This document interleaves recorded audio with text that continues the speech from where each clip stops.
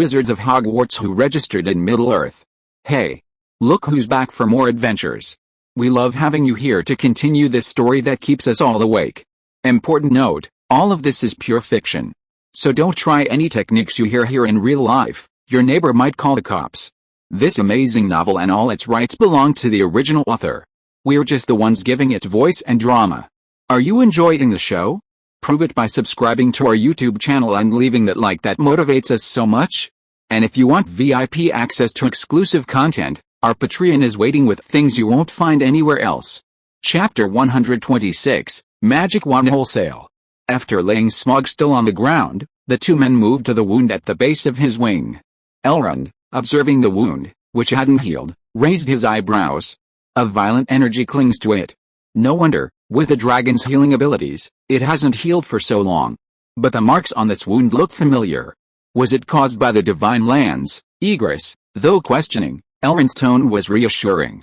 Dui nodded and praised, Lord Elrond's vision is always so sharp. Elrond shook his head, I'm simply impressed by the divine lands, Egress. Elrond then took out Kingleaf plucked from Galadriel's garden and, chanting in ancient Elvish, rubbed it with his hands before applying the leaves to Smaug's wound.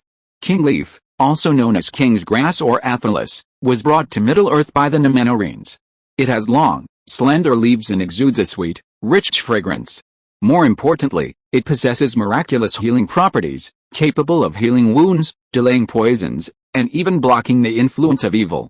During the War of the Ring, Aragorn used King's foil to heal Faramir, Eowyn, and Merry, who had been afflicted by the black breath of the ring-wraiths. Of course, the wound on the dragon Smaug's wing was inflicted by the divine spear, Edirith, and even King's foil could not completely heal it. Elrond used it merely as a healing medium. The true healing power came from the Ring of Air, Via, worn by Elrond. Unlike the Ring of Fire, Naa, which invigorated and relieved fatigue, Via's power was healing and protective. With Via's power, Elrond became the foremost healer in Middle-earth. For example, when Frodo was wounded by the ring-wraith's blade, Morgul, it was Elrond who healed his wound with the power of the Ring of Air. Similarly, the wound on Smaug's wing healed rapidly under the influence of King's foil in the Ring of Air. After the wound was healed, Elrond withdrew his hand. Alright, the wound's healed. Try flapping your wings now. Smaug tentatively flapped his wings. Feeling no pain, his eyes lit up, and he fluttered his wings with excitement, stirring up a gust of wind. Haha! I can finally fly again. Dewey, nearly blown away by the gust, waved his hand to create a magical barrier, shielding himself and Elrond from the wind. Then, angrily, he threw a spell at Smaug's head. Quiet, Smaug was stunned by the sudden attack of magic. Seeing the chaos around him, he smiled awkwardly and quickly stopped. Seeing that Smaug could fly, Dewey let him go, letting him roam freely. But before leaving, he repeatedly warned him not to cause trouble, especially not to plunder other people's treasure. This guy, seeing gold, was like a dog seeing a bone. He couldn't move his eyes away. Dewey didn't want the dwarves to come knocking one day, claiming that a dragon had stolen their treasure. Upon hearing Dewey's order, Smaug's excitement waned, and he became listless. Seeing this, Dewey was glad he'd spoken too soon.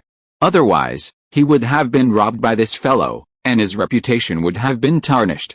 After healing the dragon Smaug's wounds, Dewey and Elrond didn't stay long, returning to Lorien. After thanking Elrond, Dewey, believing it was best not to trouble two masters for the same task, shamelessly asked Elrond to treat another of his pets. Elrond, being good-tempered, agreed without hesitation. However, when he opened the pouch and saw the chick inside, he was surprised. Is this a giant eagle chick? Dewey nodded. The Eagle King entrusted it to me. He's naturally weaker than his siblings, and wouldn't have survived long if he stayed in the pack, so he asked me to take him and take care of him. Elrond understood, and for a moment, he examined the chick, which lifted its head and cried out at them from the pouch. Then he showed a look of pity. Poor little fellow, he is indeed born with a deficiency, coupled with long-term malnutrition. His body is very weak. If he is not taken care of, he may not be able to fly even when he grows up, but I think he's lucky to have met you.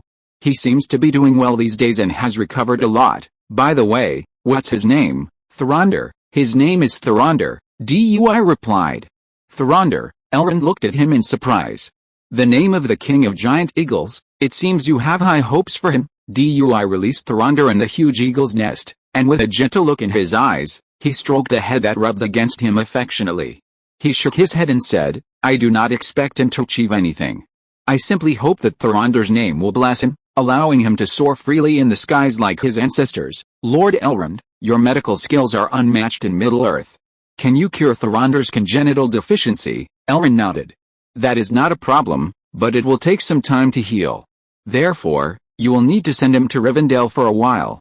I hope you are prepared. Dewey was delighted and quickly nodded in agreement. A cure would be the best news. Once matters here are settled, I will bring Thoronder to Rivendell to see you. After Elrond healed the dragon Smog and resolved the issue of the young eagle Thoronder, Dewey returned to his work on the wands. Once the 5 wand shafts were completed, Dewey carefully inserted the cores he had prepared into the small holes at the ends of the wands, using maelstrom resin as adhesive to fuse the shafts and cores together. Finally, with grinding and polishing, the 5 finished wands were complete. Looking at the 5 magnificent wands of varying lengths and colors, Dewey immediately felt a surge of accomplishment. On a moonlit night, Dewey placed the 5 wands in the moonlight, pointing his wand at them and continuously chanting a complex, lengthy spell. The moonlight seemed to be drawn in, gathering into a silver glow that was absorbed by the 5 wands. The 5 wands seemed to be imbued with life, with barely audible waves of magic emanating from them like the beating of a heart. Not far away, Arwen, Elrond, Elladan, and Legolas all waited expectantly for their wands. Gandalf, Galadriel, and the others watched quietly. After completing the final wand awakening ritual, Dewey called Arwen and the others over. Choose your companions. They eagerly approached, their gazes brimming with anticipation at the 5 wands laid out on the table before them. Who's going first? Dewey asked with a smile, observing their expressions. But before they could make a decision, he turned to Arwen and said, Ladies first, Your Highness, please go first. Elrond and the other 2 looked at each other in bewilderment. Since they had already made their decision, why were they still asking? Arwen stepped forward first, looking at the 5 wands before her, and couldn't help but ask, which one is mine? Dewey smiled and shook his head, saying mysteriously, You'll have to try it to find out. He handed her one of the wands. 15 inches. Maureen Core Wand. The core is a hair of Lady Galadriel. Arwen took the wand and looked at him nervously. What should I do? Try waving it. Arwen immediately waved her wand, and a beam of white light shot out. Arwen was delighted, but just when she thought it was her wand, Dewey snatched it from her hand and shook his head. It's almost right, but the length is wrong. He then handed over another wand. 12¼ inches, Maelstrom Core Wand, Giant Eagle's Crest. Arwen took the wand and waved it. A gentle breeze whipped up, ruffling her long, dark hair. She looked at Dewey for help, thinking this one might do the trick. But Dewey shook his head and took it back. It's still a little short. Try this one. 15 inches, Maelstrom Core, Lady Galadriel's hair. Forget this one. Dewey took the wand back before giving it to Arwen. Under Arwen's skeptical gaze, Dewey finally handed her a shorter, snow-white wand. This one is it. 9½ inches, Whitewood Shaft, Core hair of Lady Galadriel. Arwen took the wand and felt it become an extension of her hand. She instantly fell into a strange state. The moonlight in the sky seemed to be drawn in, reflecting the evening star necklace hanging on her chest. The others were also astonished at this scene. Galadriel smiled brightly, delighted for Arwen. Arwen received her own wand and happily presented it to her father and grandmother. Dewey looked at the remaining 3 male elves and beckoned them over. Then, to their stunned expressions, he clearly handed each of them a wand. Here, Your Highnesses Elrond and Elladan, your wands are both 15-inch maelstrom cord with Lady Galadriel's hair. This 12¼ maelstrom cord with Eagle's Crest feathers is yours, Legolas. Seeing Dewey thrust it directly into their hands, the 3 were bewildered. Dewey, don't we have to test it like Arwen did? Legolas asked, puzzled. Dewey shook his head, his face calm. What test? I've already fitted you, so of course I already know which ones are suitable for you. Then why did you test Arwen? Girls should be treated more favorably and given more opportunities to choose, Dewey said casually. Was he trying to say he was going through Ollivander's wand selection process? But the 3 male elves were not to be fooled. They immediately looked at him with suspicion. Elladan and Elrond, in particular, immediately regarded Dewey with wariness, as if they were looking at a thief coveting their treasure. Elves have keen hearing. Not far away, Elrond narrowed his eyes and studied Dewey, as if trying to determine the truth of his words. Celeborn also looked at Dewey with a sharp gaze. And Galadriel looked at Dui with a meaningful smile. Dui instinctively felt a chill and immediately met their gazes. No, have you misunderstood something? Dui said loudly in his heart. Chapter 127 Meditation Method. At any rate, Dewey had finally repaid the ones he owed. Besides the ones for Arwen and the other three, Dewey crafted another wand. It was a 12-inch wand made from the core of a maelstrom tree and a strand of Lady Galadriel's hair. This was Dewey's second spare wand for himself. This wand was ideal for white magic, and because the core was Lady Galadriel's hair, it warded off the dark influence and served as a shield for the soul. Its only drawback was that it couldn't be used for dark magic. With the wands completed, his mission to Lorien was nearly complete.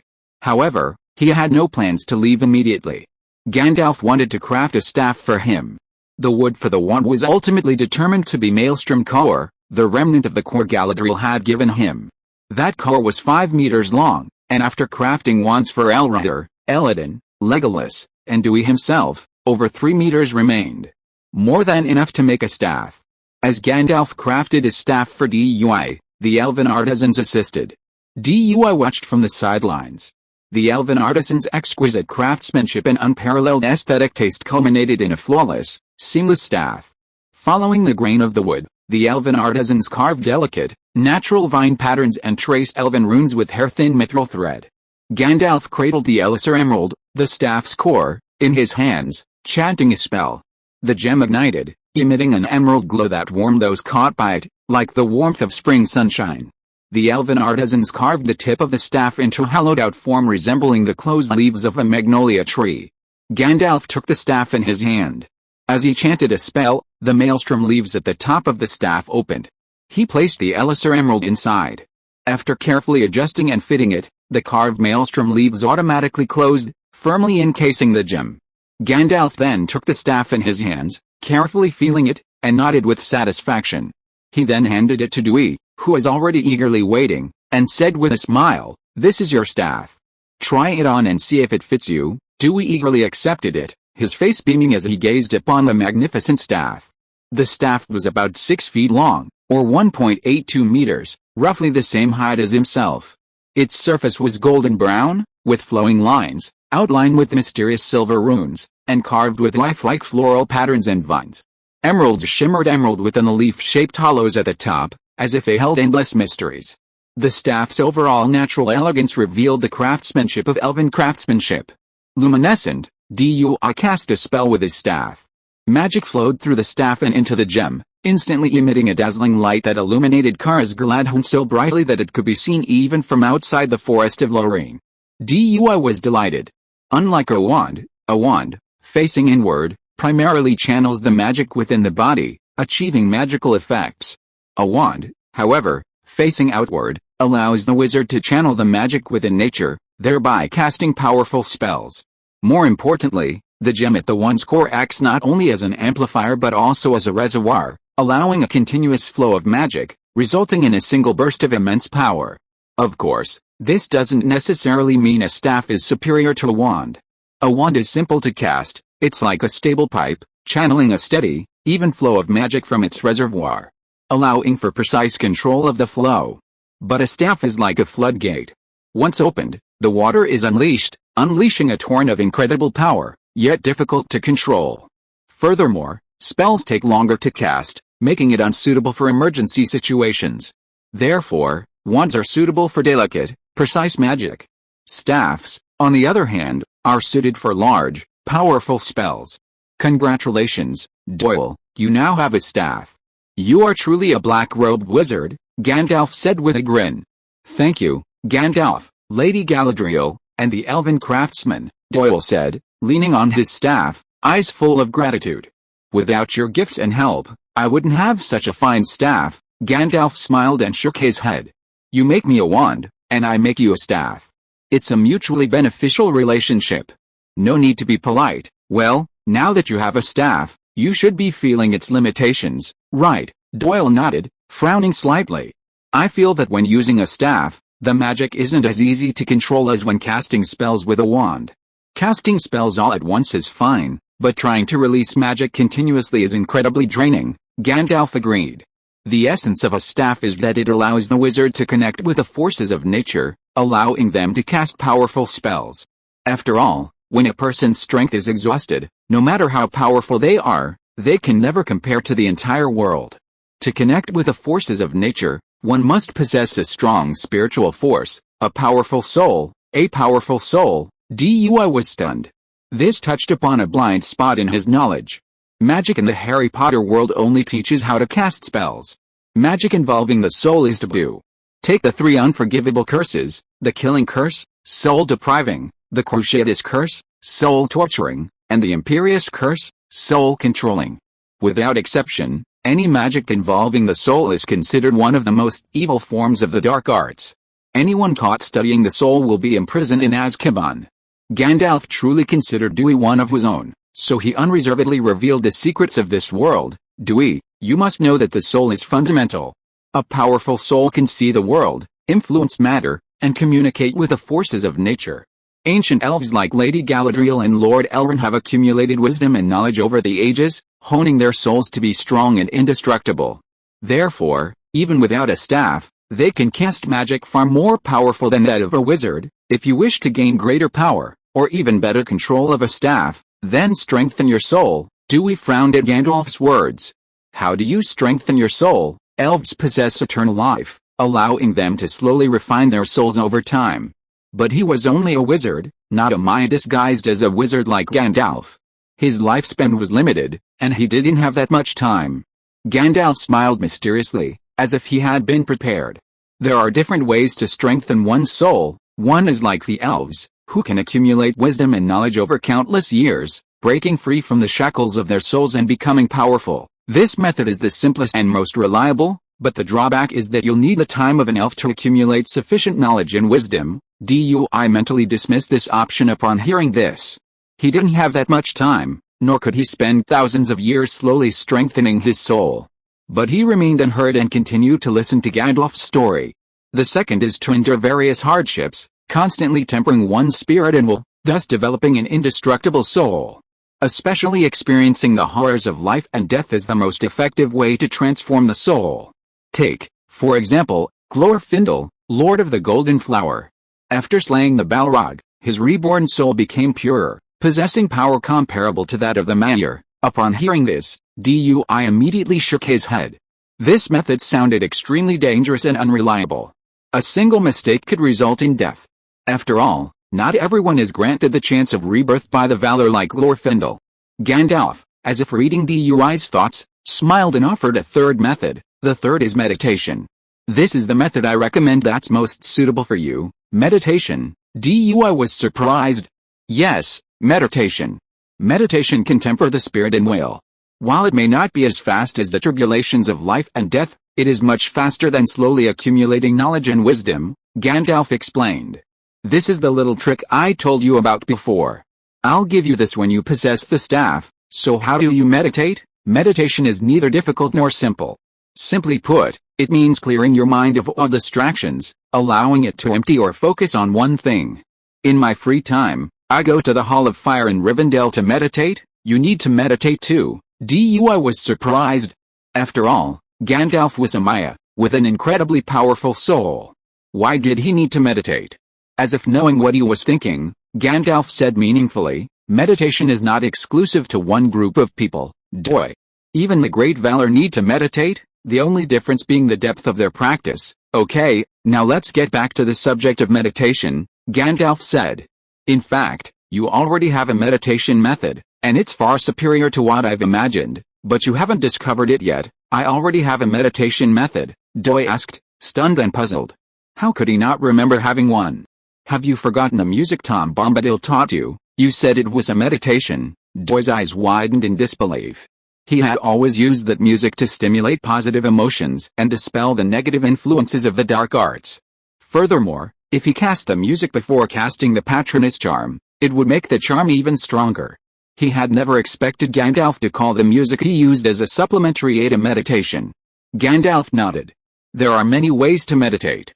Some meditate through quiet contemplation, some through prayer, some through reciting poetry and scriptures, and some through walking. The song Bombadil taught you is a very effective way of meditation. but you have never delved into it in depth.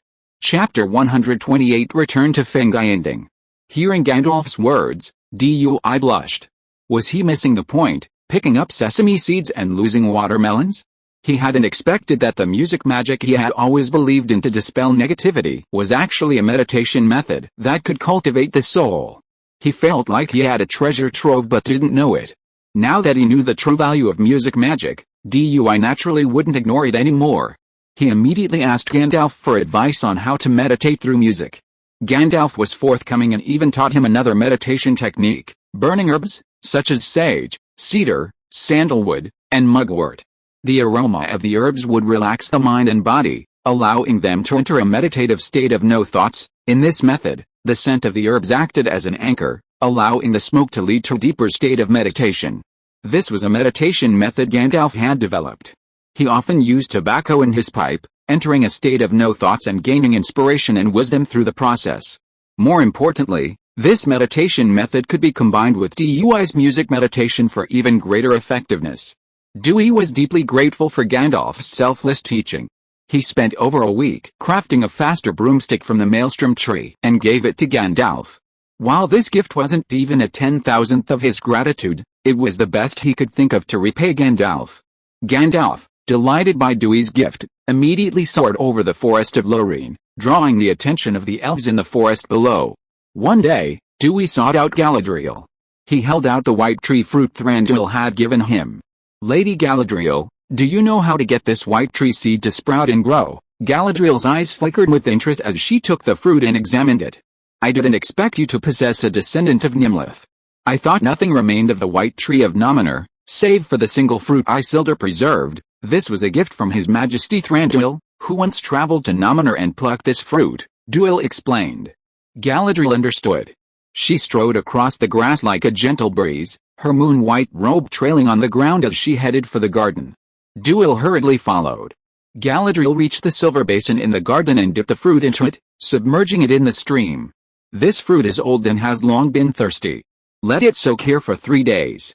Once it has been fully hydrated, come and take it, then place it with the light of Eärendil, allowing it to absorb the light. Then bury it in uncontaminated ground, and it will break its shell and sprout." "I see. Thank you, my lady." Duil's eyes lit up, and he thanked Galadriel joyfully. He hadn't expected Lady Galadriel to offer a method for inducing childbirth so quickly, and the light of Eärendil she had gifted him could actually be used in this way. 3 days passed in a flash, and Dui retrieved the now watered fruit of the white tree and placed it alongside the light of Eärendil. He planned to plant it atop Witherdop upon his return. The white tree was a sacred tree created by the goddess of vegetation, Yavanna. Although the one Dui held was a 4th-generation white tree, it still possessed extraordinary magical powers. According to Lady Galadriel, the white tree possessed a connection with nature, and its growth and flourishing would positively impact the surrounding environment, promoting plant growth, animal health, and a flourishing environment. Furthermore, the white tree could weaken the forces of evil. Wherever its roots spread, shadow magic would be suppressed, even purifying land contaminated by dark magic. Furthermore, the juice extracted from the white tree's leaves and fruit could heal injuries, not only repairing physical wounds but also alleviating the pain of the soul eroded by darkness, and possessing a certain purifying effect against poisoning and curses. As a result, the white tree was targeted by creatures of darkness. The Dark Lord Sauron used every possible means to trick the Númenóreans into felling Nimlith, the white tree. He then attacked Minas Ithil and burned Gondor's first white tree. After spending nearly 2 months in Lorien, Dewey and his companions began their journey home.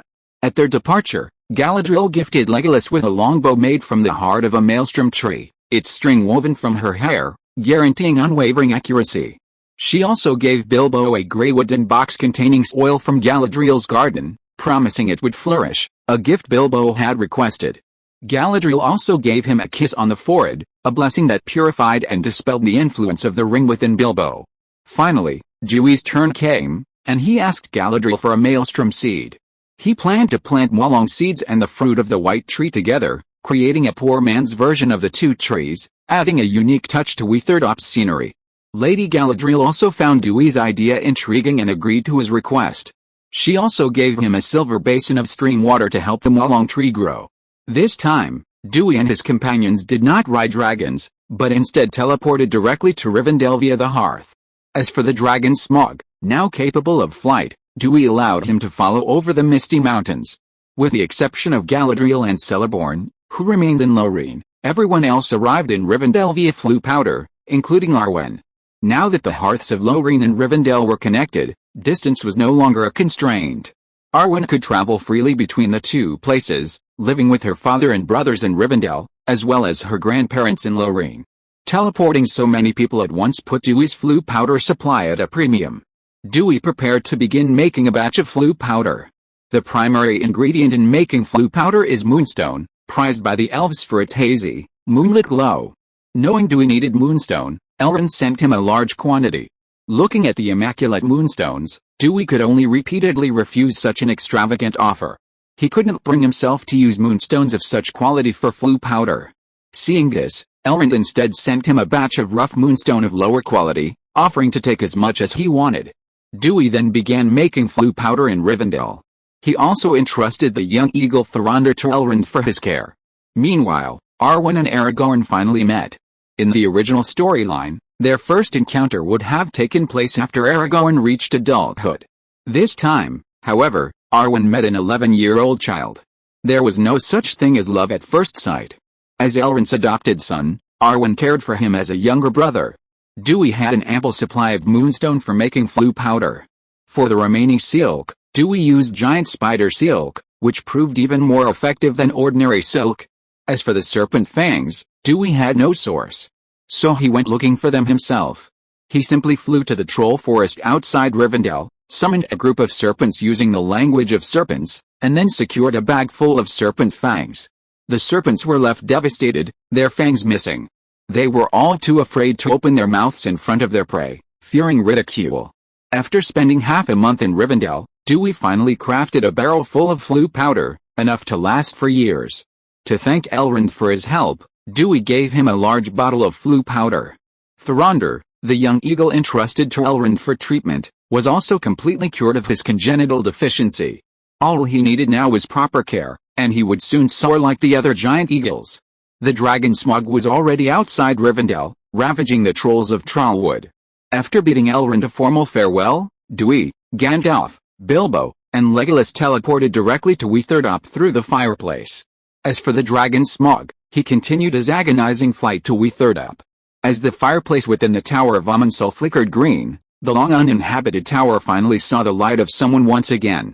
PFFT, PFFT, upon emerging, the group was drenched in dust from the fireplace. Clean it up, Dewey quickly cast a spell on himself and his companions.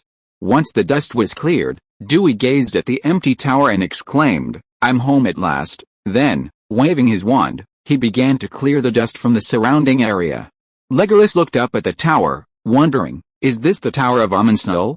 It's said to have been destroyed by the Witch King of Angmar's army 1,000 years ago. How did you do that, Dewey? Gandalf settled deftly onto the sofa and said to Legolas with a smile, "That's the marvel of Dewey's magic. You didn't see how he restored Omensol to its original glory in just a few breaths."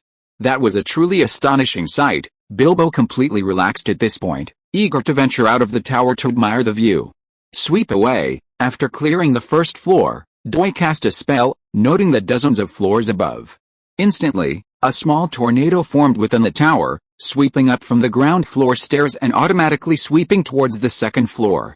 Then, gradually moving upwards, it swept up the dust from each floor, continuing all the way to the highest observation deck. The tornado, carrying a thick cloud of dust, rushed out of the tower and spread far into the distance. Legolas watched the scene, startled, then filled with excitement. "Dewey, your magic is amazing." Seeing Legolas' eager look, Dewey smiled. "Want to learn?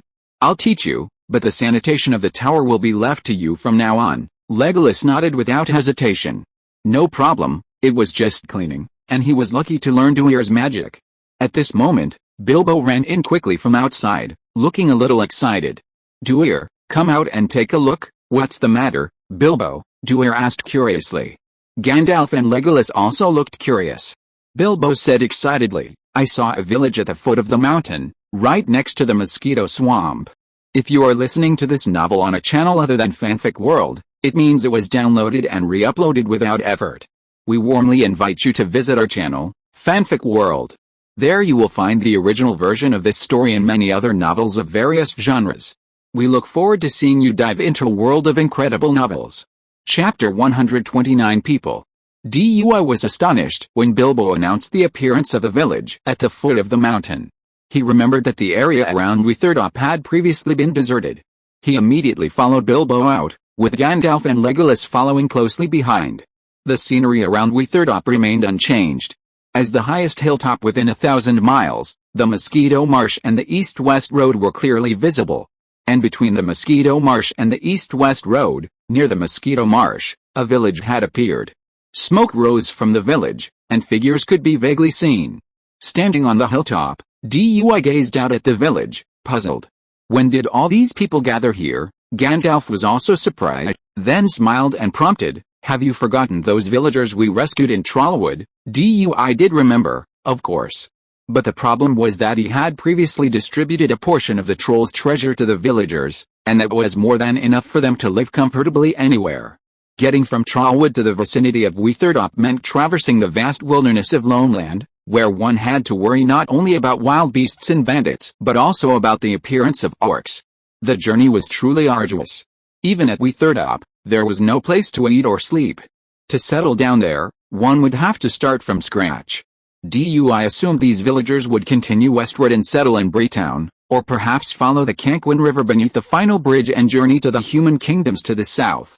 They wouldn't settle near Witherdop. Since it was a mystery, they had to solve it. "Let's go down the mountain to see these new neighbors," DUI said. They didn't resort to flying broomsticks for convenience, but simply walked slowly down the mountain. However, looking at the overgrown and thorny path, which was no longer a path, DUI silently decided to build a road. It would be a bit cold to not have a proper road where he lived. Arriving at the foot of the mountain, the first thing they encountered was the Mosquito Swamp. The Mosquito Marsh was vast, covering almost the entire area between the southwest of Wuthering Hills and Bree. It was a vast swamp. DUI, observing the marsh, had a plan in mind. He envisioned having it dredged and transformed into a lake, much like the Black Lake at Hogwarts. Then, anyone wishing to reach Witherdop could simply cross the lake by boat or across the high bridge.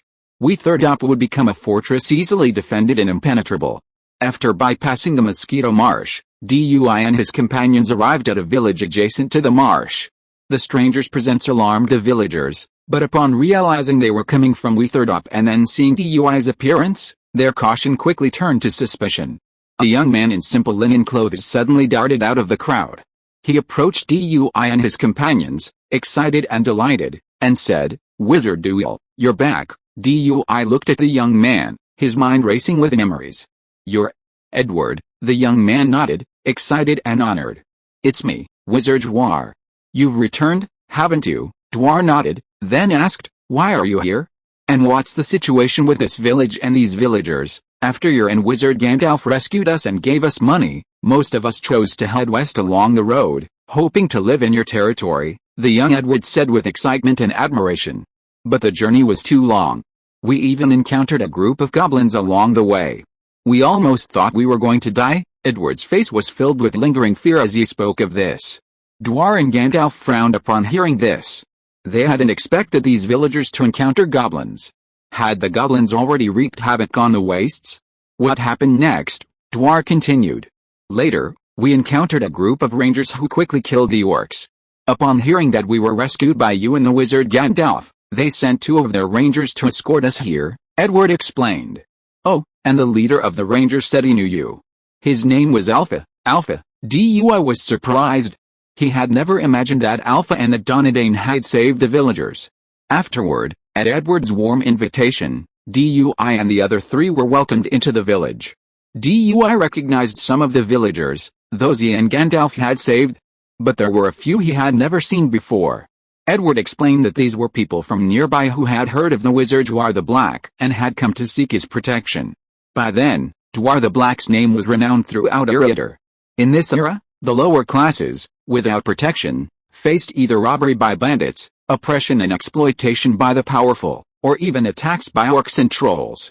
Survival was precarious and difficult. Therefore, Finding a lord who offered protection, especially one with a kind heart, was a cherished hope for the lower classes. Dewey's deeds, helping the hobbits resist the invasion of trees, defeating the wights of the Barrowdown, and rescuing villagers captured by trolls, had long been known across the wastes, earning him an image of kindness and compassion. According to Edward, these people who had come to seek refuge were only the first wave, and more would follow. The village already had over 300 people, and if more arrived, it would have to expand, transforming from a village into a town. Dewey was surprised to hear this news. The villagers had now gathered, and those previously rescued by Dewey and Gandalf looked at him with joy and excitement. They had come a long way to settle here, hoping to secure Dewey's protection and finally find a way out of their precarious situation. However, Dewey's absence had left them feeling empty and uneasy. Now, with Dewey's return, they felt a sense of security, a sense of reassurance. The villagers who had come to seek refuge with him gazed at Dewey from a distance with awe and trepidation, cautiously refusing to approach, fearing he would reject them. Dewey looked at the villagers and asked, "Who is your current village chief?" A tall, thin, middle-aged man stepped forward and said respectfully, "Lord Dewey, I am Luke. Elected by the villagers to temporarily manage village affairs, but you must appoint the true village chief." Dewey looked at the respectful, yet calm, middle-aged man with a touch of curiosity. "You don't seem like someone I saved. Where are you from before?" Luke bent down. "Lord, I used to live in Bree." Dewey was genuinely surprised. "You lived in Bree before? Then why are you here?" Bree, situated at the intersection of the east-west and north-south boulevards, boasts convenient transportation and a thriving commercial town. Meanwhile, there's nothing here at Windcloud Top. Why would this man named Luke end up here? Facing Dewey's question, Luke didn't hesitate to hide the truth. "Sir, I'm the son of the previous mayor of Bree. I've had a feud with the current mayor, and since I heard you've established a territory here, I'm seeking your protection." Dewey's eyes met Luke's for a split second, and he instantly grasped the reason from his memory. He glanced away, understanding the situation. It was merely the grudges of a power transition, and Dewey held no particular interest. However, as the son of the previous mayor, Luke was a man of considerable ability. Upon his arrival, he quickly gained the villagers' recognition, organizing them to build houses and establishing a complete village from scratch. He even struck up a business with passing merchants. Such a man would surely achieve great things wherever he went. Since he was certain the other party had no ulterior motives and was a capable individual, Dewey nodded. "Since you have earned the villagers' approval, you may continue to manage village affairs." Luke's face lit up with joy. Although he had appeared composed, he remained uncertain, unsure of Dewey's impression of him. If Dewey had a negative impression of him, even if he had the villagers' approval, a single word could still determine his fate. Luke knelt and solemnly swore, "I, Luke Thompson, in the name of the gods, swear allegiance to the great Lord Dewey, Lord of Amonsulter, felling trees, slayer of corpses, slayer of ogres, and enemy of orcs." Seeing Luke's gesture, the other villagers immediately knelt and swore allegiance to Dewey, declaring themselves his subjects and accepting his rule. Dewey was stunned by this sudden scene. He immediately waved his hand. "I don't need your allegiance. You can live here if you want. I guarantee you won't be harmed here." Hearing this, Luke and the other villagers were stunned, their movements frozen in place, their expressions filled with anxiety and trepidation. Gandalf looked at the anxious villagers, sighed, and spoke to Dewey. "Dewey, accept their allegiance. Only by becoming your people can they live here with peace of mind." Hearing Gandalf's words, and then seeing the villagers' eager yet anxious expressions, Dewey felt a headache. Well, he really didn't understand the way people in this world worked. He had already agreed to let the villagers live here and promised to protect them, so why did they still ask him to rule them? And even if he didn't agree, he wouldn't feel at ease. Seeing this, he had no choice but to nod and accept the villagers' allegiance. Seeing Dewey agree, the villagers were overjoyed, as if they had finally found a sense of belonging. Thus, the villagers became Dewey's first subjects. All of them could address Dewey as my lord as a sign of respect and submission. Witnessing this scene, Gandalf, Bilbo, and Legolas immediately congratulated Dewey. "Congratulations, Dewey. You are now a lord with subjects," Gandalf said with a smile. "Yes, Dewey. Do I have to call you lord from now on?" Bilbo joked excitedly, feeling happy to have a lord friend. Legolas, though silent, was also beaming. Chapter 130 Placement. Luke, appointed by Dewey as the first village chief, took the opportunity to ask Dewey, "Sir, our village has yet to be officially named. Would you be so kind as to choose one?" The other villagers looked at Dewey expectantly. Dewey didn't refuse. After a moment's thought, he said, "Then let's call it Hogsmeade." He had previously renamed Amansalter Hogwarts, so the village near Hogwarts would be given a corresponding name. Thus, the village of Hogsmeade officially came into being, and would one day become the most famous place in Eredar and even in all of Middle-earth. Having accepted these villagers as his subjects, Dewey couldn't fail to express his gratitude. He waved his wand, and countless stones automatically piled into walls, and would automatically splice together for construction. As the villagers watched in awe and awe, houses rose one after another, and the stones surrounded the village, forming a high and thick stone wall. Soon, a village resembling a small fortress emerged before them. Dewey paused his spell and nodded in satisfaction. This was a public display of his divine power and a welcome gesture, but he wouldn't do it again. As the saying goes, a little kindness begets a grudge, and he didn't want the villagers to develop a habit of dependence, hoping to gain everything through magic without effort. After all, he was only responsible for protecting the villagers, not acting as a babysitter. Just as the villagers were amazed by Dewey's magic, a loud roar echoed from the distant sky. Everyone was drawn to the sound. Seeing the dark speck approaching in the sky, the villagers were initially puzzled, but soon turned to fear. Dragon.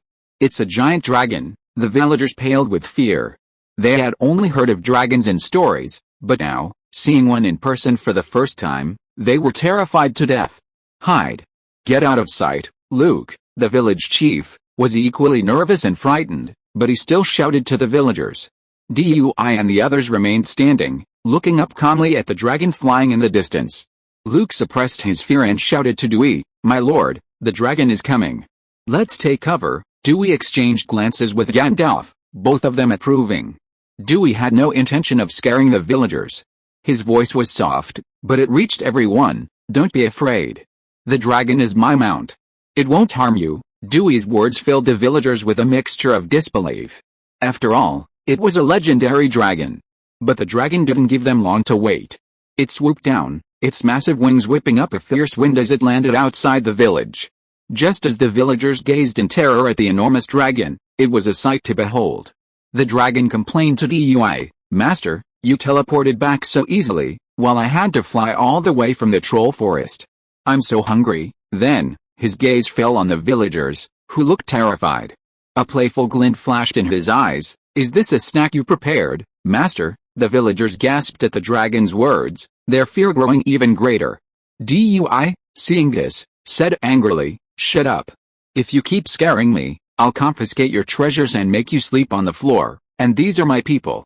"No disrespect." "Ah, so they're my people." Smaug's demeanor suddenly changed, and he tried to be more friendly, smiling broadly at the villagers. "I am the Golden Dragon Smaug, the Lord of Wealth. If you ever encounter an enemy you can't defeat, call me and I'll lead you to burn and plunder them all." Even though Smaug tried to put on a kind smile, the villagers were still terrified by the ferocious side of his dragon's head, and they looked to Dewey for help. Dewey was furious at Smaug. He knew this foolish dragon wouldn't say anything kind. The glorious image he had hoped to cultivate in the villagers' minds was shattered. If outsiders heard him talk about burning and plundering all the time, they'd probably think Witherdop was abandoned then.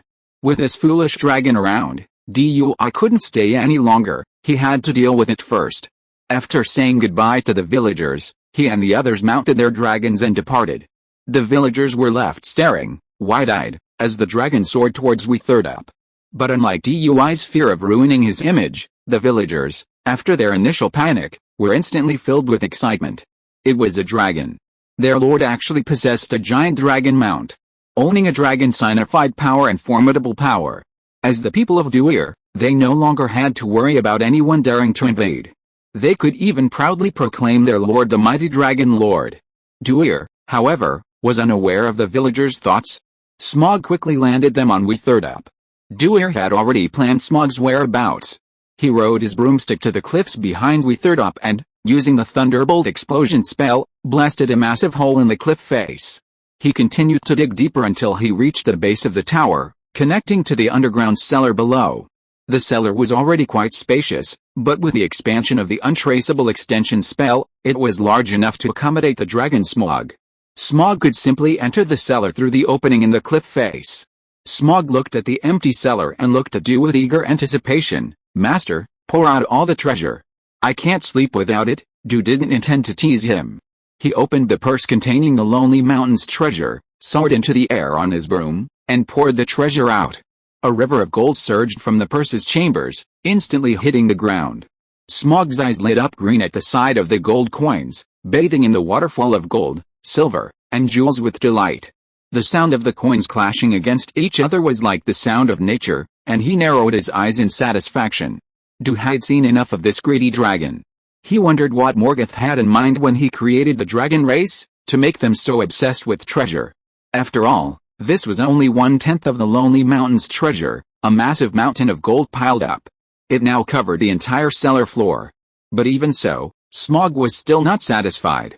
After all, when he was in Lonely Mountain, he slept in the treasure. Now, not only was he forced to acknowledge his master, but even the quality of his sleeping environment had been downgraded. He stared at Dew with scorching eyes. "Master, I smell gold coins on you. Stop hiding them and take them all out." Dew's mouth twitched. This stupid dragon's dog nose was quite sharp. He took out the treasure he had harvested from Goblin Town and poured it on Smaug. But Smaug's eyes were still fixed on Dew. "And, Master, you still have treasures on you. Take them all out quickly, I'll keep them for you." Dew was speechless and poured out all the treasures confiscated from the Troll Forest and the treasures harvested from the Barrowdown. Only when not a single piece remained did Smaug reluctantly withdraw his gaze with a look of satisfaction. He lay comfortably on the treasure, groaning, and urged, "Master, go now. Don't worry, I will guard these treasures for you and ensure that not a single gold coin is lost." Dew took a deep breath, unwilling to argue with the foolish dragon. He turned and walked out of the cellar, closing the cellar door behind him and carving the warning sleeping dragon "Do not disturb" on it with his wand. Then Dew went to the observation deck at the top of the tower. In the center of the tower stood a huge stone platform with a depression in the center. This was where the Kingdom of Honor once held the Stone of True Knowledge. Dew took out his own Stone of True Knowledge and placed it in the depression. He then placed a crystal bottle containing the light of Eärendil next to the Stone of True Knowledge, to prevent the Dark Lord Sauron from observing through the stone. If Sauron dared to spy, he would be blinded. Dew then released the huge bird's nest and the young eagle Thorondr and placed them on the other side of the tower. Giant eagles naturally adore high altitudes, and Thorondr was delighted with his new home. He flapped his tender wings against the wind, gazed into the distance, and uttered a clear, resonant cry. Dew caressed Thorondr with a gentle gaze. "This will be your new home from now on. When you grow up, you can soar through the skies by day and return here to rest at night. Do you like it?" The young eagle, understanding human language, nuzzled Dew affectionately, chirping cheerfully. "As you like." Dew offered him some dried meat. Elrond had now cured the young eagle of its deficiencies, and with gradual caressing, it would grow up to be like the other giant eagles. Dew eagerly anticipated the day when it would soar. After comforting Thorondr, Dew descended from the observation tower. He locked up 2 captured giant spiders in the middle tower chamber and cast a spell to solidify the iron door to prevent them from escaping. "This is starting to look more and more like a zoo," Dew remarked belatedly after all this. A giant dragon dwelled in the cellar, a giant eagle chick lived in the watchtower, and 2 giant spiders were caged in the middle. It felt like a zoo. Putting this bizarre thought aside, Dew ventured outside the tower and found an open space bathed in sunlight and moonlight. He waved his wand and turned the soil. After loosening the soil, Dew produced 2 fruits, 1 gold and 1 silver. They were seeds from the white tree and the melon tree, respectively. The white tree seeds had been soaked in the waters of Galadriel's silver basin for 3 full days, becoming incredibly moist and lustrous, as if freshly plucked from the tree. They had then been bathed in the light of Eärendil, absorbing a significant amount of its radiance. A faint aura shimmered in his hand. The white tree was created by the plant goddess Yavanna, modeled after the silver tree, one of the 2 trees. Its only difference from the silver tree was that it lacked light. The light of Eärendil, on the other hand, was actually the light Galadriel had collected from the silmaril that Eärendil wore on his head. The light of the silmarils is the light of the 2 trees, gathered by Fëanor. Therefore, the light of Eärendil is essentially the light of the 2 trees. The light of the two trees is a profound tonic for the white tree. This is why Galadriel instructed Duil to bathe the white tree seed in the light of Eärendil. Duil dug up the soil and buried the white tree seed within the Silmaril. Then, he took out the water bottle given by Lady Galadriel and poured some water into the water bottle. This water, imbued with the power of Nanaya, the Ring of Water, possessed extraordinary strength, powerful enough to prompt the seed to sprout. He then walked nearly 100 meters to the side and planted another seed of the Melan tree. He also watered it with the water bottle. Melan trees grow to be extremely tall, even large enough to build platforms and tree houses. To prevent the two trees from crowding each other, he set a certain distance in advance. After this, Duil cast various shielding and protective spells to prevent the seed from being disturbed. From this point on, he only needed to wait for the seeds to sprout. Then, he hoped they would grow into towering trees. Then, two trees, one gold and one silver, would stand tall atop Fingayan Peak, bringing a new look to the area. Chapter 131 The Arrival of Herbs. Inside the Tower of Amun Sultan, Dui and Gandalf were on the 7th floor of the tower. Dui had transformed this place into a meditation chamber. Gandalf had carved runes into the floor and surrounding walls. These runes possessed mysterious powers, inspiring calm and concentration. Dui, too, had carved two fireplaces, tall enough for Dui to walk into with a straight back. Dui carved runes into the fireplaces, then, holding his staff, he poured a steady stream of magic power into the gemstone at its core, chanting a complex and lengthy incantation. As the immense magic power consumed Dui, and just as he felt it was draining him dry, a silver-blue flame appeared. It was a small flame, yet it emanated a hint of immortality. Even without any flammable materials nearby, it continued to burn, neither increasing nor decreasing. Dui smiled at the flame. Gandalf, noticing Dui's movements, approached and gazed at the flame in the fireplace, a flicker of wonder in his eyes.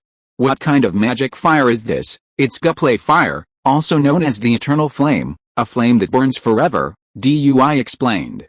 Guplay fire is a highly advanced form of magic, possessed by only a few wizards in the magical world. Dui successfully conjured such a small flame with the aid of the amplified power of his wand. Guplay fire burns forever, requires no fuel, and is extremely stable. While extremely difficult to wield, it's not as violent and uncontrollable as the fiend fire. Guplay fire illuminates various areas of Hogwarts Castle, having burned since the founding of the 4 founding fathers until Harry Potter's arrival, and will continue to do so barring any unforeseen circumstances. Dumbledore once had Rubeus Hagrid carry a Guplay fire as a gift to the Giants, hoping to persuade them to side with a resistance against Voldemort. The Giants were very interested in the gift. The Eternal Flame is truly a magical flame, Gandalf nodded, appreciating it. Then he came to the fireplace and raised his hand. I'll help you light the fire. A brilliant ruby shone from his fingers as he spoke, and a tremendous force was injected into the Guplay fire. As if doused with gasoline, the tiny flame exploded into a blazing inferno with a roar. The empty room instantly lit up, and the temperature rose.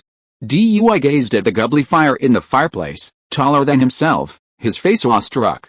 He awed and smacked his lips, gazing enviously at the ring of fire on Gandalf's hand. He himself, with the full force of his staff, had only managed to create a tiny Guplay fire, while Gandalf effortlessly magnified it dozens of times. It was truly incomparable. Dui then paused and released another Guplay fire in the other fireplace. Gandalf also magnified the flame. Illuminated by the 2 towering Guplay fires, the meditation room was brightly lit, a warm and soothing atmosphere. As one of the most profound spells in the wizarding world, the Guplay fire is not only known for its eternal burning ability, but also for its ability to absorb surrounding magical energy. Therefore, the magical energy around it is even more concentrated than elsewhere.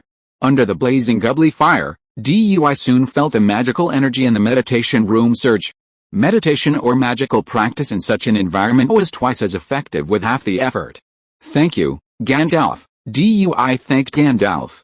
Without Gandalf's help, the 2 Guplay fires wouldn't have achieved such an effect. Gandalf smiled and accepted Dui's thanks, suggesting, next time you meditate, try putting your meditation herbs into the Guplay fire.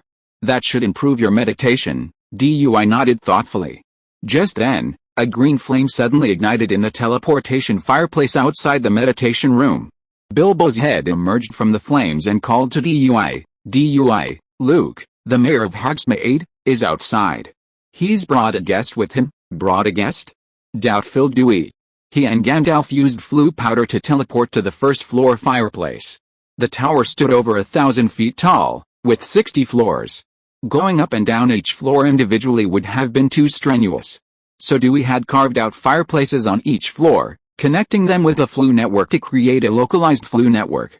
He installed a flue powder canister next to each fireplace. This way, he could teleport directly to any floor he wanted, eliminating the arduous task of climbing stairs. Dewey now had a vast vat of flue powder, and Rivendell had promised to regularly send him moonstones in exchange for a small amount.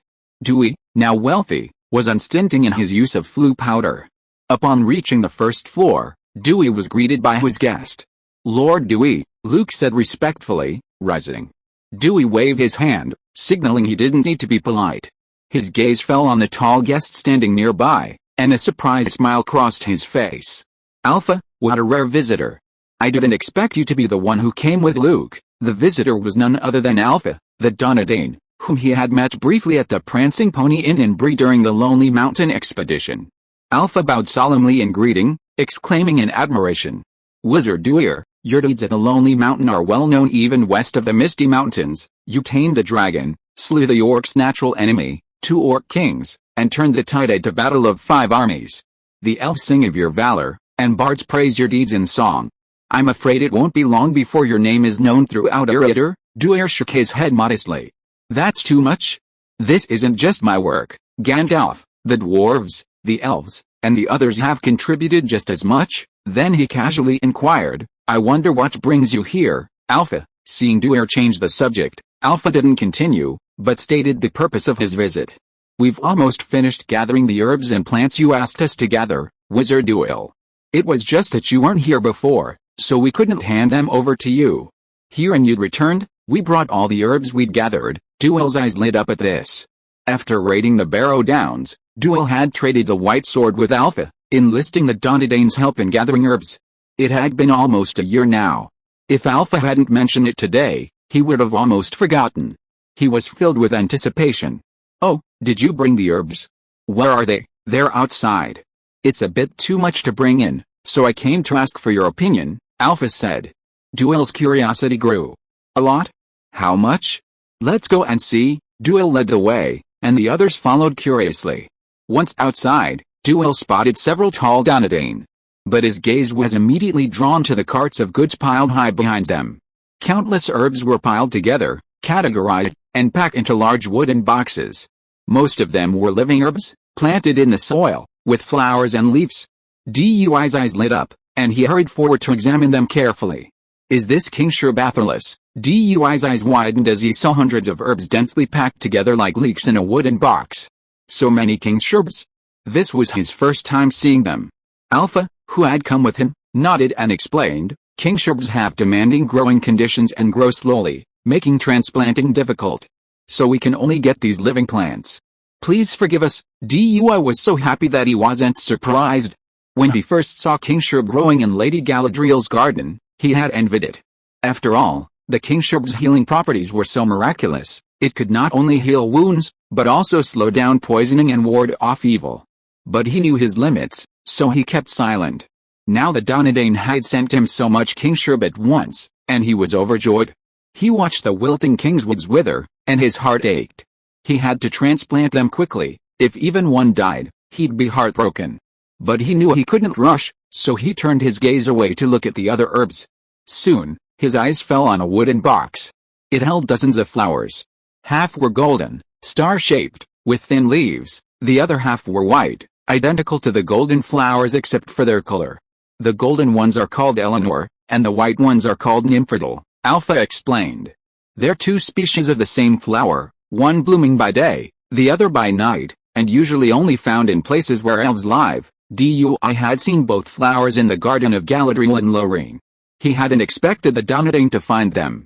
Alpha then introduced him to the Everwill flower, which grew in Rohan.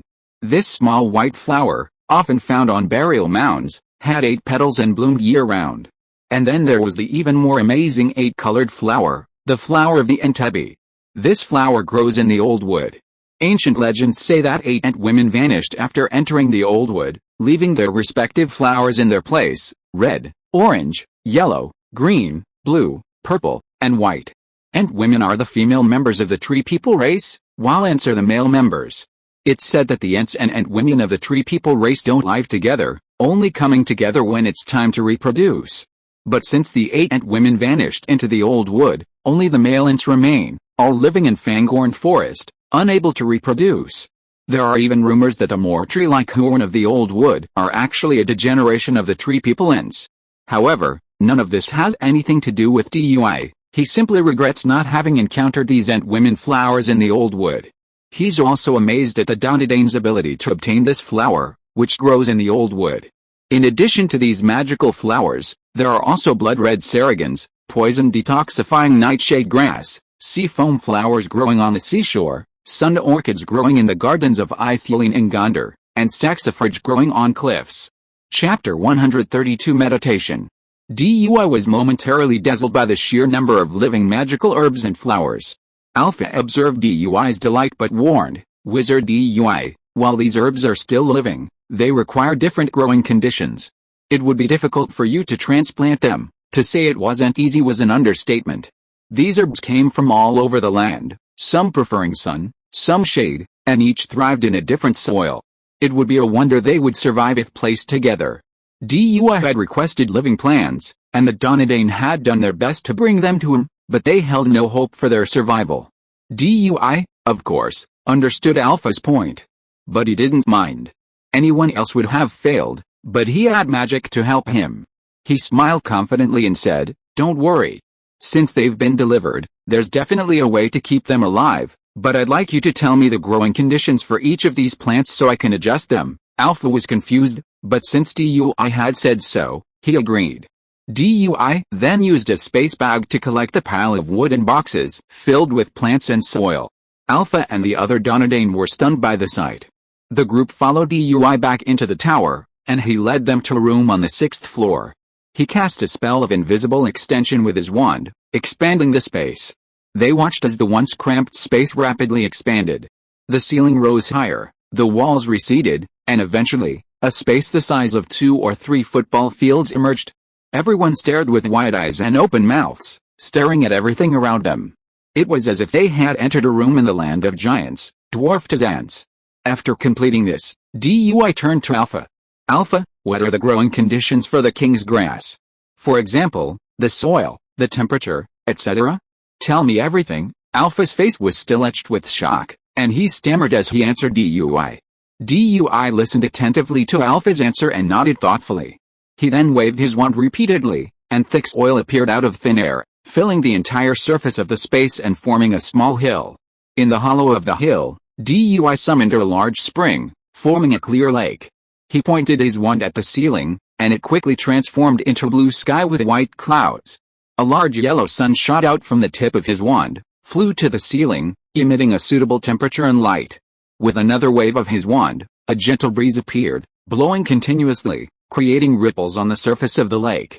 Dui then took out water celery, yellow iris, and water lilies from his space bag and planted them in the lake. Then, on a slope not far from the lake, he carefully transplanted the kinggrass plants one by one. Kinggrass loves water, but not too close to it. It needs a moderately warm temperature and ample sunlight. Now, following Alpha's guidance, Dui has transformed the room's environment into one that suits the kinggrass's needs. Looking over the finished space, Dui nodded with satisfaction. Currently, there are only a few hundred kinggrass plants on the bare hill, but he hopes they will eventually form vast meadows. The witnesses were silent, their faces filled with shock. Even Gandalf, Bilbo, and the others, who had already witnessed Dui's various magical feats, were amazed. The young Dunedain rubbed his eyes subconsciously, as if he couldn't believe what he was seeing.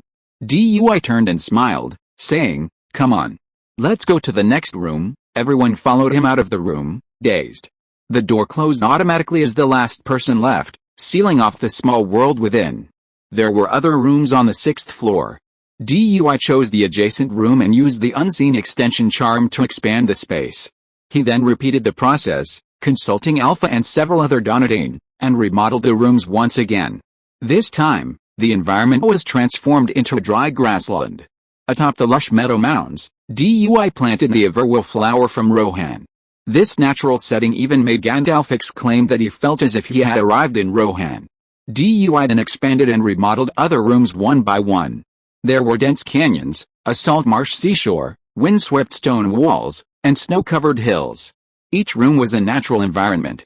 Following Dui, the group experienced a variety of natural landscapes in a short period of time, leaving them feeling or inspiring. Duir, you've now taken over the entire natural environment of Middle-earth, Gandalf exclaimed, his eyes filled with anticipation. I can't wait to see the flowers in full bloom. Please let me know when you do. I will. Dui nodded with a smile. His current renovations were still very crude, requiring constant adjustments and even a complete ecological cycle to ensure optimal plant growth. Others also pleaded with Dui to invite them to visit, and Dui agreed to all of them. So, after the meditation room on the 7th floor, Dui added the herb garden on the 6th. Dui planned to gradually fill each floor with new additions, such as a potion room, a library, and an alchemy room, making Amanzalter truly his own wizard's tower. By the time he finished renovating the herb garden, it was already late. Several Donadane refused Dui's request to stay. Having completed their business, they rode away. Luke, who remained behind, explained the purpose of his visit to Dewey. Sir, the villagers wish to cultivate land on the edge of the swamp and would like your permission. Dewey, not expecting Luke to address him, waved his hand. You and the villagers should discuss this matter. You don't need to ask for my opinion, Luke agreed, but hesitantly asked, Sir Dewey, how much tax do you intend to collect? Taxes? What kind of taxes? Dewey asked, bewildered. Taxes are due to you. We are subjects of your domain, and according to ancient laws, we must pay a certain amount as a bond of your protection. These include poll taxes, inheritance taxes, trade taxes, land taxes, house taxes, and so on. Dewey was stunned. He had never imagined that he would be collecting taxes one day. He was about to say no, but swallowed the words in his throat and asked, how are taxes collected elsewhere? I don't know about other places, but Bree has a 10% tax, Luke replied. Dewey thought for a moment and said, then collect a 1% tax, but don't pay it to me. Use it all for the maintenance of Hogsmeade? Luke was startled by Dewey's words, thinking he'd misheard, but then a wave of delight washed over him. He bowed to Dewey with gratitude and reverence. Lord Dewey, you are truly a benevolent ruler. On behalf of the villagers, I thank you for your grace. We will all remember your kindness. Your grace is like the sun shining through the fields, nourishing the crops better than rain. Well, Dewey interrupted Luke's gushing praises. If there's nothing else, then return. Luke, tactful, saw Dewey's impatience and took his leave. He ran down the hill, beaming with joy, ready to tell the villagers this great news. He even planned to boast about their benevolent ruler. Not only did he not ask his people for any taxes, but even the meager taxes he collected went entirely to benefit them. He foresaw the frenzy of people from other places, especially those suffocating under exorbitant taxes, flocking to the area upon hearing the news. Luke was no longer content with being a mere village chief. He vowed to develop Hogsmeade into a town, a city, and even a kingdom. He would then be Lord Doyle's foremost subordinate, standing at his side, forever etched in Hogsmeade's history. But Doyle had never imagined Luke would harbor such ambitions. After watering the seeds of the wide and melon trees as usual, he ascended to the meditation room on the 7th floor. After closing the door and turning on Do Not Disturb mode, he stepped between two fireplaces blazing with blazing gubblerite fire. The floor and walls of the meditation room were engraved with ancient elven runes, imbued with the calming power. Aside from the gubblerite fire in the fireplace, the entire meditation room lacked any other light source. The flickering glow of the fire gave the room a mysterious air. Because of the Gubble fairy fire, the surrounding magical energy was abundant, rivaling that of Rivendell and Lorraine. In this environment, Dui conjured a comfortable sofa and sat on it. Then, he pulled a handful of large golden leaves from a special bag and dropped them into the Gubble fairy fire. These golden leaves were fallen leaves from the Mullen tree. Before he left, he had visited the Mullen forest and filled an entire space with leaves. If they were poured out, they would be enough to fill the entire meditation room. The Mullen leaves, burned by the Gubble fairy fire, emanated a scent of sunshine. It was like the scent of a quilt after being exposed to the sun, refreshing, warm, and comforting. Dui waved his wand, causing the mullein leaves to automatically fly into the goblet fairy fire at intervals. For a moment, a haze of smoke swirled, appearing and disappearing, ethereal and uncertain. The smoke seemed to possess a magical power, lingering and lingering, surrounding Dui like long, flowing ribbons. He inhaled the delicate fragrance of burning magnolia leaves, leaned back on the sofa, and relaxed completely.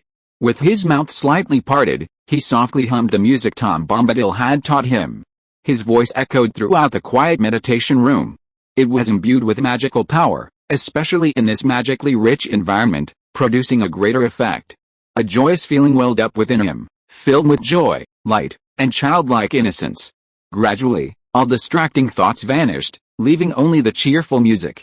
Finally, even the music vanished, leaving him with no thoughts or ideas. He seemed to be asleep, yet he was aware that he was not. His senses seemed to be amplified, and he could hear the crackling of burning leaves, the sound of the air, his own breathing, the flow of blood, even the fluctuations of magic within him. Chapter 133 7-Year-Old Rooster. After an unknown amount of time, Dui finally awoke from his meditative state. He stretched comfortably, feeling as if he had just had a good night's sleep, his entire body invigorated. Even more surprising, he felt a slight increase in his magical power. He wasn't sure if it was an illusion, but if it was, it would be a huge surprise. In the wizarding world, a wizard's magical power naturally increases with age, especially between the ages of 11 or 12, when their magic power enters a period of rapid growth. After reaching adulthood, a wizard's magical power stabilizes. Only exceptionally gifted wizards, such as Dumbledore and Voldemort, can continue to improve their magical power through continuous study and practice. Dui's situation was different. He had only just awakened his wizarding talent when he traveled here, and he had already reached adulthood. Over the past 2 years, his magical power has skyrocketed, now rivaling even the most elite auras in the wizarding world. If he were in the wizarding world, he would be considered a wizard of considerable talent. But recently, he could feel his magic power growth stabilizing. The current surge in magic power after meditation gave him a feeling of returning to the time when his magic had just awakened. Fearing it was an illusion, Dui meditated again over the next few days. Once he confirmed the increase in magic power, he breathed a sigh of relief and was filled with ecstasy. He hadn't expected meditation to not only cultivate the mind and soul but also increase magical power. Gandalf wasn't surprised. He described the soul, spirit, and magic as a complete triangle. Magic is the outward manifestation of the spirit, while the spirit is the reflection of the soul. Meditation elevates the spirit, which in turn stimulates the soul to grow stronger. Once the soul strengthens, magical power naturally increases. With such an effect, Dui naturally longed to meditate 24 hours a day. However, as with anything, excess is detrimental. Excessive meditation is mentally draining and can actually harm the cultivation of the soul. So, under Gandalf's persuasion, Dui limited his daily meditation to a reasonable time frame. Most importantly, they were about to set off again. They still needed to go to the Old Forest to see if they could entrust the One Ring to Tom Bombadil. Secondly, Bilbo was homesick. It had been a year since he left the Shire, and for a homesick Bilbo, such a long absence was unbelievable. Despite the dazzling world outside, Bilbo still longed to return to his bag end. Before leaving, Thoronder, the young eagle atop the tower, needed care. Dui specially brought the young Edward from Hogsmeade to take care of Thoronder. Dui had a good impression of the young man. When they rescued the villagers in the Troll Forest, the other villagers were numb, but only Edward could clearly answer his and Gandalf's questions. He had also been the first to greet them in Hogsmeade and answer their questions. Edward, overjoyed at being chosen, gazed at Dui with adoring enthusiasm. In Edward's eyes, Dui, who had saved them from the trolls, was a savior. So, after receiving the gold coins from Dui, he chose without hesitation to cross the thousands of miles of wilderness to live in Dui's territory. Despite the hardships and even dangers he encountered along the way, he never regretted his decision. He even constantly encouraged the villagers he traveled with, supporting each other as they journeyed. It was also he who, upon encountering the Dunedain, whom the other villagers feared were bandits, mustered the courage to approach and speak with them, securing their escort and successfully reaching the foot of Witherdup. So, when Dui chose him to care for the young eagle, Edward excitedly patted his chest and promised to take good care of Thoronder, ensuring he had no chance of starving. After completing his duties, Dewey, watched by Edward, along with Gandalf, Bilbo, and Legolas, used flue powder to teleport directly to the hearth of the Prancing Pony Inn in Bree. As for Edward, who remained in the tower, Dewey wasn't worried about anything happening to him. He had sealed several important rooms with magic, making them unopenable without his permission. He had also taken the Stone of True Knowledge and the Light of Eärendil from the tower's summit. The seedbeds of the White Tree and the maelstrom outside the tower were also enchanted, ensuring no one could approach. Edward's sole duty was to care for the young eagle, Thoronder. To this end, Dewey had plundered a bag of gold from Smaug, now in his guise as Grandad, and handed it to Edward. Some of it was for payment, and some was for buying food for Thoronder. In the dimly lit hall of Bree, at the Prancing Pony Inn, a few scattered guests sat at tables, drinking and eating. The innkeeper stood behind the bar, wiping his glasses with a rag. Suddenly, the flames in the fireplace turned green, drawing everyone's attention. The innkeeper, Mr. Buttercup, was startled at first, but then a familiar scene, a year ago, struck him with a hunch. Sure enough, the next moment, Gandalf emerged from the green flames. He hunched over and emerged from the fireplace, coughing a few times as he choked on the dust. Then, smiling, he addressed the innkeeper, "Good morning, Mr. Butterdaisy. Honestly, your fireplace needs cleaning." Then, addressing the stunned guests, he chuckled, "Good morning, everyone. I hope I didn't disturb you." The guests stared blankly, unsure how to respond. But the next moment, green flames erupted from the fireplace again. Legolas, tall and straight, appeared in the fireplace, his handsome features and elegant demeanor instantly capturing everyone's attention. Sharp-eyed guests quickly noticed his pointed ears and exclaimed in surprise. "It's an elf," someone whispered excitedly, recounting their discovery to their companions. But even the quietest of words couldn't escape Legolas's keen hearing, and he instantly glanced over. The discovered guest immediately lowered his head in embarrassment. The innkeeper was thrilled. The last time an elf had visited the Prancing Pony was when his grandfather was a child. He had described the perfect elf who had traveled west, more elegant and noble than any of the nobles. He never imagined that he would actually see a living elf in his lifetime. What a blessing! The elf before him, though dusty, still exuded elegance and nobility. His flawless features and long golden hair shone in the light, making him seem almost luminous. Compared to this elf, the town mayor's pretentious demeanor seemed forced and cliched. After Legolas, Bilbo emerged from the fireplace. Compared to Legolas, Bilbo's appearance received less reaction. The Prancing Pony only had 2 hobbit employees, so the public's reaction to Bilbo, a hobbit, was muted. Bilbo, however, didn't notice any of this. He hurried out of the fireplace to avoid being huddled with Dewey, who was behind him. Sure enough, the next second, green flames erupted again, and Dewey arrived last. While the guests didn't react much to Dewey's appearance, the innkeeper recognized him immediately. He immediately emerged from the bar and quickly approached Dewey, bowing repeatedly in awe and respect. "Lord Dewey, we are honored to have you here. What may you do for us, sir?" Weatherdop was not far from Bree Town, and as the innkeeper, the most well-informed, he had naturally heard that the master of Amonsulter had returned, riding a mighty dragon. He had also heard that the villagers living beneath Weatherdop had become subjects of Amonsulter, accepting his rule. Living next door to such a powerful lord meant the innkeeper could not afford to be careless. After all, anyone with a discerning eye could see that Weatherdop, while currently home to only a few hundred people, was destined for a meteoric rise with a powerful Lord Dewey. When the other guests heard the innkeeper addressing Dewey, they quickly reacted and immediately drew their attention. It was common knowledge that Amonsulter had appeared overnight and stood atop Weatherdop for an extended period. The name of the tower's owner, Dewey, was also remembered by many. Some had once attempted to explore Weatherdop, but ultimately found themselves trapped in a maze. The tower was visible before them, yet they could not approach. This added a touch of mystery to Weatherdop and Dewey's reputation. Dewey needed a favor from the innkeeper, so he offered him a bag of gold coins and a piece of parchment. Mr.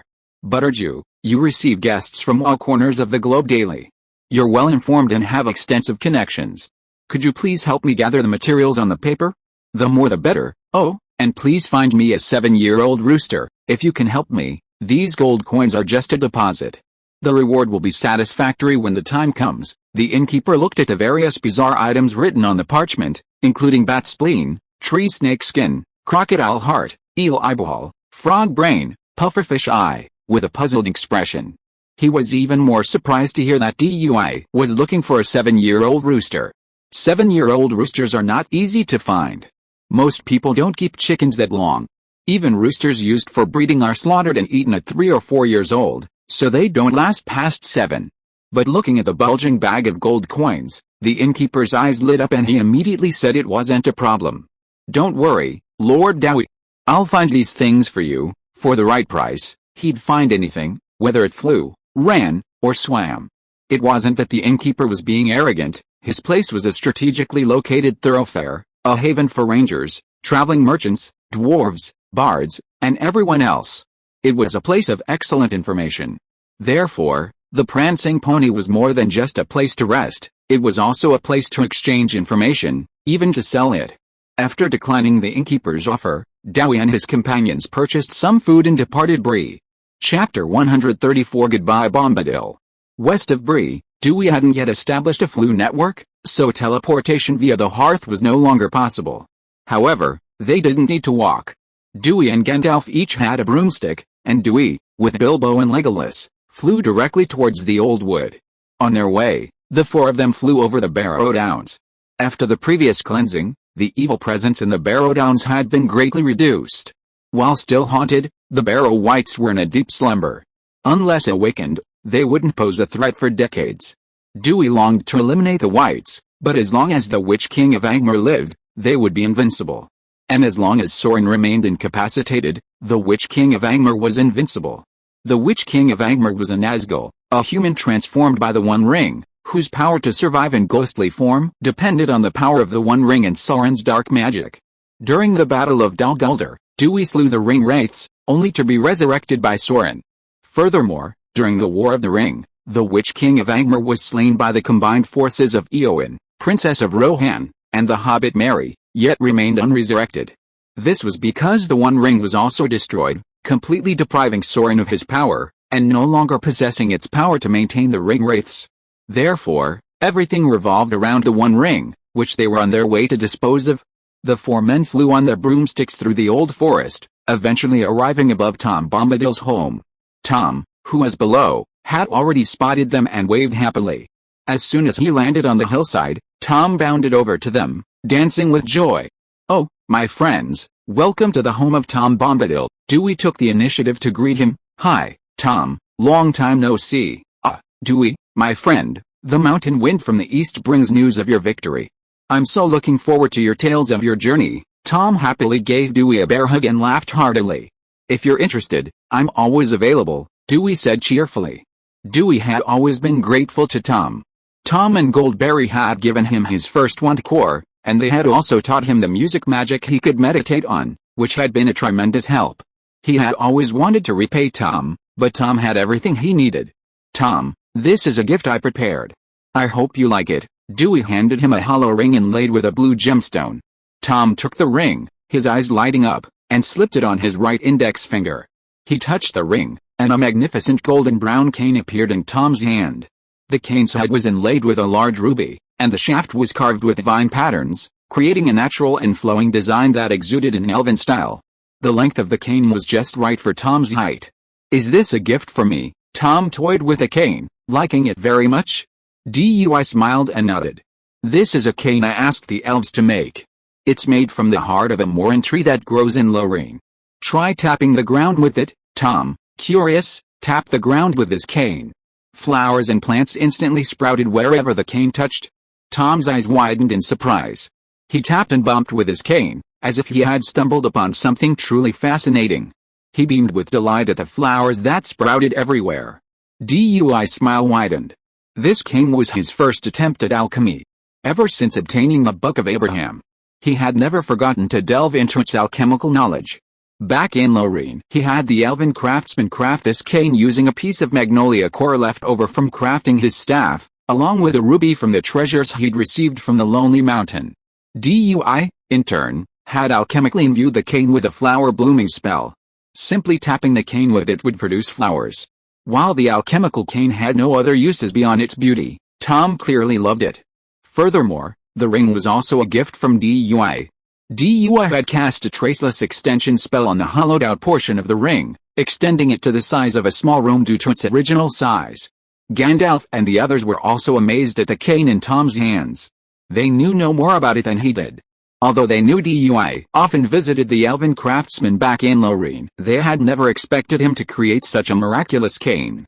Tom played with it for a while, then excitedly led them home. Wow, Bilbo and Legolas gaped, their mouths dropping open as they gazed at the house filled with flowers, as if they had entered a fairy's greenhouse. Gandalf, too, looked surprised. Tom, it's been ages since I last visited you.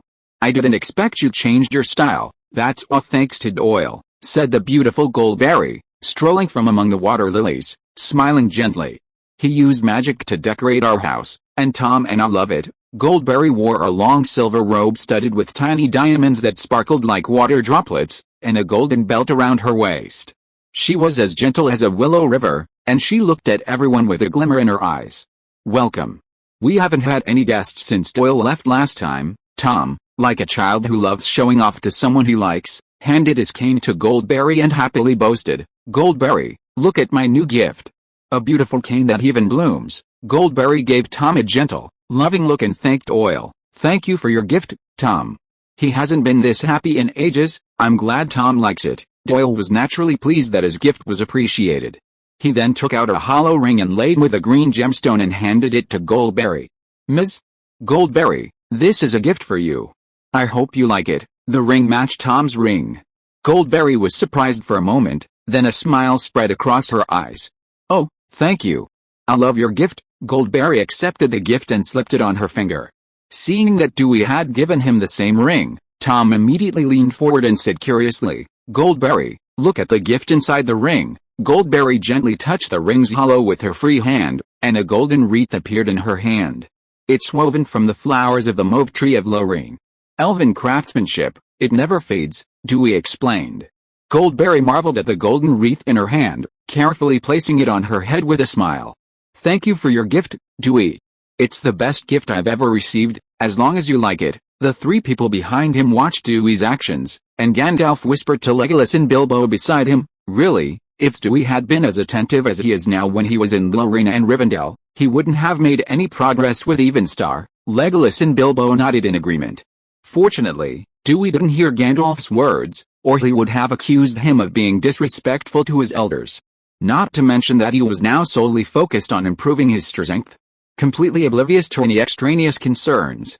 And even if he had the urge, would he dare to show his affection in Lorien and Rivendell? In Lorien, there were Celeborn and Galadriel, who cherished Arwen as a treasure. In Rivendell, he had his father, Elrond, and his two brothers, Elrohir and Elladan, to protect him. Showing affection to someone's granddaughter, daughter, or sister, was he afraid they wouldn't be able to handle in life? In Tom's living room, Tom and Goldberry entertained their four guests, Dew, Gandalf, Bilbo, and Legolas. They enjoyed a sumptuous meal. Gandalf finally stated the purpose of his visit. Tom, we've come here with an extremely dangerous object.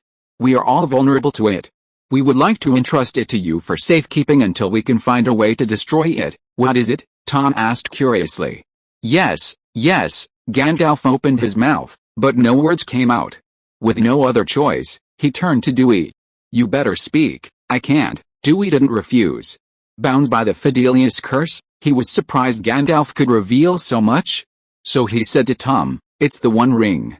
We want you to keep it for us. Dewey was the secret keeper. Once he revealed the secret, Tom and Goldberry automatically became confidants. An invisible bond instantly fell upon them, preventing them from sharing it with others. However, given Tom's strength, Dewey doubted the secrecy curse would be enough to restrain him. Bilbo then pulled the box containing the ring from his pouch and placed it on the table. Dewey tapped the box with his wand, and it opened automatically, revealing the One Ring within. Let me see this precious ring. Tom looked at the golden ring in the box curiously, then suddenly reached for it. Bilbo and Legolas were both frightened by his action. Gandalf's grip on his pipe tightened. Although he believed that the oldest Tom Bombadil could withstand the power of the ring, he still felt a sense of worry. Dewey, on the other hand, was remarkably calm, full of confidence in Tom. As the ring rested on his large, brown hand, it seemed to suddenly grow in size, becoming a ring perfectly suited to his wear. Tom suddenly raised the ring to his eyes and burst into laughter. To the utmost tension of Gandalf, Legolas, and Bilbo, Tom slipped the ring onto his little finger. Bilbo gasped, staring at Tom in shock. Tom wasn't invisible. It was as if the ring on his finger was just an ordinary ring. Then Tom laughed again and tossed the ring upwards. It vanished in a flash, then reappeared as if by magic. Bilbo, a little worried, wondered if it had been switched. As soon as Tom returned the ring to its box, he took it up and, under Gandalf's worried gaze and Dewey's disapproving gaze, slipped it onto his finger. The moment he put it on, Bilbo vanished from sight. Everyone's eyes widened, and they searched Bilbo's chair, trying to find him. Only Tom was still looking at Bilbo's empty seat, his eyes flashing with a fierce gleam. "Hey, Bilbo, Tom Bombadil is not so old that he can't see. Take off your gold ring, your hands are more beautiful without it." Bilbo seemed to be observing whether Tom could really see him, making Tom's eyes follow him. Finally, he took off the ring again and appeared. Chapter 135 Entrusted Custody. This was the first time Bilbo had worn the ring in public. When he removed it and reappeared, everyone realized he had remained seated. Gandalf looked at Bilbo with concern. Dewey also asked, "Bilbo, are you alright?" They were worried Bilbo might be affected by the ring. Bilbo shook his head with a clear gaze, pointing to his forehead. "Just now, the ring did tempt me, trying to hide with it," he said. But then a coolness on my forehead calmed me down. Dewey and Gandalf exchanged a glance, guessing that Lady Galadriel's kiss on the forehead, a blessing, had taken effect. They breathed a sigh of relief. However, they both silently decided to keep Bilbo away from the ring. While Galadriel's blessing could temporarily ward off the ring's influence, it wasn't always effective. So Gandalf said to Tom, "Tom, you've seen that none of us are immune to the power of the ring. So, we've come this time to ask you to keep the ring. Are you willing?" Hearing Gandalf's request, Tom happily patted his chest and said, "How could I refuse a friend's request? Old Tom promises to take good care of the ring." "Wait, Tom," Dewey suddenly asked, still somewhat worried, "will accepting the ring affect Lady Goldberry?" The others also grew concerned. After all, they didn't want Goldberry to be harmed. Goldberry smiled brightly and gently shook her head, indicating there was no need to worry. Tom patted his chest confidently. "In Tom's domain, nothing can harm my Goldberry." He then picked up the ring and approached them. "Come and try it." Dewey, Gandalf, and Legolas were startled by his sudden action. Instinctively, they leaned back, fearing the ring might touch them. Gandalf nearly tipped over with his chair. Tom, with a triumphant smile, waved the ring in his hand. "Come on, don't be afraid, try it." Seeing the ring approaching, the three of them hesitated for a moment. The power of the ring was too terrifying. Anyone who touched it could easily be corrupted by it and become its puppet. No one dared to take the risk. But seeing Tom's encouraging look, Dewey chose to trust him. He took a deep breath and reached out to take the ring. Gandalf and Legolas both looked worried. As the ring fell into his hands, Dewey finally exhaled. He looked at the ring, feeling its cool warmth against his palm, his heart still pounding. His eyes widened as he realized that the dangerous ring now felt like an ordinary gold ring, emitting no bewitching or corrupting power. "Try it on." Tom's eyes lit up as he continued to urge. Dewey's hand trembled, and he almost jumped at Tom's fright. But under Tom's piercing gaze, he still gritted his teeth and slipped the ring onto his finger. Dewey looked at the ring on his finger. It didn't seem to change at all. Then, looking at the people watching him, Dewey suddenly realized he hadn't become invisible like Bilbo. Dewey looked at Tom in disbelief. Did Tom do this? Receiving Dewey's shocked look, Tom puffed out his chest with pride, like the satisfaction of a child performing a trick. Gandalf, Legolas, and Bilbo also stared with wide eyes, their faces filled with shock. Then Gandalf and Legolas carefully took the ring. In their hands, the ring seemed like an ordinary object, dead silent, devoid of any power. They all felt a little uneasy. This was their first time handling the One Ring. They had never imagined such an opportunity would ever come their way.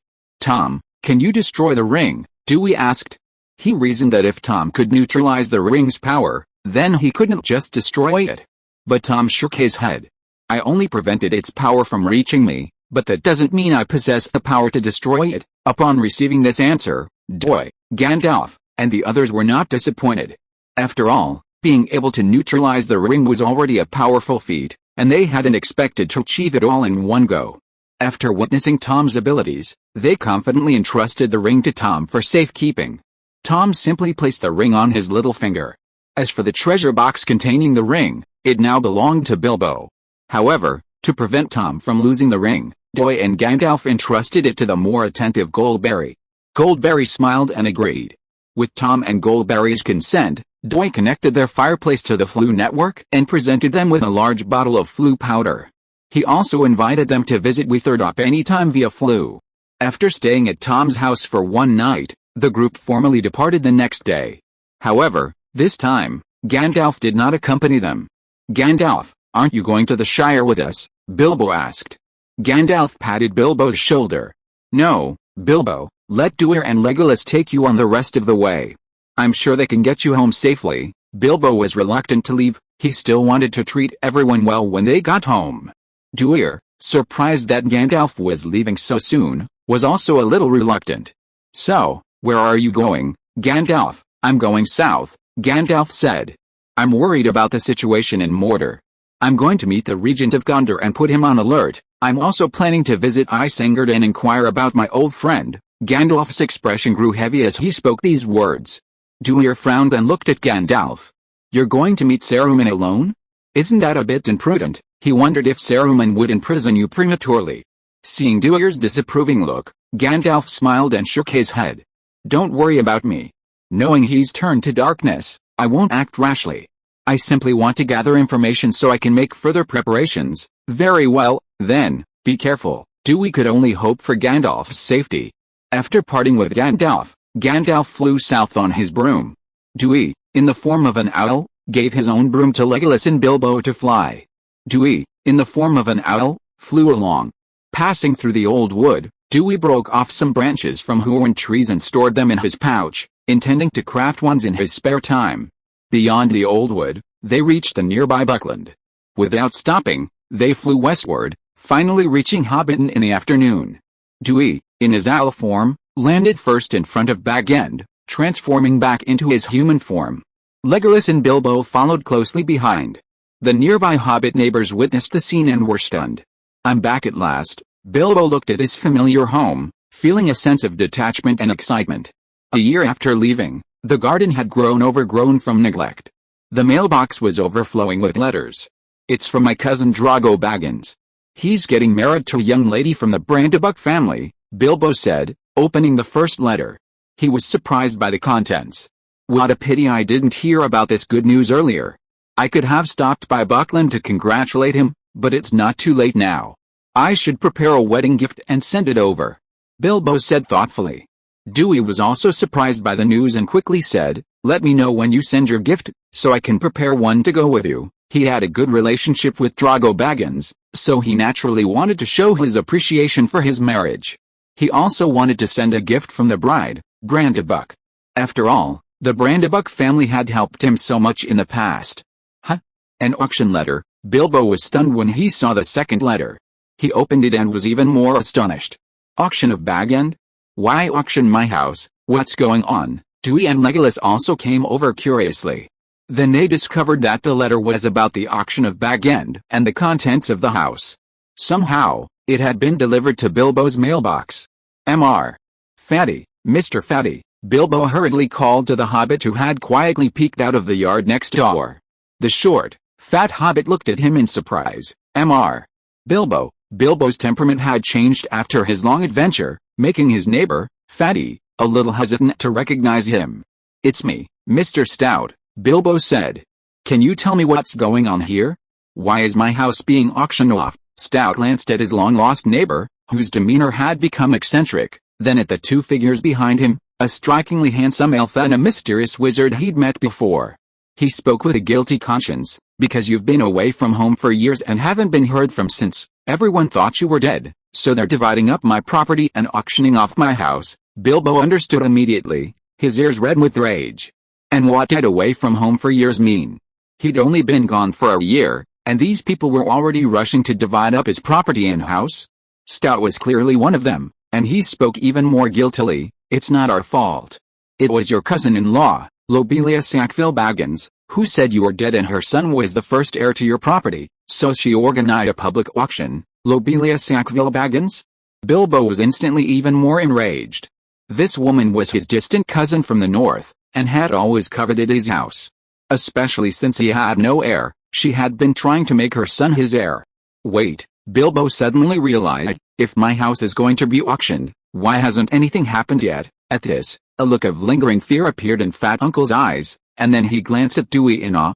Because there's something strange about your house, anyone who tries to force the lock quickly grows long hair, and no matter how hard they try to shave it off, it's useless, so no one dares to approach Baggins anymore, and the auction has been cancelled. If you are listening to this novel on a channel other than Fanfic World, it means it was downloaded and re-uploaded without effort. We warmly invite you to visit our channel, Fanfic World. There you will find the original version of this story and many other novels of various genres. We look forward to seeing you dive into a world of incredible novels. Chapter 136 Letter. Upon hearing this news, Bilbo was stunned for a moment. Then he looked at Dewey with gratitude. If Dewey hadn't placed a small curse on the door lock when he left, the house would have been completely emptied by the time he returned. While his current wealth could easily buy the entire Shire, every item in the house held a special meaning for him. After inquiring about the reason, Bilbo thanked Fatty and led Dewey and Legolas into the courtyard of Baggins. Just as he was about to unlock the door with his key, Bilbo cautiously withdrew his hand and turned to look at Dewey with bright eyes. Dewey, have you removed the curse from the door? I'm not going to be covered in hair if I touch it, am I? Seeing this, Dewey's eyes flashed with regret. Well, Bilbo couldn't be fooled now. He had no choice but to draw his wand and wave it at the door lock, breaking the small curse.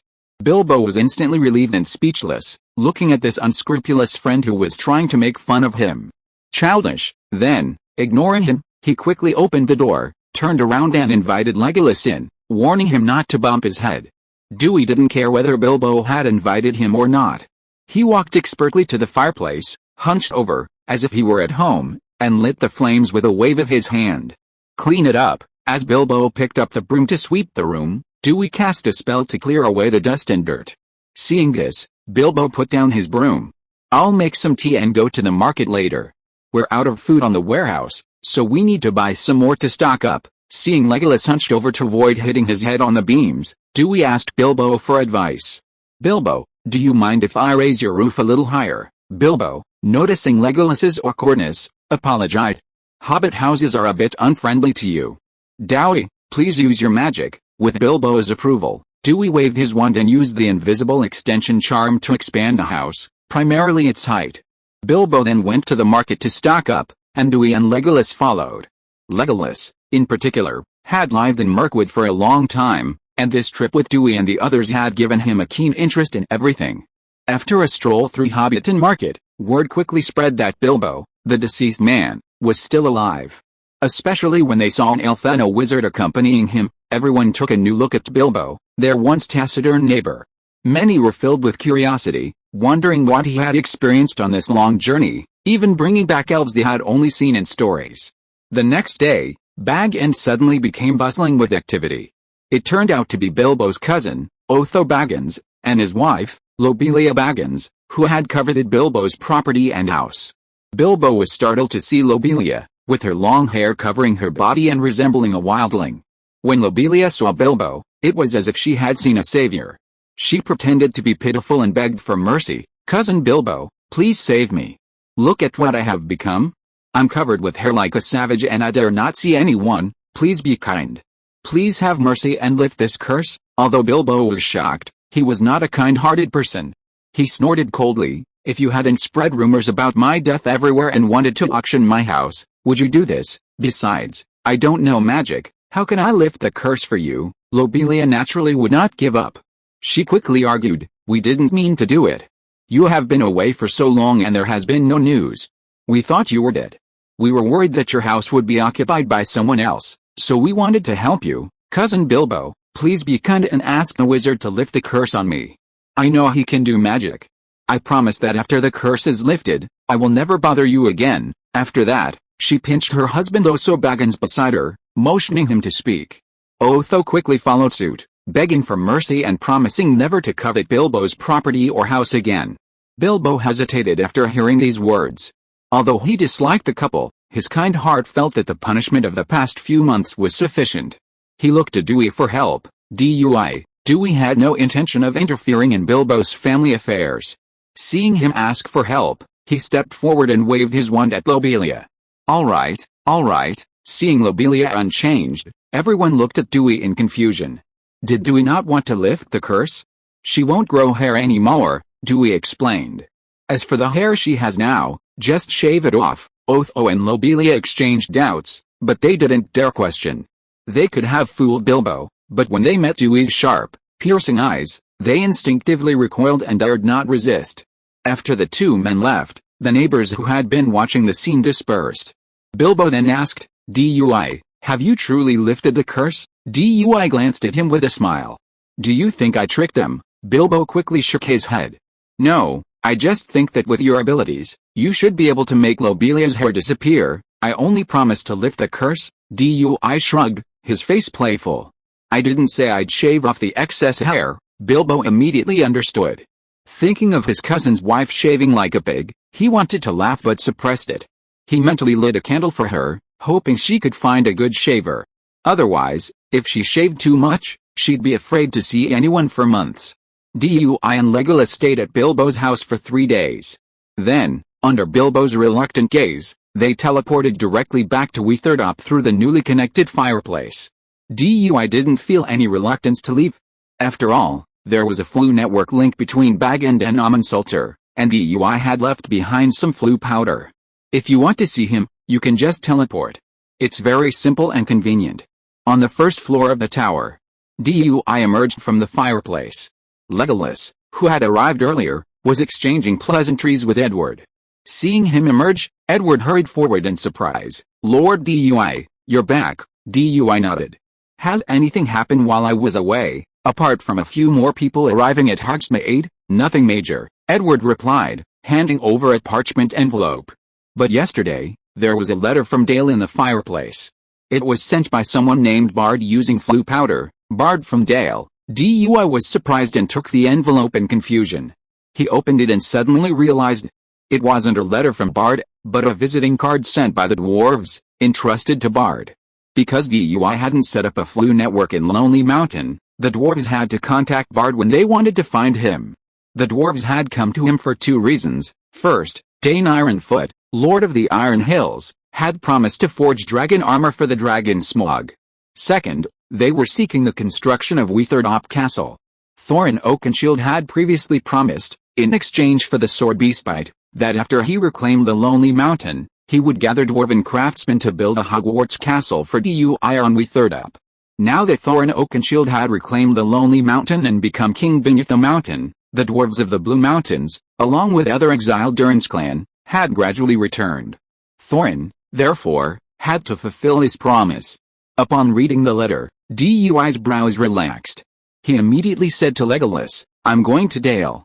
Are you coming? Legolas shook his head. I'd like to return to Mirkwood for a while. Dewey nodded, remembered to bring plenty of Floo powder. The Woodland Kingdom also had a fireplace connection, so with Floo powder, Legolas could easily return.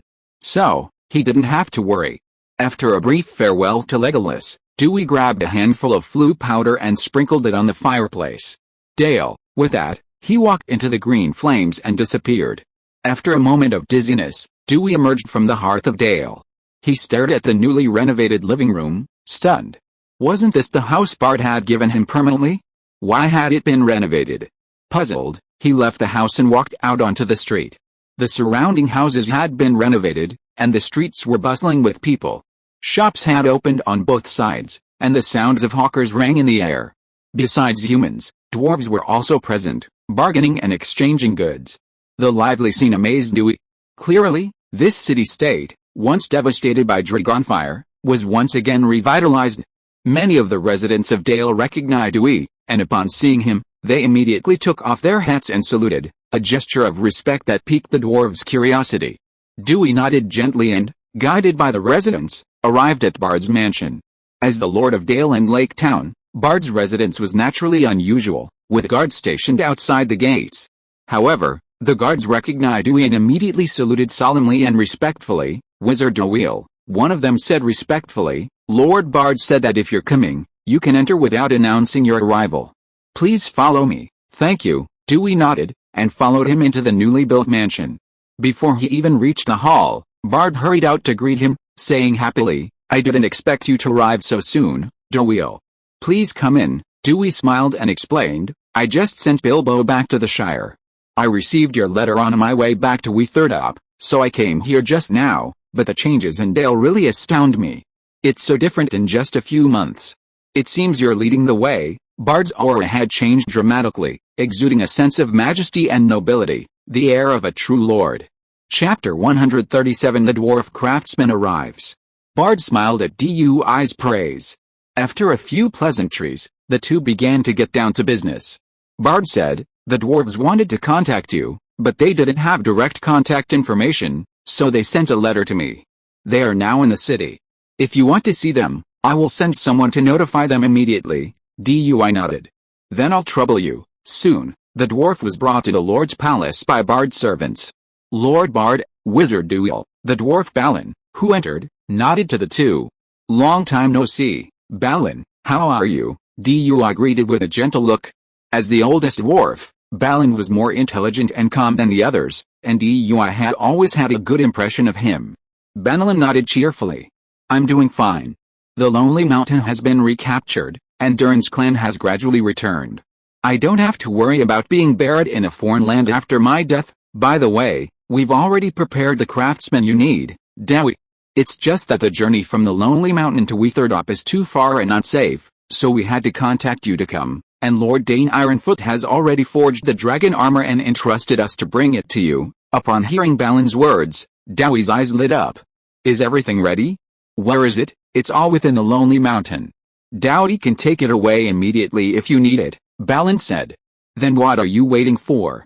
Let's go now." Dewey, somewhat impatient, said goodbye to Bard and took Balin on his broomstick to the Lonely Mountain. Excited to experience flying on a broomstick once again, Balin asked Dewey about Bilbo. Upon learning that he had returned home, he rejoiced for his fellow hobbit. The two soon arrived at the gates of the Lonely Mountain. The Lonely Mountain's gates had been restored to the grandeur. Armored dwarves stood guard at the gates, and dwarven warriors patrolled the walls. Since he had come here, he naturally wanted to see Thorin. Led by the dwarven elder Balin, Dewey made a smooth journey into the mountain and finally arrived at the main hall. Unlike before, when only Thorin and a dozen other dwarves were present, the dwarves of Durin, along with those from the Blue Mountains and those scattered elsewhere, were now everywhere within the Lonely Mountain, finally giving the impression of a dwarven kingdom. Thorin sat high on the throne, flanked by his nephew, Fili, the heir apparent. "Long time no see, King under the mountain, Thorin Oakenshield," Dewey said, nodding as he leaned on his staff. Thorin, seated on the throne, nodded and said politely, "Wizard Dewey, it's been a long time since we last saw you. You look even better than before." He then waved for the dwarven artisans. "I made a promise with you, Wizard Dwar, that I would help you build a castle. Now I'm fulfilling my promise. I'll send 1,000 dwarven craftsmen to accompany you until the castle is completed, and my cousin, Dane Ironfoot, has also sent me a suit of dragon armor and entrusted me to deliver it to you. Balin will take you there later." Hearing Thorin so readily assign 1,000 dwarven craftsmen to him, Dwar was instantly delighted. "Thank you, Your Majesty Thorin." Dwar's greeting of Your Majesty was sincere. With so many dwarven craftsmen, Hogwarts Castle would surely be completed quickly. Dwar then went with Balin to retrieve the dragon armor. It was kept in a spacious hall by itself. Upon seeing it, Dwar's eyes flashed with astonishment. It was an immense suit of silver armor, fully armored from head to tail, tightly wrapped. The armor was pieced together from several parts, thanks to the dwarven craftsmanship, allowing it to move freely. Its rich patterns reflected a dazzling silver light in the firelight. The overall look was magnificent and majestic, exuding a tremendous aura. It's hard to imagine how mighty the dragon Smaug would look if he wore it. Dewey gazed at the massive armor, his jaws twitching. The dwarves had no idea how they had crafted this suit of armor, fit for a dragon. How many tons of metal had been used? No wonder it was kept in a spacious hall. A smaller room wouldn't have been able to accommodate such a massive suit. Thanks to the armor's ability to be divided into sections, Dewey's space bag could barely accommodate the dragon armor. After collecting the dragon armor, Dewey returned to the hall. Thorin's 1,000 dwarven craftsmen had been assembled, along with the tools and equipment the dwarves needed to bring. Carrying so many people and supplies across the water to Weatherdop was unrealistic. Dui looked at the densely packed crowd of dwarven craftsmen and said to Balin, "Could you give me a sturdy box? Not too big, something one person could carry." Balin, of course, refused and had a tin box brought. As the dwarves watched, Dui used the invisible extension charm to expand the interior of the tin countless times until it could accommodate all the dwarven craftsmen. Then, with a flick of his wand, he conjured a ladder and placed it inside the box. Dui turned to the dwarven craftsmen and smiled, inviting them. "The journey to Weatherdop is too far, and walking is impractical. So, please enter the box and stay for a while until we reach our destination." The dwarven craftsmen looked at each other, unsure whether to obey him or not. They turned their gaze to Thorin on the throne. Thorin, knowing Dui's magical ability to increase space, nodded to the dwarven craftsmen. With the king's approval, the dwarven craftsmen filed into the box one by one. The thinner dwarves were fine, but some with larger bellies got stuck on the chest's opening, only to be pushed down by their companions in line behind them. This immediately triggered laughter and curses from within. The chest's spacious interior allowed even 1,000 dwarven craftsmen to move freely within. "Balin, are you going too?" Dui was surprised to see Balin entering the chest. Thorin, sitting on the throne, explained, "Balin is the team leader. He'll be responsible for the entire construction process." Balin smiled and said, "We'll be together for the next while." Dui, feel more at ease with Balin, a familiar dwarven elder, supervising the dwarven craftsmen. Dui then took his leave from Thorin, carrying the chest containing the 1,000 dwarven craftsmen and Balin, and headed straight back to Dale. He then teleported directly back to Weatherdop through the fireplace. As soon as he emerged from the fireplace, Edward immediately greeted him. "My lord, you're back." Dui nodded, then instructed, "I've brought guests back with me. There's quite a large group. Please arrange their accommodations later." "I understand, Lord Dui." Edward nodded immediately, but he glanced into the fireplace and saw no sign of anyone emerging. Seeing his confusion, Dui smiled and pointed to the chest in his hand. "Don't look. It's right here." He placed the chest flat on the ground, opened it, and called out, "You can come out." A moment later, Balin was the first to climb out of the ladder. He looked around and exclaimed in surprise, "So soon?" Then, as Edward watched in astonishment, one dwarf after another clambered out of the chest. When they saw a fat dwarf stuck in the chest, his companions who had emerged earlier shouted commands and pulled him out like pulling carrots. Soon, the first floor hall was crowded and noisy. The dwarves spoke loudly, and with 1,000 dwarves gathered together, the noise was immense. Poor Edward, having never seen anything like it, was stunned. "All right, everyone," Dewy's booming voice hushed everyone's voices. Waiting for everyone to turn their gaze, he continued, "We've arrived at Weatherdop. Now get settled in. We'll have a welcome banquet for you this evening." The dwarves' eyes lit up at the thought of a banquet. They love banquets. Dewy had originally planned to have the dwarves stay on various floors of the tower.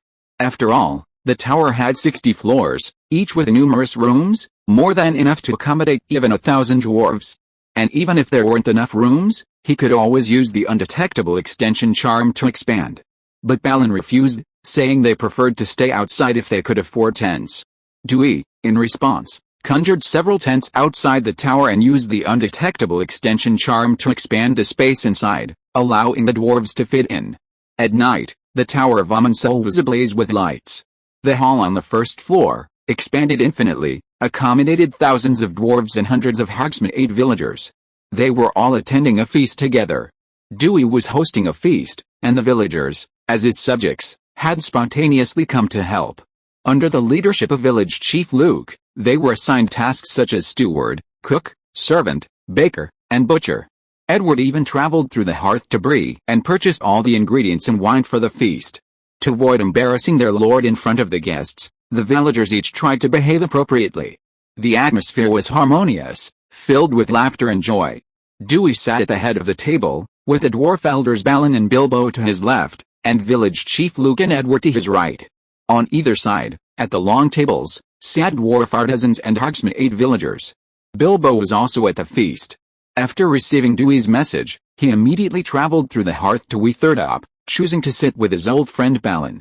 The two reminisced about their adventures on the expedition, while Dewey listened quietly with a smile, or exchanged a few words with Luke and Edward, who sat on the other side. Seeing the dwarves below enjoying themselves in singing, he smiled and waved his wand, conjuring countless musical instruments that automatically accompanied the dwarves' songs. For a moment, the feast was in high spirits, with the dwarves clapping and cheering. Not to be outdone, the villagers also broke into a cheerful country dance. Everyone was happy, except for the dragon in the cellar, who was saddened by the loss of another piece of treasure. Even an extra set of magnificent armor would have been of no use. The feast lasted well into the night. Bilbo had long since returned to his bag end. The villagers, illuminated by the moonlight, descended the mountain path, still thriving in the feasting atmosphere, returning to the village with excitement and joy. Even after returning to their tents, the drunken dwarves continued to gather and sing, unfazed by the thought of sleep.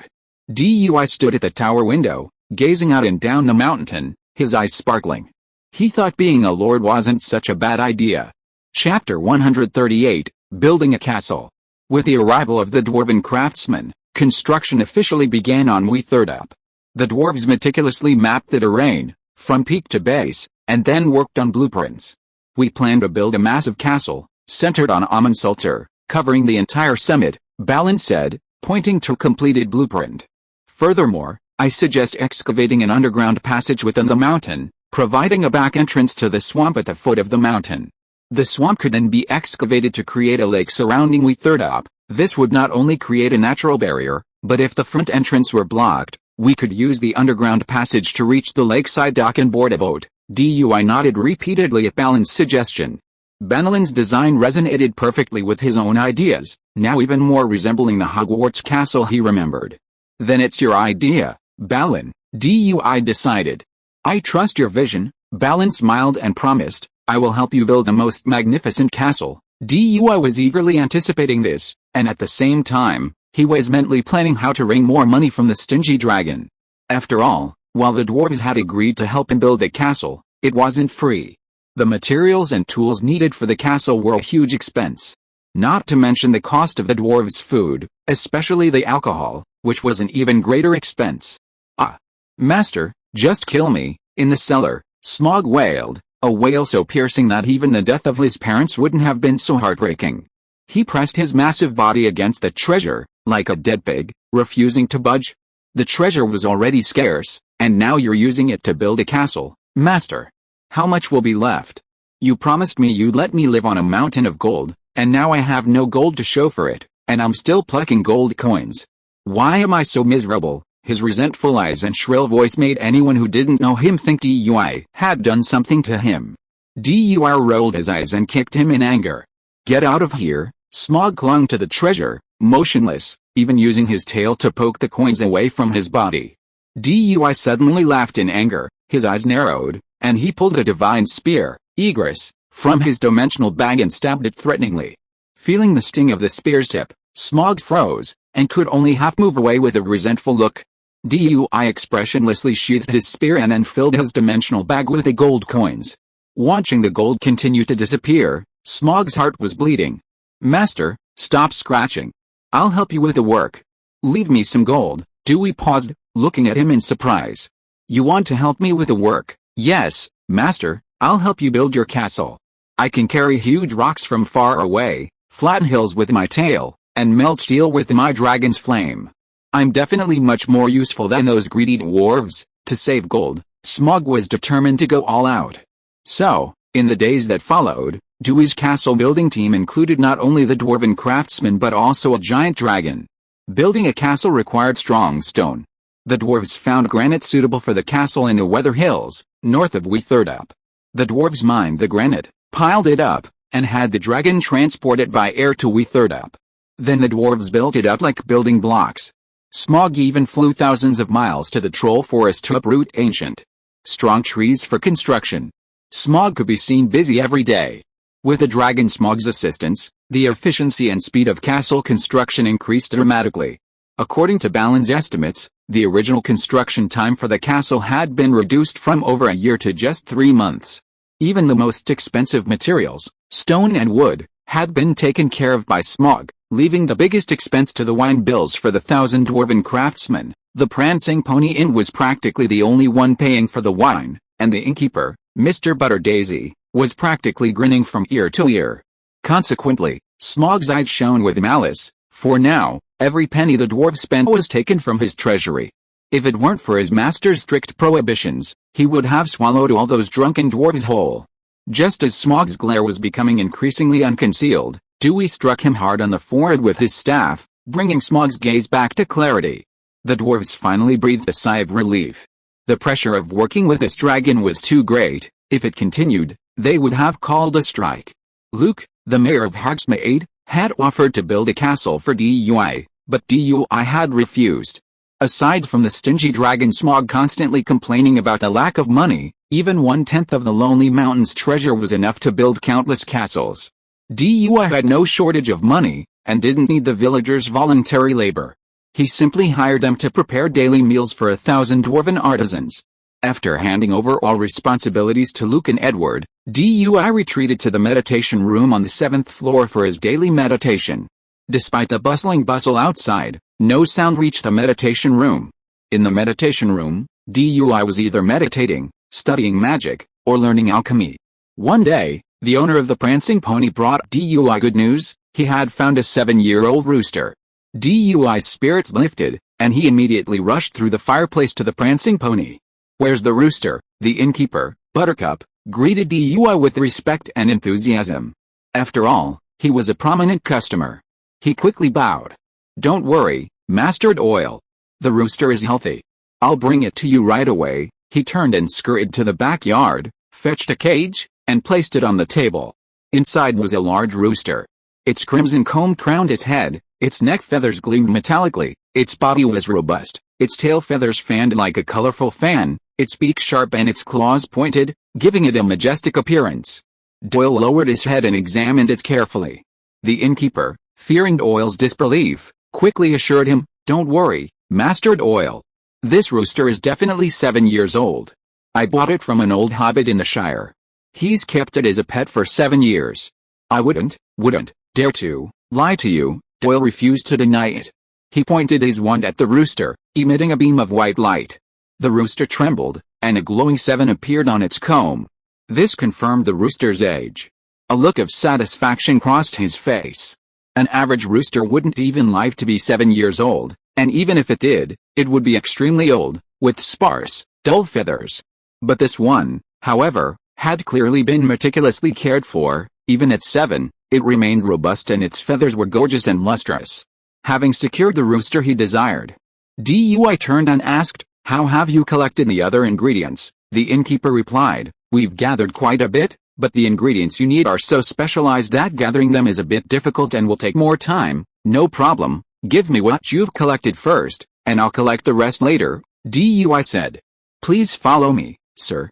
There's a lot of stuff there, and it's a bit scary, so we've stored it in the cellar," the innkeeper explained with a hint of resignation as he led the way. The ingredients Dewey requested were so strange and bizarre that if it weren't for the generous reward and Dewey's reputation, he wouldn't have dared to accept the commission. The two of them made their way to the cellar and saw the potion ingredients Dewey needed. Among them were crocodile hearts in large glass jars, bat hearts, eel eyeballs, frog brains, salamander spleens, pufferfish eyes, and other bizarre items. It's no wonder the innkeeper didn't dare show them to anyone. If a guest saw them, they'd be too frightened to return. Dewey was delighted to see so much. With a flick of his wand, he gathered all the materials into his space bag. Then he said to the innkeeper, "Keep collecting more materials for me. Don't worry about it being too much. Send as many as you can to wind it up, and I'll pay you handsomely." He handed him a bag of gold coins. "Here's 1,000 gold coins. Is that enough?" Yes. "Thank you, sir," the innkeeper beamed. "Thank you, sir. I'll definitely help you collect more." With such a generous employer, what did the strangest materials matter? He would complete the task. With the innkeeper's farewell, Dewey returned to wind it up with the rooster and the potion ingredients. After having Edward take care of the rooster, Dewey went to the 8th floor. He waved his wand, and potion lockers appeared on 3 walls. He then sorted the potion ingredients into their respective categories. With another wave of his wand, he kept the room at a low temperature. He then took out the crucible and other potion-making tools. He then went to the door and gently tapped it. A golden door plate with the words "Potions Room" appeared on it. After arranging everything, DUI left the potion room and found the dragon Smaug. With a wave of his wand, a huge syringe appeared. He said to the dragon gently, "Come here, Smaug, let me draw some blood from you." Smaug looked at DUI's gentle smile and the syringe, and instinctively shuddered. "Master, can I refuse?" "No," DUI refused without hesitation. "Well, don't be afraid. It's just a small amount of blood. It won't affect you at all." Then, under Smaug's irresistible command, he could only watch as Dewey approached his chest, inserted a syringe into the scaleless gap, and drew out a large tube of dragon blood. The needle pricked the dragon like a mosquito sucking blood, but it left a psychological scar on Smaug. Thus was born the first dragon in Middle-earth to be afraid of needles. Every time his master smiled and pulled out the syringe, it became a haunting nightmare for Smaug. The dragon's blood was as hot as magma, and Dewey dared not touch the syringe with his bare hands. He used the levitation charm to control it, then sealed it in a heat-resistant glass bottle. He then returned to the potions room with the blood he had obtained. This time, he planned to create a very unusual and complex potion.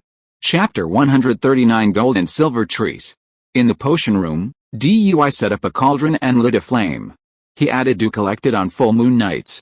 When the water boiled, he added 2 spoonfuls of wormwood extract and stirred it 6 times clockwise, then 6 times counterclockwise. He then added 6 drops of earthworm juice, stirring each time until the juice was completely absorbed.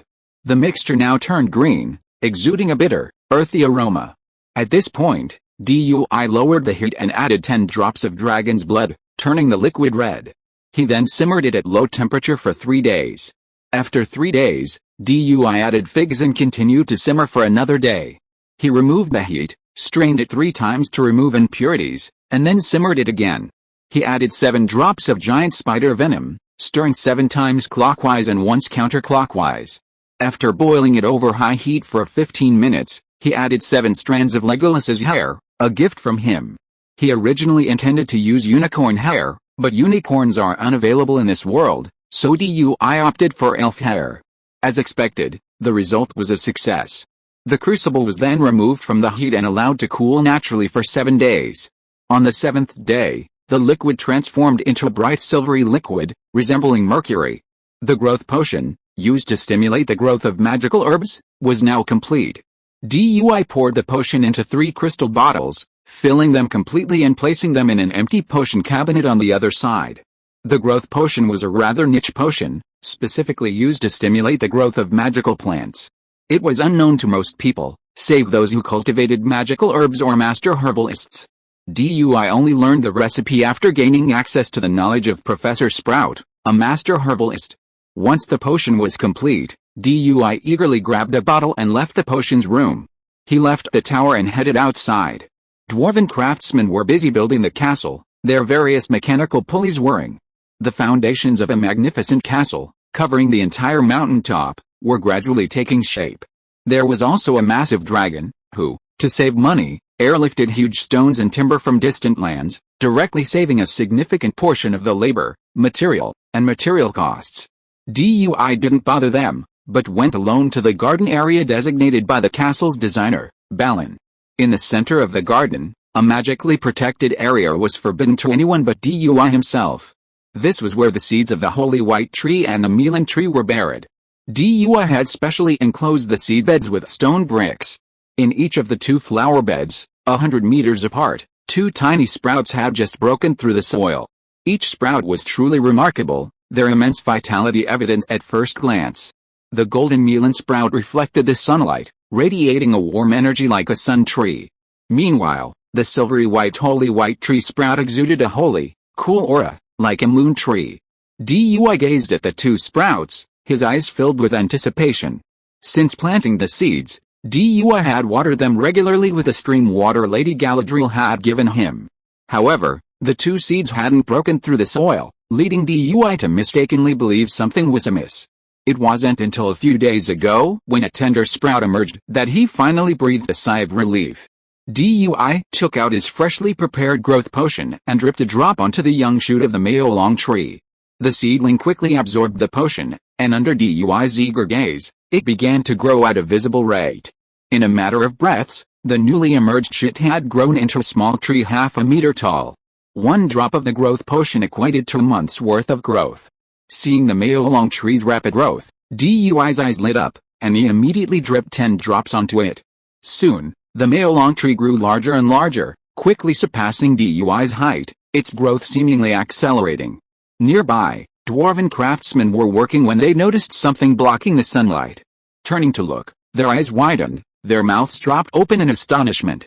A massive tree, nearly 20 meters tall, had appeared in the center of the garden, growing at a visible rate. The tree was tall, upright, and remarkably beautiful. Its bark silver gray, and its broad, fan-shaped leaves shone light gold, reflecting a dazzling golden brilliance in the sunlight. The entire tree, shimmering with golden light, captivated the dwarves who beheld it. This tree perfectly suited the dwarven aesthetic. Balin, the eldest, was equally astonished. With his vast knowledge, he quickly guessed its species. Is this Lorrain's Maolong tree? It truly lives up to its reputation. He was even more astonished that Dui had managed to grow a Maolong tree on Windcloud Summit, and to see it grow so rapidly. But soon, Balin and the other dwarves were struck by yet another astonishment. 100 meters away from the Maolong tree, a silvery white tree had also rapidly emerged, growing taller and taller. Unlike the tall, straight Maolong trees, the silver white trees twisted like dragons. Their dense leaves were a dark green, like jade, with a brilliant silver underside. Against the sunlight, they reflected a hazy, cool glow, emanating a noble, holy aura. The appearance of 2 large trees, one gold and one silver, in the garden brightened the surroundings considerably. Even the air seemed to have become fresher. Dui, standing close by, felt the impact even more clearly. The magical energy around the twin trees had intensified. The power of the holy white tree, in particular, began to influence its surroundings. Wherever it appeared, flourished, with lush, evergreen grass, ever-blooming flowers, and a sense of lightness and strength. Dui still had half a potion of growth potion left in his hand, but he stopped trying to stimulate the 2 trees. Growth potions aren't a panacea. Overstimulating them would drain the tree's essence, ultimately creating a negative impact. He then plucked some leaves from the holy white tree and the Maolong tree. The sap from the leaves of the white tree heals wounds, alleviates poison, and dispels dark magic. Meanwhile, the leaves of the Morin tree are used by the elves of Lorraine to wrap their raiment, preserving it for a long time. Raiment, made from the fruit of the Morin tree, is rich in nutrients, nourishing the will, replenishing energy, and helping the user heal faster. One bar can last a full day's journey, making it a Middle-earth version of compressed biscuits. Therefore, Dui prepared to use the leaves of the white tree and Morin tree as ingredients for his potions. After nurturing the 2 trees, Dui did not leave. Instead, with a hint of disdain, he took out a space bag. He cast a hug bubble charm on himself to block out the smell, then manipulated the bag to pour the contents onto the base of the 2 trees. He poured out dragon manure, the most fertilizing fertilizer for the soil. Herbology classes at Hogwarts School of Witchcraft and Wizardry use dragon manure to help magical plants grow, and Professor Sprout favored it. Naturally, the dragon dung from the mighty dragon Smog was more potent than that of the magical fire dragons. To ensure the growth of the white tree and the maelstrom, Dui had no choice but to apply dragon dung fertilizer. To do this, he had to endure the strange looks from the foolish dragon Smog, who had dedicated a toilet to him. After burying the dragon dung at the roots of the trees and covering it with a layer of soil, Dui quickly left the area. He cast several cleansing spells on himself, but a faint stench still lingered. Returning to the tower, Dui arrived at the herb garden on the 6th floor. He entered the room where the king's grass was planted. A gust of warm air greeted him, revealing a space several times the size of a football field. The sky-high ceiling was bathed in blue sky and white clouds. The warm sun shone brightly, and a gentle breeze stirred ripples on the lake's surface, swaying the water lilies. The space now had undergone a dramatic transformation, teeming with life. The ground was covered in grass, flowers, and shrubs, butterflies fluttered among the blossoms, and fish swam in the lake. The hundreds of king grass plants growing near the lake, no longer languishing like they had when they were first planted, were now lush and green, even sprouting new leaves. Dui conjured a watering can, diluted a growth potion with water, and sprinkled it over the king grass. With the diluted potion, the king grass rapidly grew, flowering, and setting seeds. When the seeds matured, Dui gathered them with a wave of his hand, scattered them on another side, and watered them again with a watering can. The seeds quickly broke through their shells, sprouted, and grew rapidly. In a short while, the original hundreds of king grass plants had grown into a vast expanse. With so many king grass plants, we won't have to worry about running out of herbs anymore, Dui said with satisfaction. He then sprinkled some dragon manure fertilizer on the king grass to further enhance its growth. Then, remembering something, he waved his wand. "Guide me." A beam of light shot out from his wand, shooting straight toward the hillside on the other side of the lake. Dui walked around the lake's edge and reached the spot indicated by the spell, where it happened to be attached to a plant hidden in the grass.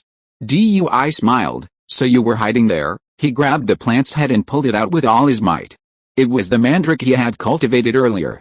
Dui had planted this mandrake in this room after establishing his herb garden. Seeing this human pulling it out again, the mandrake was furious. It twisted its body, trying to break free from the human's grip, and let out a deadly cry. Dui had already cast a soundproofing spell on himself and teased it with a smile, ignoring the other's angry eyes. When he had enough, he used the dropper to feed 3 drops of growth potion into its mouth. The mandrake stopped crying, smacking its lips, finding the taste delicious. It looked at him expectantly. "What a glutton," Dui laughed, shaking his head. He then fitted 3 more drops of the potion and placed it on the ground. Once on the ground, the mandrake instantly burrowed into the soil, rapidly growing and blooming purple flowers. The flowers quickly withered, and 3 orange fruits, resembling small apples, emerged.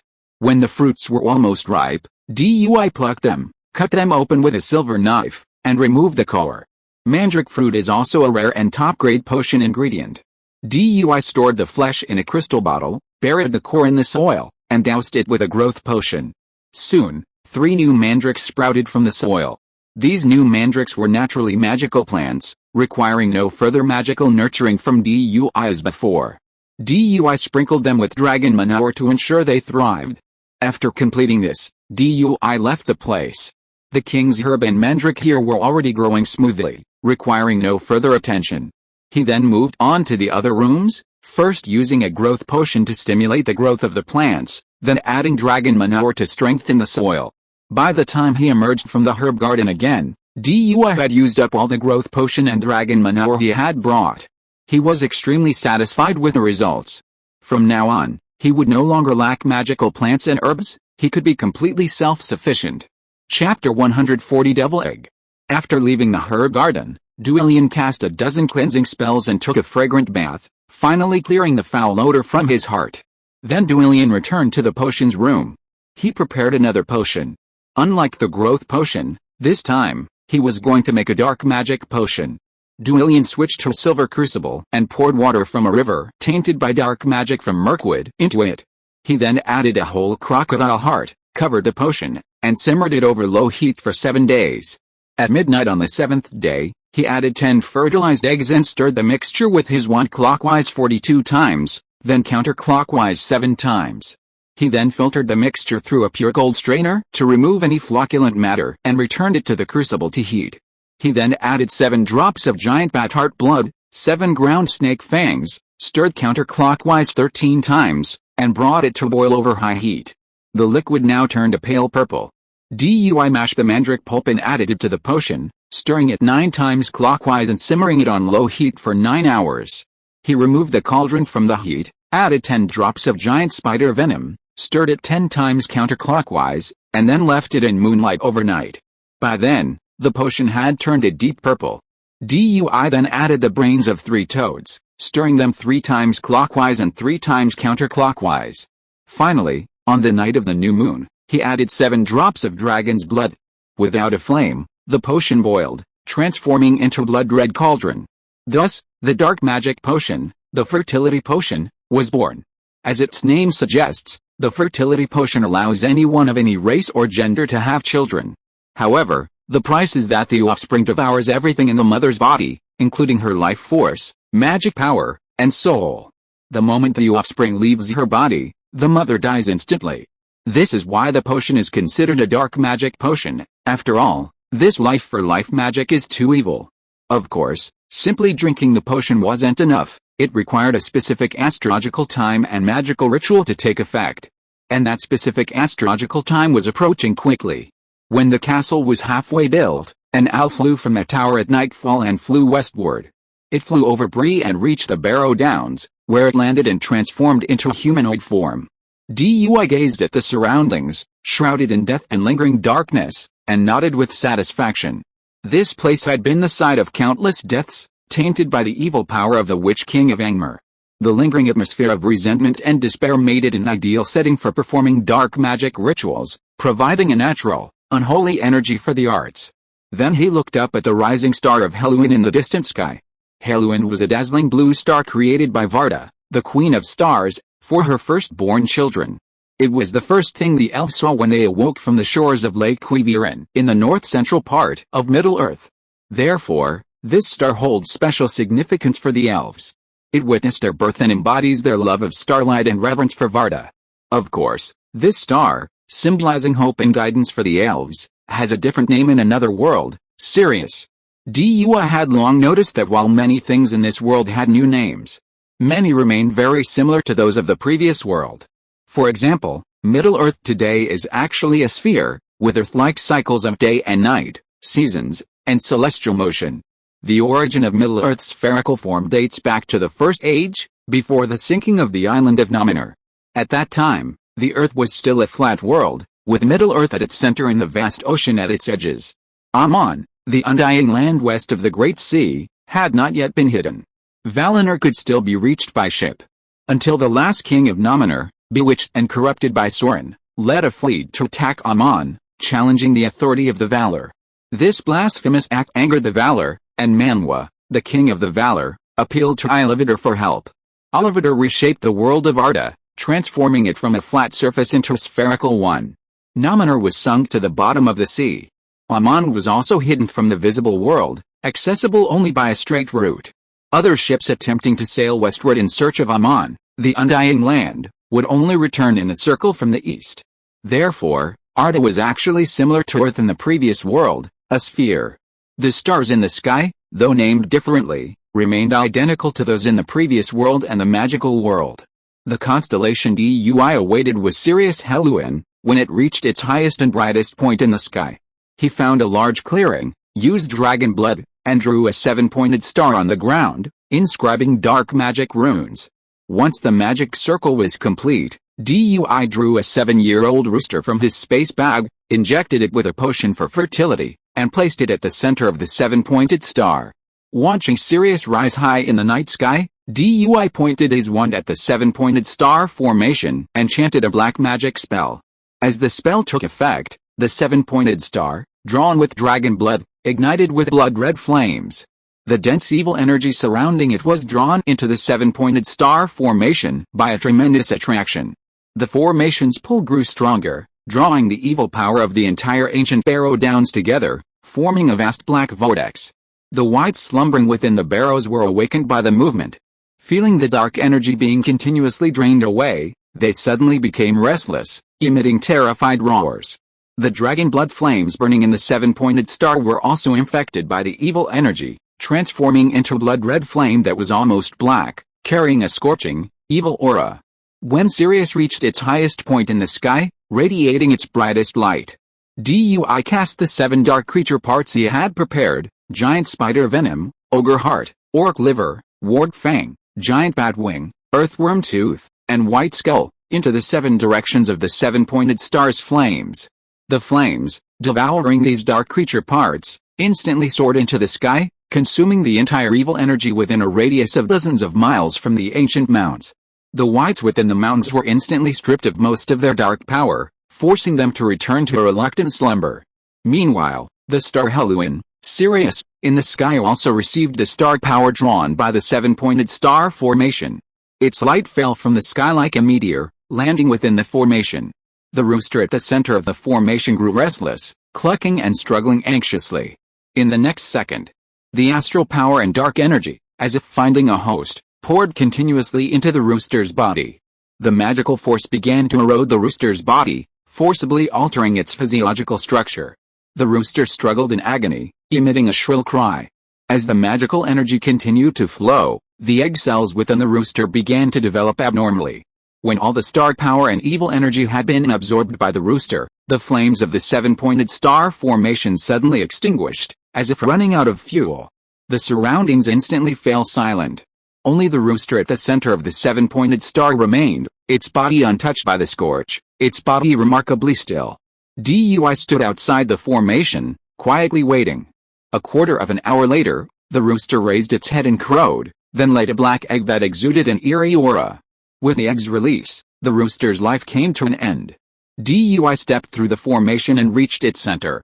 He gazed at the dead rooster, remained silent for a moment, then bent down to pick up the black egg, slightly smaller than an ordinary egg. Holding it in his hands, Dui sensed the immense magical power within it. This magic, a fusion of darkness and the power of Sirius, carried a sense of foreboding and a curse.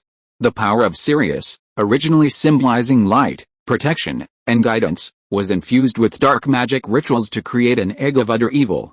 This egg, after undergoing a special incubation method, gave rise to the most dangerous dark creature in the magical world, the basilisk. The basilisk possesses a deadly gaze, looking directly into its eyes kills instantly, and even indirect gaze, such as through a mirror, results in instant petrification.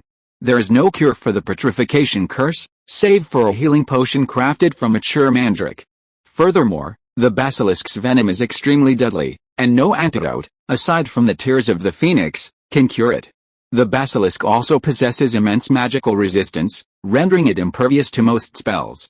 Furthermore, the basilisk can live for a very long time, and the longer it lives, the larger its body grows, and its magical power grows. Its only weakness is its fear of the crowing of a rooster. Perhaps because it was born from a rooster, the basilisk flees in panic at the sound of a rooster, and repeated exposure to it leads to its death. Of course, nothing is absolute. As a basilisk ages, it becomes more resistant to the crowing of a rooster. For a basilisk over 1,000 years old, the crowing of a rooster poses no threat to its life. Even with this vulnerability, the basilisk remains the most dangerous dark creature in the magical world. Many dark wizards attempt to cultivate the basilisk for their own use. However, since the basilisk obeys only Parseltongue commands, the dark wizard who cultivates it is often the first to be attacked. For this reason, the Ministry of Magic strictly prohibits the cultivation of basilisks to prevent the spread of this uncontrolled and extremely dangerous dark creature. Dui carefully stored the egg and, with a flick of his wand, buried the dead rooster. He then cleared the seven-pointed star formation. Looking around, the seven-pointed star formation had completely purged the evil forces of the entire Barrow Down, wiping away even the millennia-old resentment and despair. Even the wights buried deep within the Barrow Down had been drained of their dark power, weakening into deep slumber. If nothing unexpected happened, the corpse demon would have a long time to recover.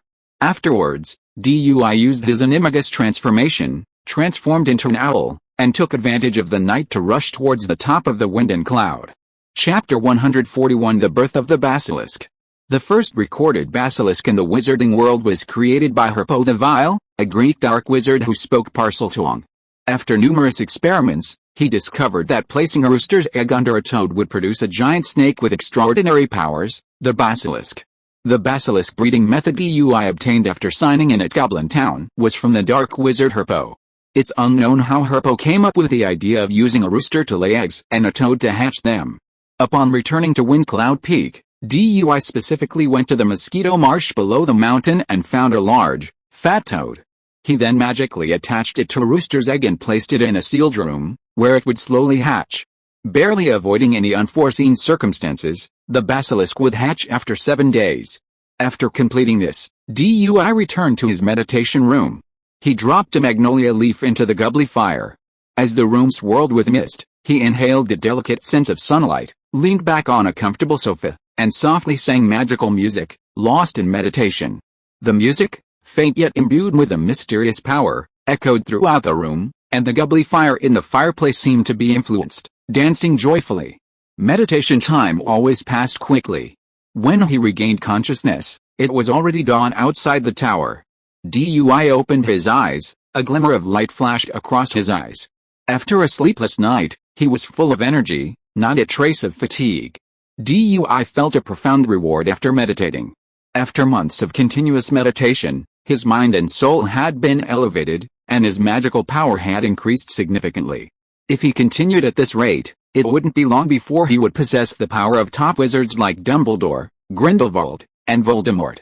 If he lived long enough, it wouldn't be impossible for him to possess the same power as Elrond or even Galadriel. He could even aspire to reach the level of a Mayor. At the thought of this, Duy's heart burned, his eyes filled with fighting spirit and hope. Although Gandalf, a Mayor, might seem inferior to Elrond and Galadriel, that was because his power was severely limited in Middle-earth. Without a staff, he couldn't even cast decent magic. Otherwise, as a lesser god Mayor, Gandalf's power at his peak would have been enough to annihilate the world. After all, while the Mayor were called lesser gods, they were still gods. Besides being slightly weaker than the Valar, both the Mayor and the Valar were collectively known as the Aenir, the first creations of the creator god Iluvatar. Galadriel, on the other hand, was essentially an elf. Therefore, at his peak, Gandalf's power far surpassed Galadriel's. The two weren't on the same level. Of course, that was too far for Duy now. He didn't even possess the strength of top wizards like Dumbledore. Reaching Galadriel's level was unattainable, let alone the god-level Maya. But one must still dream, just in case one truly achieves godhood. For the next few days, besides checking on the rooster's eggs daily to see how they were hatching, Duy meditated daily. The rest of the time, Duy experimented with crafting an alchemical product. As he learned more about alchemy from the Book of Abraham, his alchemical proficiency improved. The cane he had previously gifted to Tom Bombadil was his first foray into alchemy. However, that cane was rather sleek, practical beyond transforming flowers. So Duy didn't consider it his first alchemical product. This time, he planned to craft a relatively common alchemical product in the magical world, a shorthand quill. As for the raw material for the shorthand quill, Duy had selected a few beautiful feathers from the young eagle Thoronder, which had recently molted. Alchemy, unlike other magic, was a profound and esoteric discipline involving the transformation of matter. Alchemists must understand the nature of matter and channel magical energy through spells, potions, and magical circles to transform it, such as creating alchemical products with special properties. For example, the Philosopher's Stone, the pinnacle of alchemy, can transmute ordinary metals into gold. This transformation is material and permanent. Even with the use of a spell to reverse the spell, the gold will not return to its original state. Transfiguration can also transform other objects into gold, but once the structure of the transformed object is destroyed or the spell is removed, the transformed gold will return to its original state. Spells require a sustained supply of magical energy to produce their effects, but alchemical products can achieve the same effects, and the effects are permanent.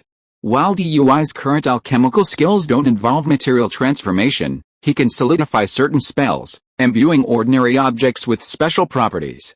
The shorthand quill, on the other hand, automatically and quickly records the owner's thoughts on paper, without requiring additional magical energy. Achieving this effect required a series of spells, including levitation, legilimency, voice recognition, and automatic writing. Combining these spells proved challenging. In the alchemy room, an explosion echoed. The entire tower seemed to shake. The dwarven craftsmen working outside glanced back, then resumed their work. They had been hearing explosions from within the tower for days, becoming accustomed to them. Duy looked at the feather that had shattered to ash before him and casually removed the protective spell. He then replaced it with a new feather and continued crafting. Finally, a finished quill appeared. It gleamed metallically, its blade covered in dense, tadpole-like runes, a truly remarkable sight. Duy took the quill, crafted from a giant eagle feather, and infused it with magical power. As if awakened, the quill leaped from Duy's hand, soaring around him. "Now, let me see what you're capable of," Duy said expectantly, gazing at the quill. The quill trembled, then flew quickly to a blank sheet of parchment, swiftly writing down Duy's words in cursive script. Duy continued speaking, the quill accurately reproducing his words, word for word. Even the faintest, muffled words were discernible. Seeing this, he placed his wand against his temple, pulled out a silver thread of memory, and tossed it to the quill. The quill absorbed the memory thread, automatically transferring it to a blank parchment book and beginning to write the words "Standard Spells Beginner" in large golden letters on the cover. Then, with a deft movement, the tip of the pen flipped to the cover and, in dark green ink, quickly wrote the contents of the standard spells beginner book on the first blank page. DUI watched the quill humming and humming, ignoring it. He had already memorized all the magic books and knowledge he had earned by signing in, and had written them down in his shorthand quill. Although he could summon the magic books he had earned at any time, no one else could see them. However, to prevent any unforeseen circumstances, he felt it would be safer to record his magic books and the knowledge in his mind on paper, just in case the system malfunctioned or his memories faded. Although the possibility was remote, it was still important to be prepared. To this end, DUI designated the 8th floor as a library. In addition to his own magical collection, he also planned to gather books and knowledge from all races throughout Middle-earth. Extraordinary wisdom is mankind's greatest treasure, a famous quote attributed to Rowena Ravenclaw, holds true no matter the world. Extraordinary wisdom stems from the accumulation of knowledge. The powerful figures of Middle-earth, such as Gandalf, Elrond, and Galadriel, were all profoundly knowledgeable and wise. Even the Dark Lord Sauron, disguised as Anadar, the Lord of Gifts, commanded the admiration and respect of the elves with his vast knowledge and exceptional skills. Therefore, if DUI aspired to further his career, he must accumulate sufficient knowledge and gain greater wisdom, thereby uniting the wisdom and knowledge of the three worlds and embarking on a path to greater power. After handing the copying task over to the quill, DUI returned his attention to the incubation of the rooster egg. With the hatching time drawing near, DUI had to be vigilant. After all, the basilisk was incredibly dangerous. Even a newborn snake's size and venom could be deadly. Even DUI, a Parseltongue, needed to be cautious. After all, he could only control the basilisk, not be immune to its gaze. If he accidentally caught sight of the basilisk's eyes and died, that would be a monstrous tragedy. As DUI waited, the hours ticked by. At midnight on the 7th day, in a sealed room, DUI, wearing sunglasses, quietly watched the toad resting on the jet-black rooster egg. The once plump toad now lay limply on the egg, immobilized by the magic and significantly thinner. Suddenly, the egg stirred. DUI's spirits perked up, and he immediately took full precautions. The creature inside the egg struggled to break free, searching for a way out. Finally, with a soft crack, the rooster egg's shell cracked, revealing a gap.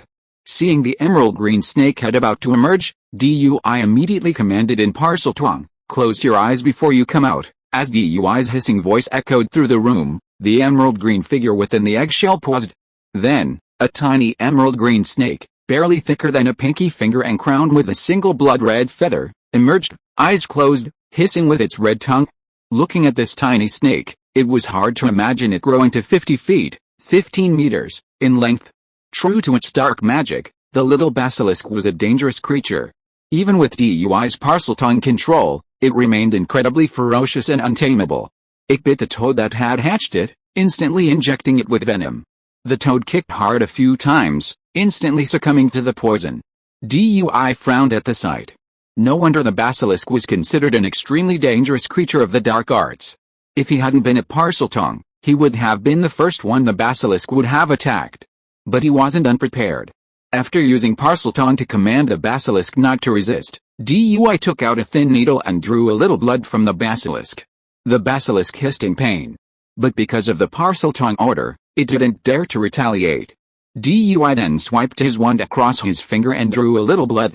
He then cast a spell on the 2 drops of blood floating in the air. Under the influence of the spell, the blood fused together. "Open your mouth." The basilisk opened its mouth obediently, and the fused blood instantly flew into its mouth.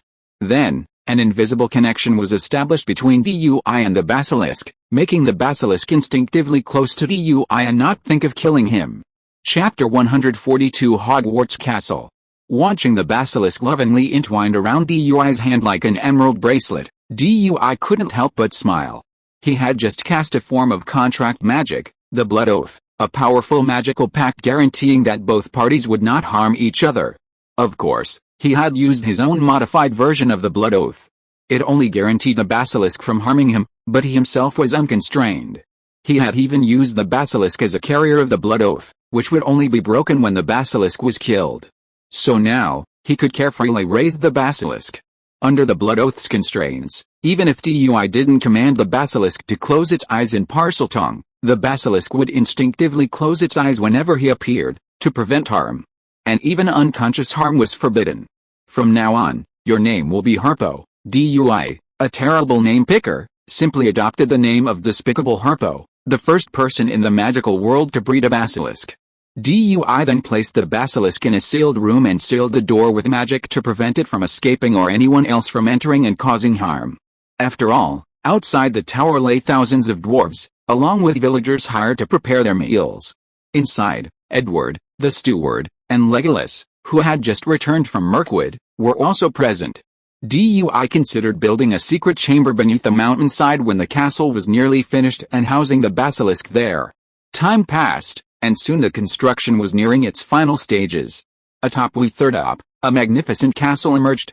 Its outermost walls were a high, thick wall, built along the cliff edge of the summit, forming a vast circle that encircled the entirety of Witherdop. A wide path led along the wall, allowing for a circular path. Brick and stone walls lined the sides, with observation holes and arrow slits, and observation towers at regular intervals. Above the gates, a tall tower served as both a watchtower and a naval base for both observation and attack. The city gates consisted of two massive bronze doors. These doors embodied the ingenuity of the dwarven craftsman, intricately carved with patterns and intricately rigged with mechanisms. Once closed, no one could enter unless they were opened from the inside. The bronze, sourced from the far north by the dragon Smog, was incredibly strong, requiring only dragon fire to melt it. Once inside, a wide meadow opened up, traversed by a straight white gravel road that led to the fountain in front of the main tower. The fountain's water came from deep beneath Witherdop, brought up by the dwarves, who had dug nearly 1,000 meters deep. Above the fountain stood a majestic golden dragon statue. This was the result of Smog's insistent request, who even contributed a portion of his own gold. The dwarf's original idea of carving a statue of Dui was rejected by Dui. The thought of his own statue placed before the gate, for every visitor to admire, was too much for him to bear. The fountain's waters flowed toward the main tower, toward the gardens, past a million trees and the white tree, and into a small lake in a hollow. Finally, they flowed through the city walls, cascading down the western cliffs to the Mosquito Marsh below. Back at the main tower, dwarf craftsmen had expanded the original Amunsel's tower, constructing a magnificent square structure of massive stone. This tower comprised an 8-story main structure, along with numerous towers and outbuildings. Amunsel's tower remained the tallest structure, with the others nestling at its base. From a distance, it resembled a massive rocket with numerous boosters strapped to its sides. Beyond the walls, greenhouses lay behind the main tower, as well as stables in the corners of the castle and quarters for servants and retainers. Amunsel's tower remained Dui's living quarters, but upon exiting the tower, he entered a vast hall.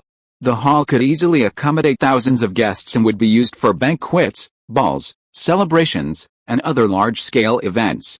It would also be Dui's place to meet with his subjects and handle government affairs. Surrounding the hall were kitchens, warehouses, meeting rooms, and guest rooms. Dui, what do you think?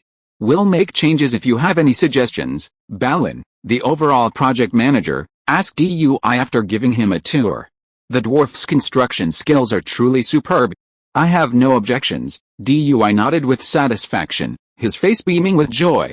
But the only problem is, how can I live in such a large castle all by myself? The original Amunselter was already tall and large, and the expanded castle was even more magnificent. Dui's legs felt numb after following Balin around. Hearing Dui's words, Balin burst into laughter. The castle was indeed empty now. Such a large castle could easily accommodate thousands of people, but instead, the only permanent residents were Dui and Legolas, who was temporarily staying there. Even Edward, who was increasingly resembling Butler Doe, still spent some time living in Hogsmeade, down the mountain. Lately, he'd been particularly affectionate with Anna, daughter of the village chief, Luke, commuting daily. But Balin said, "What's the big deal? You're a lord now, and as a lord, you need to have the right rank. You need servants, attendants, and guards, not to mention the visitors who will be coming. They'll definitely be needed." Doe was tempted. It wasn't for the ostentation, but rather the castle needed cleaning, the gardens needed tending, the young eagle Thorander, the dragon Smog, the basilisk Herpo, and even the giant spiders needed feeding. Doe couldn't do all this alone, even with his magical powers. He would spend most of his time meditating, studying magic, and researching alchemy. He simply wouldn't have the energy to deal with chores. Oh, and the underground passages under the castle are almost finished. Do you have time to check it out? Balin added. Dui came to his senses, his eyes lighting up at his words. The underground passage is finished? Let's go check it out now. Balin led the way, and the two of them walked to the side of the castle's entrance hall, down a staircase that led to the basement. There was a back door to the basement. Opening it, a gust of cold air blew through, revealing a bottomless cavern beyond. A narrow, steep stone staircase descended along the cavern's wall. Seeing Dui's astonishment, Balin proudly explained, "We've dug a passage all the way to the base of the mountain. Apart from the main castle building at the top, the entire Fingindling can be considered part of the castle. If anything happens to the castle above, we can use this underground passage all the way to the base of the mountain." The two of them then descended the steep stone steps. Dui released a bright ball of light to prevent them from falling. Descending further and further, they finally reached the bottom of the passage. A small, hidden stone door suddenly appeared before them. This is the back exit. The stone door is controlled by a mechanism. Whether you're going in or out, you can't force it open with brute force. You need a special key to open it, Balin explained to Dui, handing him a golden key. Dui raised an eyebrow.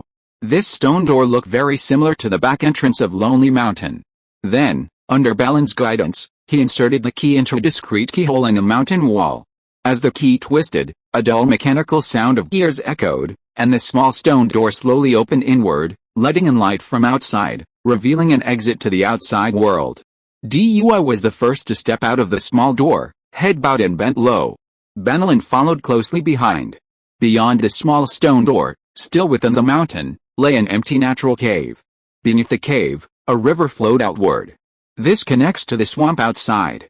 Later, we can dig the swamp to create a large lake, and then place a few small boats there for use. It will not only serve as a natural barrier but also a key escape route, Balin said. Dui nodded. While he didn't seem to need the passage, it was still a good idea to have a precaution. He then asked, "How long will it take to dig the swamp?" Balin smiled at this. "With the help of the dragon Smaug, I think we'll have it completely dug in less than 2 weeks." After so long, the dwarves understood why Smaug was so eager to help build the castle. To prevent the treasures in the cellar from being lost, Smaug contributed the most to the castle's construction. Almost all the stone, wood, and metal needed were airlifted in from afar by him, his dragon. The dwarves only knew dragons were greedy for treasure, but they hadn't expected them to be so stingy. So stingy, he'd rather work out of pocket than spend a single gold coin. Balin teased Dui, saying he had a dedicated accountant and didn't need to worry about running out of money. Hearing Balin's words, Dui smiled, nodded, and said, "That's good news indeed. I'll tell Smaug later. I think he'll be willing to help." After all, Smaug was eager to get rid of the dwarves, lest he suffer the unbearable pain of watching them guzzle barrels of wine every day. The money for all that wine came from the gold coins flowing from the treasure he guarded. 2 weeks later, a vast crescent-shaped lake appeared at the foot of Weatherdup. The lake half enclosed the entire peak, forming a natural barrier with the steep cliffs to the east and north, blocking enemy forces from approaching from all sides. Hogsmeade village faced Weatherdup across the lake. The only access to Weatherdup became an arched stone bridge spanning the lake. Beyond the bridge, a wide road wound its way up to the castle gates. Thus, the castle, which Dewey named Hogwarts, was finally completed. If you are listening to this novel on a channel other than Fanfic World, it means it was downloaded and re-uploaded without effort. We warmly invite you to visit our channel, Fanfic World. There you will find the original version of this story and many other novels of various genres. We look forward to seeing you dive into a world of incredible novels. Chapter 143 Banquet Invitation. After the castle was completed, Dewey held another feast, and it was even larger than the previous one. Besides the dwarven craftsmen and villagers from the foothills, Dewey also invited Lord Bard of Dale, Bjarn of the eastern shores of Andron's Vale, Elrond and his twins, Elrahir and Elladan, of Rivendell, Lord and Lady Celeborn and Galadriel of Lorien, along with Arwen, Princess of the Evening Star, Thranduil of the Woodland Kingdom, Daragaster the Brown of Lothgobel, Tom and Goldberry of Oldwood. Dewey also sent an invitation to Thorin Oakenshield of the Lonely Mountain. Of course, Bilbo didn't forget. Dewey also sent invitations to the mayor and the keeper of the Prancing Pony Inn in the neighboring town of Bree. Dewey invited almost every place with a flu network connection to a fireplace. The only person he couldn't contact was Gandalf. Since he got his broomstick, Gandalf had become even more erratic, and no one knew where he was. This banquet not only celebrated the castle's founding but also served as a formal declaration of Dewey's claim to Weathertop and the surrounding territory. On the day of the banquet, Weathertop was bustling with activity. The villagers of Hogsmeade, down below, donned their finest clothes and arrived early to prepare for the feast. Hogsmeade was a different place than it once was. In just a few months, its population had swelled to over 1,000. And that was after the village chief, Luke, had screened the incoming residents, excluding thieves, and other local thieves. Otherwise, Hogsmeade's population would have at least doubled. A luxurious carriage sped along the road from Bree to Weathertop. It was accompanied by a driver and servants, and a small group of mounted militiamen. Inside the carriage sat none other than Graham Tenderlarch, Bree's mayor, and Mr. Butterdaisy, the owner of the Prancing Pony Inn, who had also arrived with him. Mayor Larch's ancestors were once nobles. Though they no longer hold noble titles, they still pride themselves on their aristocratic lineage. The Larch family has lived in Bree for generations, holding absolute dominance over the town. Mr. Butterdaisy, owner of the Prancing Pony Inn, may appear to be merely an innkeeper, but his family has run the town's only inn for generations, a haven for traveling merchants, rangers, bards, dwarves, and even elves. Besides operating the inn, providing accommodation, and selling food and wine, they also trade in information.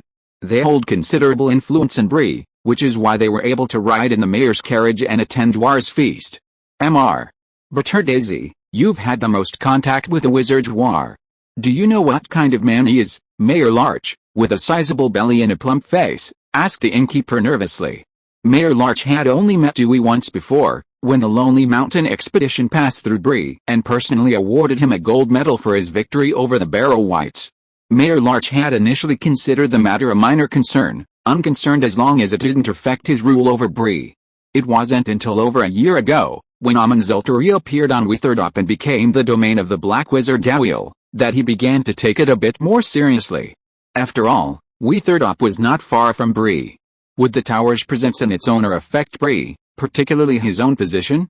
Concerned, he sent scouts to investigate Amanzulta's appearance. Upon learning that Amanzulta's master, the Black Wizard Gawiel, hadn't remained on Weathertop long, heading east, Mayor Larch breathed a sigh of relief, concluding that while the Black Wizard possessed some strange spells, he wasn't worthy of serious attention. Until 6 months ago, a group of villagers arrived from the east, settling at the foot of Weathertop. They claimed to be rescued villagers by the Black Wizard Doyle, and once again caught his attention. This was especially true since his old rival, Luke, had been suppressed by him and had taken his family from Bree, joining the group and becoming the village chief. Mayor Lucky sneered, believing Luke to be desperate, leaving the bustling town of Bree for the destitute foot of Weathertop, becoming the village chief of a bunch of peasants, with no hope at all. However, his gloating was short-lived. When the Black Wizard returned to Weathertop with a giant dragon and accepted Luke and the villagers as his subjects, he began to feel uneasy. A wizard with a giant dragon. Now that he had accepted his subjects and become Lord of Weathertop, he would inevitably divide his territory. Bree and Weathertop were too close. What if the wizard added Bree to his domain? What would Mayor Lucky do? Surrender? Or surrender? As for resistance? Forget it, that's a dragon. He'd once witnessed it fly into the Chetwood forest near Bree, where a single burst of dragon fire scorched the branches of several towering, ancient trees. Then, flapping its massive wings, it uprooted the trees and soared towards Windtop. The sheer power of its massive body and its wings, so vast they obscured the sun, nearly frightened him to death. And then, he lost all thought of resistance. Innkeeper Butterjuice had a glimpse of Mayor Lucky's intentions. He shook his head and said, "Mayor, you're putting me in a difficult position. I've met Lord Doyle a few times, but we've never had a deep conversation.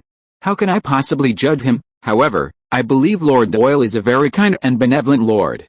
I've heard he only collects 1% of taxes from his subjects, and he uses it all for his own benefit, never touching a penny." Mayor Lucky looked incredulous.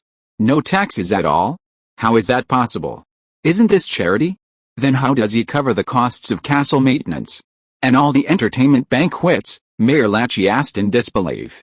The innkeeper, Wang Yaoju, shook his head, his face full of envy and admiration, saying, "Mayor, you don't know, it is said that when Lord Doyle conquered the dragon in Lonely Mountain, he also obtained the dragon's treasure. I heard that it is a treasure as high as a mountain. With so much treasure, any one of them is priceless. Even if you squander it for several lifetimes, you can never spend it all. So Lord Doyle doesn't lack the taxes from his people, treasure as high as a mountain." Mayor Lachie was stunned. Imagining that kind of treasure, he immediately swallowed his saliva. With so much treasure, isn't Lord Doyle afraid of covetousness? Who would dare? The innkeeper, Buttercup, glared at him. Those treasures are guarded by dragons. Who could possibly steal a single gold coin under their noses? Mayor Larch suddenly remembered the terrifying image of the dragon and shook his head. Only a madman would dare face a dragon. Just then, the driver's voice echoed from outside the carriage. "Mayor, we've arrived at Hogsmeade." The conversation within the carriage paused. Mayor Larch and the innkeeper, Buttercup, simultaneously glanced out the window. They saw a wide, flat road branching off from the east-west avenue, extending north through a village. The village was backed by a lake, surrounded by endless, fertile, cultivated fields planted with grains and vegetables. The village was surrounded by high stone walls. The main road through the village was lined with shops and taverns, making it look more like a small town than a village. The village was very clean, with not a speck of dirt to be found. Trash cans were placed at regular intervals on both sides of the road. There were even public toilets and bathrooms. The village also had people responsible for cleaning the streets, whose salaries came from the 1% tax. By this time, most of the villagers had gone to help at the castle on the hill.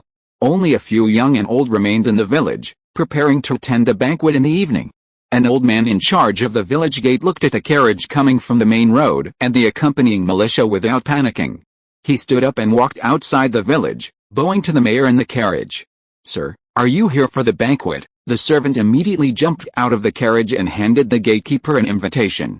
"Our master is the mayor of Bree, and he's been invited by Lord Doyle to attend the banquet." The old man, upon seeing the invitation, warmly greeted, "Mayor, so you're here. Please come in." He then opened the gate and let the carriage into the village. From inside the carriage, Mayor Larch surveyed the scene, his eyes filled with shock and a hint of envy. He couldn't help but say, with a sour tone, "Luke seems truly lucky to have met such a lord." Although Mayor Larch was obsessed with power, he could see the potential of Hogsmeade. With such a powerful lord as his backer, he feared more and more people would settle there. By then, it might even become a city-state, if not surpass Bree itself. The carriage passed through the village and arrived at the large lake behind it. The first thing they saw was a stone bridge spanning the lake. Built by the dwarves, it was both sturdy and beautiful, and it was the only way to reach Weatherdup. Gazing at the vast lake before them, Mayor Lucky and innkeeper Butterjuice were once again astonished. When they were young, they had come here, but it was just a sprawling swamp, known as the Mosquito Swamp because of its danger and mosquito-infested nature. They had never imagined it would be transformed into a vast lake. How such a massive undertaking was accomplished. Under the azure sky, the lake's surface resembled a vast mirror, reflecting the entirety of Weatherdup.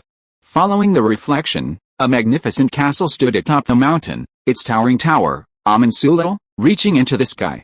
Two towering golden and silver trees shimmered in the sun, drenching the castle in a golden and silver glow, a sacred and majestic appearance. The mayor and innkeeper in the carriage, as well as the driver and militia outside, were all gaping in amazement. Have they arrived in Wonderland? Chapter 144 Guests. The awestruck group, with a pilgrimage-like spirit, crossed the stone bridge and ascended the wide, smooth road. They finally arrived at the castle's main gate. Seeing the magnificent castle up close, their hearts raced even faster.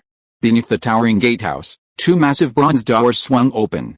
Carved with intricate patterns and images, they depicted the victory scene at the Battle of the Five Armies at Lonely Mountain. The combined forces of elves, dwarves, and humans cheered with swords raised, while below, orcs, trolls, and others fled in terror. At the highest point, a towering figure rode atop a massive dragon, wand raised, unleashing blazing flames. Like the Grim Reaper, he seemed to dominate the battlefield. Even a king's palace couldn't boast such a grandeur and awe, thought Mayor Lucky. Villagers, dressed smartly, greeted the guests with smiles. Mayor Lucky gazed at them in amazement. Their demeanor exuded an air of elegance and naturalness, more aristocratic than even he, a descendant of a noble family, and he felt a sudden sense of unease. If the villagers knew the mayor's intentions, they would surely be delighted. Upon meeting Legolas, who was temporarily staying here, they instinctively imitated his behavior, trying to be more presentable and not embarrass Lord Doyle. They hadn't expected such an unexpected effect. As the carriage entered the city gates, Mayor Larch saw a straight avenue paved with white gravel, lined with lampposts. Even before dusk, the road was already ablaze. The golden and silver trees, visible from the foot of the mountain, now loomed even taller up close. The golden trees reached hundreds of meters in height, their lush, fan-shaped leaves gleaming in the setting sun, illuminating half of Witherdop with a golden glow. The silver trees, though not as tall as the golden trees, grew like a coiled dragon, reflecting a silvery moonlight, tinting the other half of Witherdop with a silvery glow. Even without recognizing the trees, Mayor Larch knew they were no ordinary trees. Mr. Mayor, we've arrived. You can get off. The voice of the servant outside the car brought Lachie back to his senses. As the door was opened by the servant, Mayor Lachie and the innkeeper Wang Yaoju got off the car one after another. The carriage stopped in front of the fountain. Some villagers came to pull the carriage to the stable. There were also villagers who were responsible for receiving them and leading them to the hall. Looking at the golden dragon statue on the fountain, Mayor Lachie swallowed his saliva. With his decades of experience, he was sure that it was definitely carved out of gold. Too luxurious. Mayor Lachie tried hard to look away to avoid being rude. After walking around the fountain and coming to the door of the hall, the mayor no longer cared about the fountain statue. Because he met his old rival. Mr. Larch, it's been a long time. Mayor Luke greeted him politely with a familiar smile. I'm the reception manager for the banquet. Welcome to Lord Doyle's banquet, and Mr. Butterdaisy, I didn't expect you to come with Mr. Larch. We were going to pick you up at your inn. Luke Thompson, long time no see, Mayor Larch said with a complex expression, feeling a little uneasy. He had used his power as mayor to exclude and suppress Luke, forcing him out of Bree. Unexpectedly, he had become the mayor of Hogsmeade, a subject of Doyle's, and seemingly a respected figure. If Luke held a grudge and instigated Doyle to attack him, would he still be able to survive? Even as he felt uneasy, Luke remained polite and courteous. Mr. Larch, and Mr. Butterdaisy, you are the first guests to arrive. Please come in with me and rest. He then led the two into the hall. The other accompanying militiamen, coachmen, and servants were escorted to the side by other villagers to rest. Entering the hall, the two were dazzled by the magnificent shimmering hall within. The hall was enormous, with white stone walls and a towering roof. Capable of seating thousands, it was a truly magnificent sight. Even more astonishing was the sight of thousands of candles floating in the air from the ceiling, illuminating the entire hall. The ceiling resembled the sky outside, azure blue, white clouds, and warm sunlight streaming down. 4 long tables stood side by side in the hall. Dwarves sat at 2 of the left tables, laughing and drinking with one another. At the end of the long tables, on a podium above, another long table sat, with a large golden chair in the center. Several musical instruments floated in midair, playing a soothing tune. A group of dwarves then retorted that it sounded like a funeral march. At the dwarves' insistent request, the instruments reluctantly played new music. Seeing that the instruments understood their words, some dwarves, like finding interesting toys, took turns demanding that the instruments play their desired music. The instruments were bewildered by the dwarves' demands, playing one note at a time until they became a chaotic cacophony. The dwarves, watching this, burst into laughter. Infuriated, the instruments stopped playing and flew down to bash the disruptive dwarves on the head.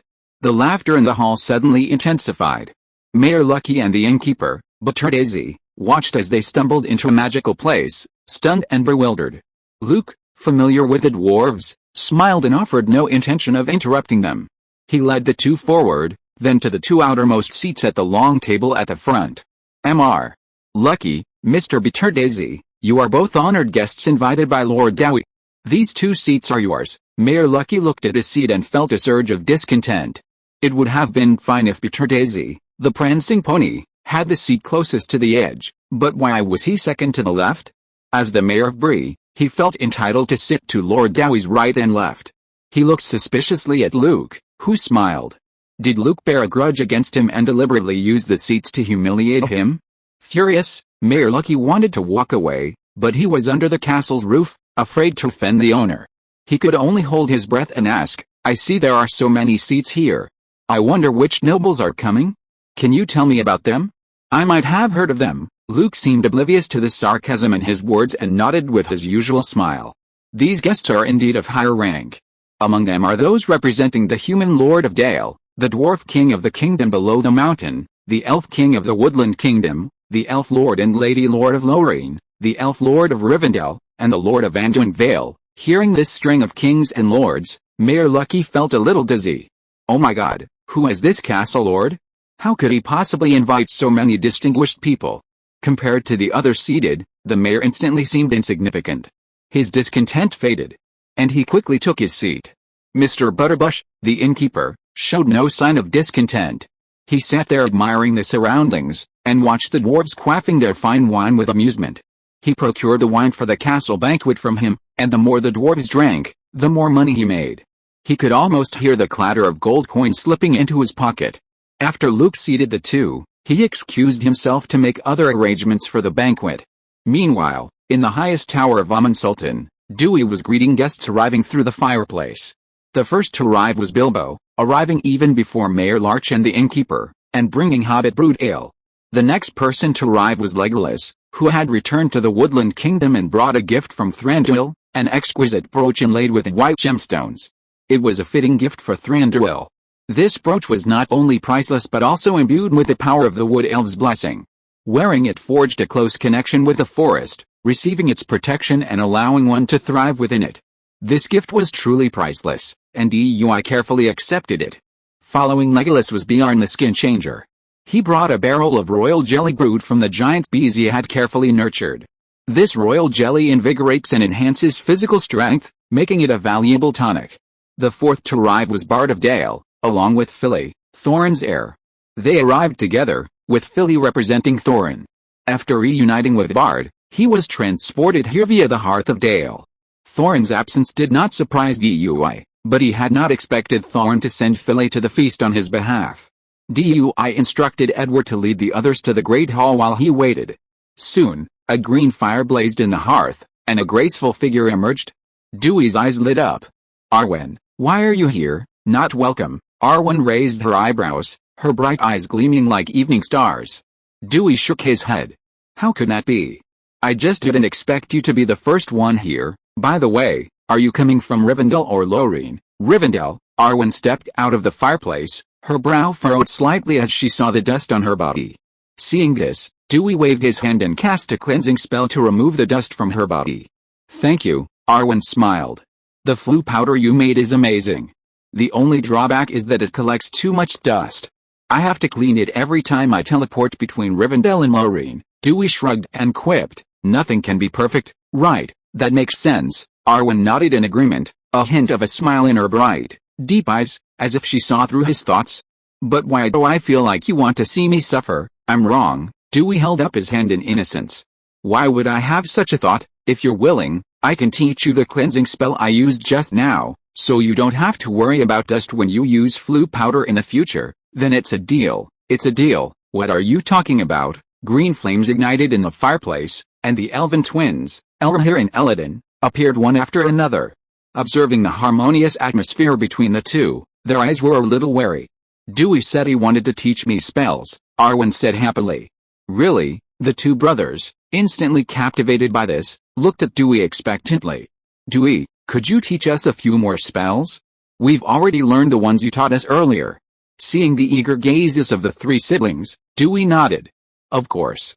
After the feast, you can stay here for a few days, and I'll teach you spells then. The three were overjoyed. Just then, the flames in the fireplace flared up once more. Lord Elrond, Dewey was astonished. He had assumed that the arrival of Arwen and the elven twins represented Rivendell and Lorraine. He hadn't expected Elrond himself to arrive. As if aware of Dewey's surprise, Elrond smiled mysteriously and said, I'm not the last guest. There are more important guests coming. He then stepped out of the fireplace and waited outside. Dewey's eyes widened, an incredible thought flashing through his mind. The next moment, amidst the green flames, the tall and beautiful Lady Galadriel appeared. The surrounding dust seemed afraid to sully her. Not a speck of dust could be seen on her pristine white robe or her long, gold and silver hair. She emanated a holy glimmer, her smile eclipsing everything around her. Duel, we meet again. Chapter 145 Crown. Seeing Elrond and Galadriel appear, Dewey was overjoyed. He stepped forward to greet them joyfully. Lord Elrond, Lady Galadriel, your presence truly graces Hogwarts. Elrond smiled and congratulated him. Congratulations, Dewey. We third up has a powerful lord. I believe Ereader will find greater peace. He then instructed his eldest son, Elrader, to present a gift. I've had some of the books in Rivendell copied down. They're all about elven spells, magic, and the principles of sorcery. I hope you enjoy them. Hearing Elrond's words, and then looking at the dimensional bag Elrohir handed him, Dewey's eyes lit up. He had expanded Elrohir's dimensional bag using the untraceable extension charm, so he knew how much space was inside. He excitedly took the bag, opened it, and peered inside to see thousands of books stacked inside. A beaming smile filled his face. Thank you so much for your gift, Lord Elrond. It's truly precious, Dewey said happily. Elrond's gift was truly thoughtful. In Middle-earth, books are, in some ways, more precious than gold. This is because books carry the wisdom of a race. Over the ages, countless races' precious tomes have been reduced to ash in the flames of war, their legacy lost. Even the once glorious Nominor, and even their descendants, the Dunedain, rely on the forging techniques of their ancestors, crafted with ancient white swords. Yet, Rivendell holds the richest collection of books in the world. Dewey had previously considered obtaining Elrond's permission to copy the volumes with a shorthand quill to fill his own library. He hadn't expected Elrond to send such a treasured collection, all of them magical. As you like, Elrond said with a gentle smile, like a kind elder. After accepting Elrond's gift, Galadriel naturally offered her a share. Facing Dewey's expectant gaze, Galadriel turned to Arwen, who stood beside him, with a smile on her face. Arwen then produced a flat, delicate wooden box carved with vines. This is a gift from my grandmother. Dewey took the box and opened it with anticipation. As the box opened, a beam of light shone from within. Within the box lay an exquisitely ornate holy white tree crown. The crown, a brilliant silver, appeared woven from the branches of holy white tree. The lifelike white and narrow leaves intertwined in a staggered arrangement, their curves and folds flowing naturally, as if brought to life by a gentle breeze. In the center of the holy white tree crown, a brilliant white diamond, shimmering like a star, was set in its center. The light it emitted was dazzling, yet not blinding, like a star set within the crown. Dewey was so stunned that he was speechless. He felt completely lost for words, unable to describe such a magnificent crown. Seeing Dewey's expression, Arwen smiled broadly, her tone tinged with pride. I designed this crown, inspired by the Silmaril my grandfather, Eärendil, wore. It's inlaid with a star gem.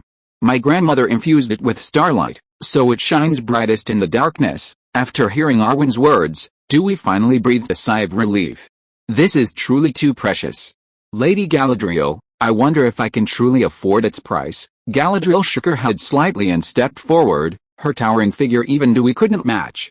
She raised her hands and lifted the crown from its box. The value of a crown lies not in itself, but in how it can be imbued with meaning. I hope it will shine even brighter because of you in the future. That is its greatest value. Galadriel's voice was ethereal and rhythmic, leaving him slightly dazed.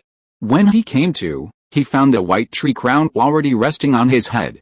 The shimmering star-filled crown rested on Dewey's head, shrouding him in a halo of starlight. He looked mysterious and majestic, like a mystical king descending from the night sky. The others, observing this scene, were struck with amazement.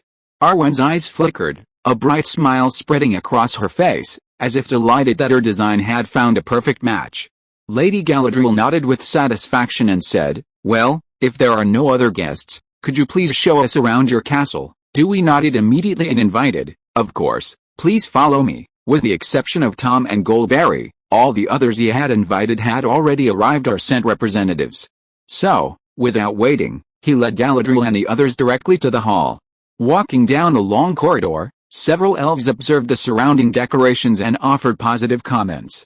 While the dwarves' personalities were difficult to judge, their construction skills were undeniably flawed. Even the elves could not resist criticizing them. Even before the conflict between the elves and the dwarves, the Sindarin elven city of Menegrith, also known as the Palace of the Thousand Grottos, was built by the dwarves at the invitation of the elves. With the arrival of Dewey, Galadriel, and the other elves, the hall fell silent.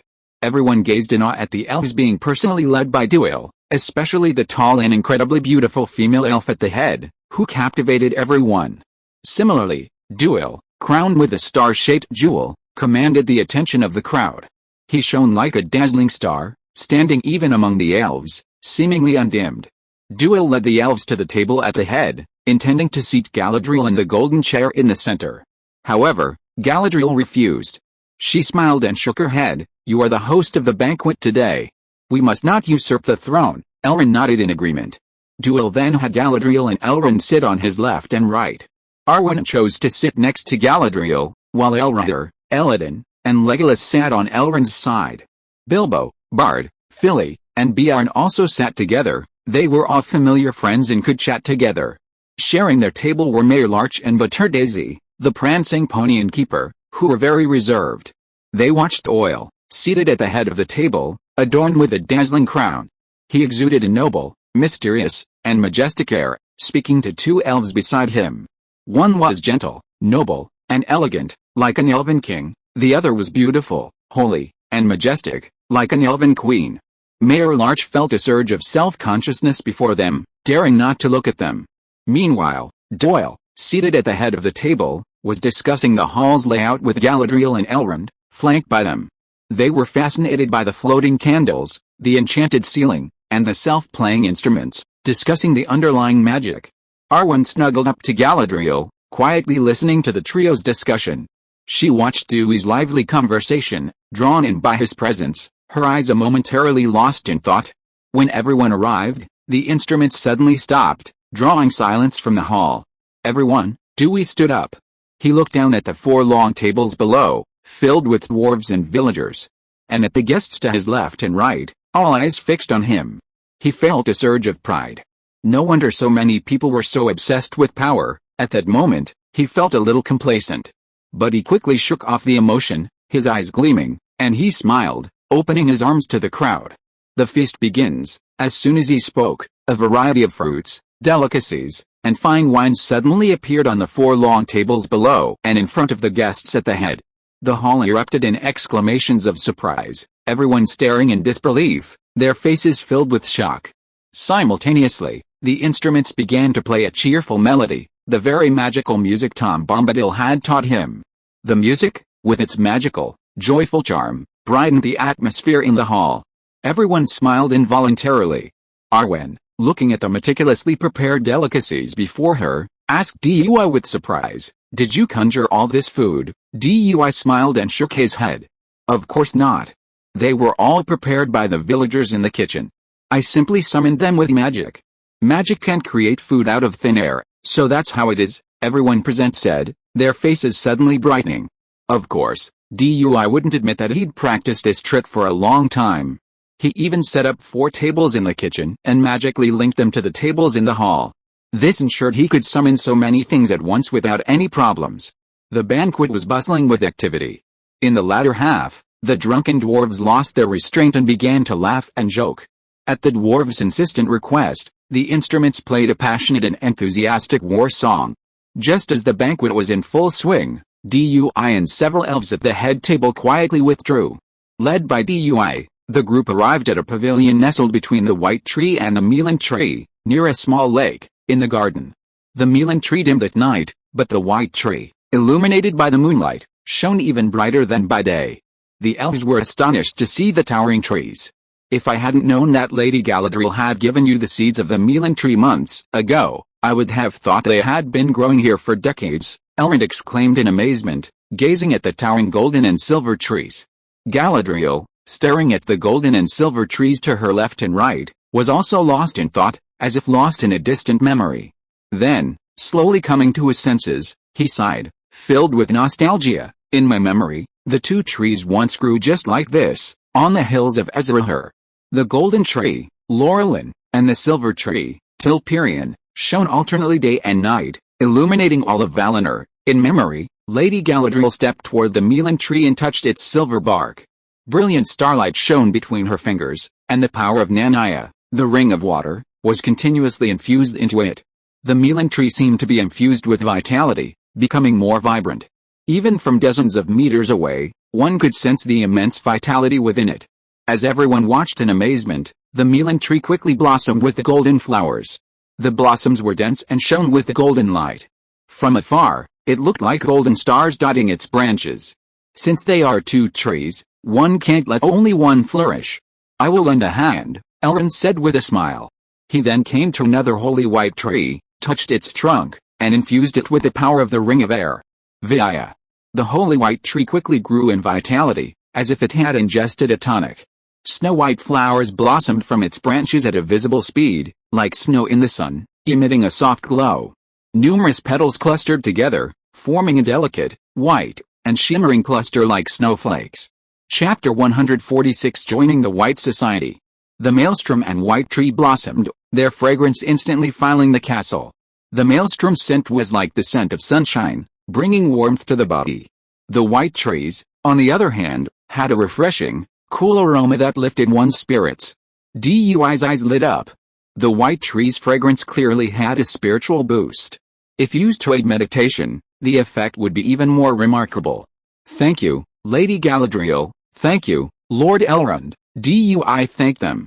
Without you, who knows how long it would have taken for these two trees to bloom. Furthermore, he had previously used a magical potion to stimulate the growth of the trees.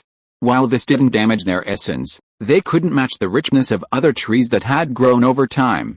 The difference between the two was like a herb grown naturally in the mountains and one artificially cultivated. While they might appear similar in size, their medicinal properties differed greatly. Now, Galadriel and Elrond were using the power of the Elven Ring to replenish the tree's essence. Galadriel and Elrond accepted Dui's thanks, then sat down again in the flower-scented courtyard. Listening to the faint sounds of music and laughter emanating from the castle, Dui and his companions seemed like beings from two different worlds, sitting in the quiet garden, illuminated by moonlight and lanterns, enjoying a moment of tranquility. Dui, what are your plans for the future? Elrond asked. Plans? Dui paused, then asked, Lord Elrond, what do you propose? Elrond said formally, actually, we've come here to invite you to join the White Council. I wonder if you would be willing. Join the White Council. Dui was stunned, having not expected Elrond to make such an offer. He glanced at Lady Galadriel, who looked calm. Should joining the White Council require the approval of all members? Dui asked, somewhat puzzled. Does Gandalf know about this? And what about Saruman? He's the leader of the White Council, so he should have agreed, right? It was Mithrandir who originally proposed this, Galadriel said. He believes you have made outstanding contributions in the fight against Sauron and possess the will and ability to fight evil. Elrond and I agree, Gandalf, that's too much, Dewey blushed. The members of the White Council were all powerful figures, wise men who had lived for tens of millions of years. Inviting a young man like him, wasn't that too much of a compliment? You need not be so modest. You and I defeated Sauron at Dol Guldur, then subdued the dragon Smaug and led the victory at a battle of 5 armies, bringing down 2 generations of orc kings at your hands. Such feats are unmatched. The White Council was founded to fight against Sauron and his dark forces. Inviting you to join the council was a joint decision between Elrond, Mithrandir, and me. Lady Galadriel gazed at Dewey and spoke slowly. Then she stood by the pavilion, gazing out at the mountain scenery. As for Saruman, he was no longer leader of the White Council when he chose to betray the light. Although we didn't publicly remove him to avoid causing any unrest, the fact of his fall is undeniable. Hearing Galadriel's affirmation, Dewey couldn't help but feel curious. My lady, do you think you have found evidence of Saruman's betrayal? After all, she had only predicted Saruman's fall through the prophecy, and there was no definitive proof. Galadriel nodded. Her expression tinged with disappointment and indifference. Mithrandir went to Isengard to investigate.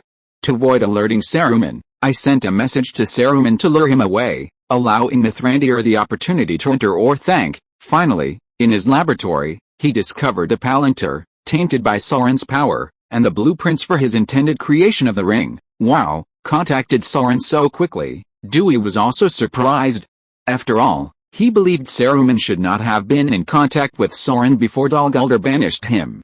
So, in less than a year, they'd already been connected?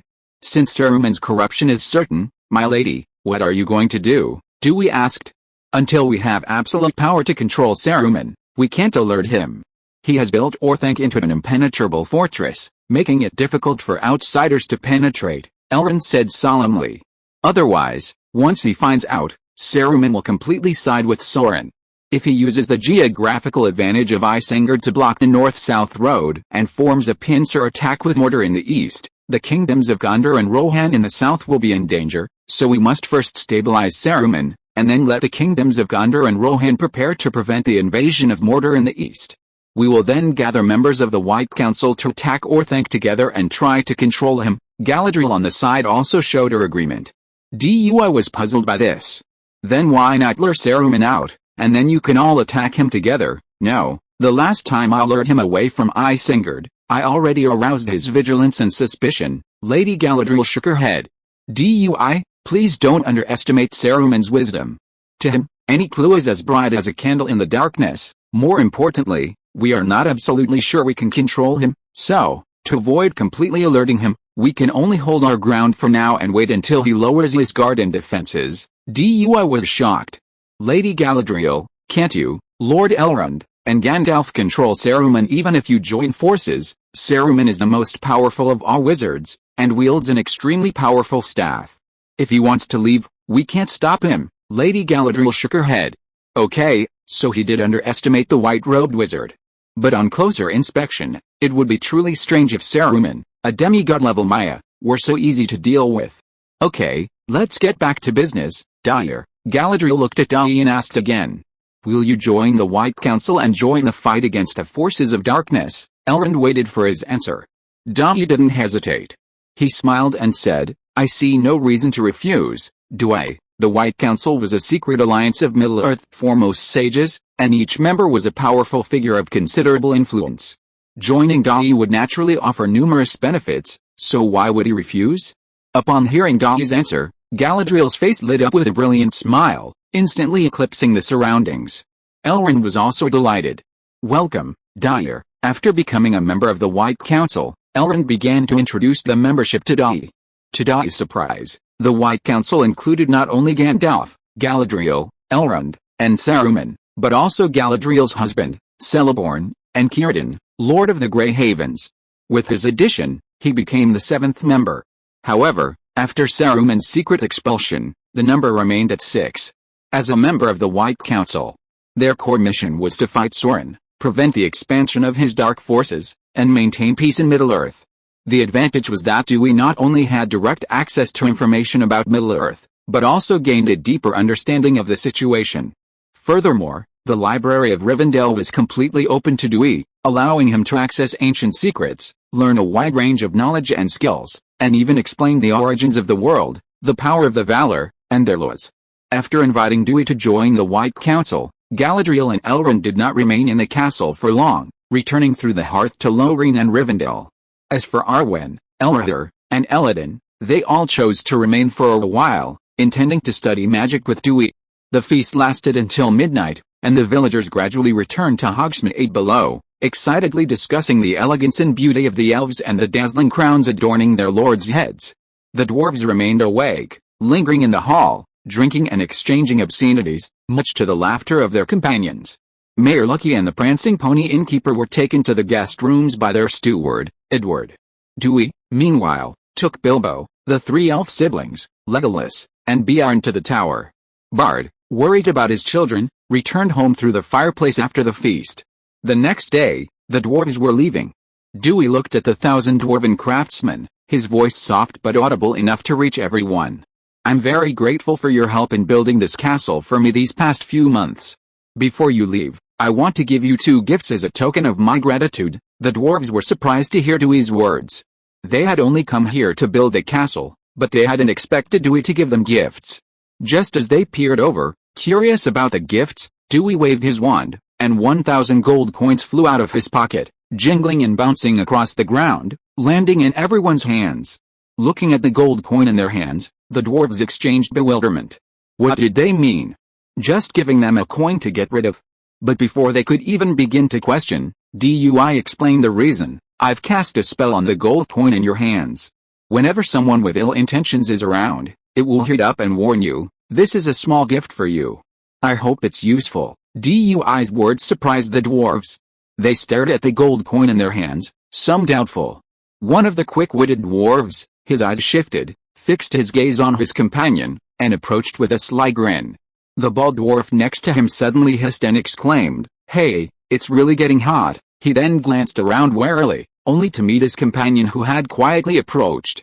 "Harper, what were you trying to do?" The dwarf named Harper, momentarily embarrassed, laughed and said, "Nothing much.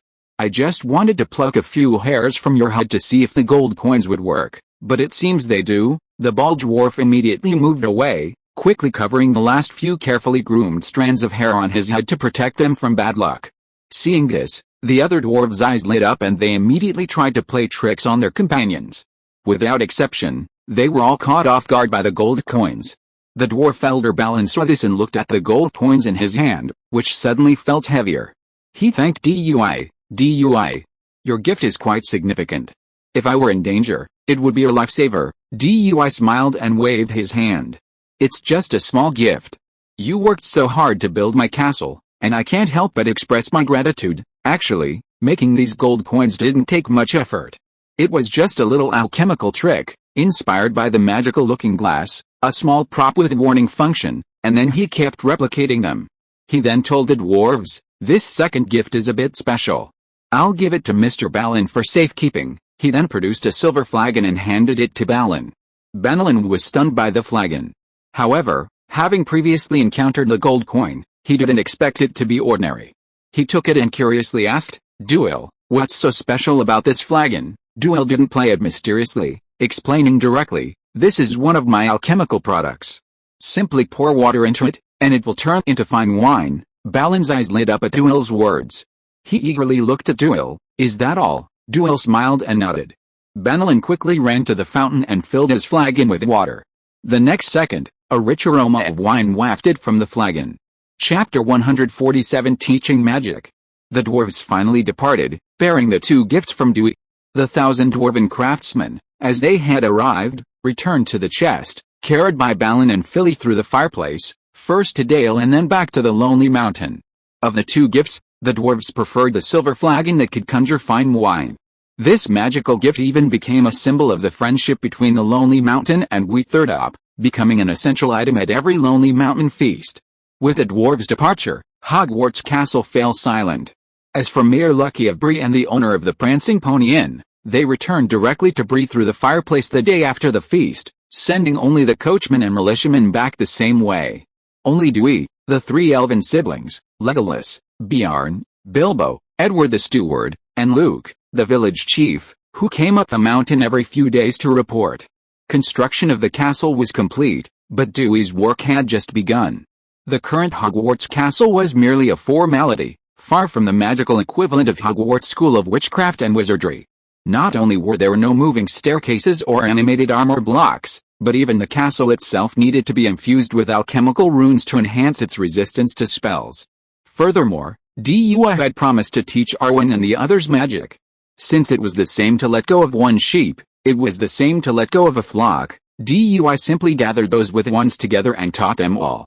Within the tower, Dewey dedicated a room as a classroom. He stood on the stage, teaching magic. Below sat 5 students, Arwen, Elrahir, Eladin, Legolas, and Bjorn. As they watched expectantly, Dewey produced a copy of the Standard Book of Spells for Beginners and tapped it with his wand. 5 copies of the book flew into each student's hands. This is the basics of spells. It contains some basic spells and principles. It's a guide for you all to get started. Everyone, take a look. Elrahir looked up at the name on the cover and asked curiously, "Duel, this is the basics of standard spells.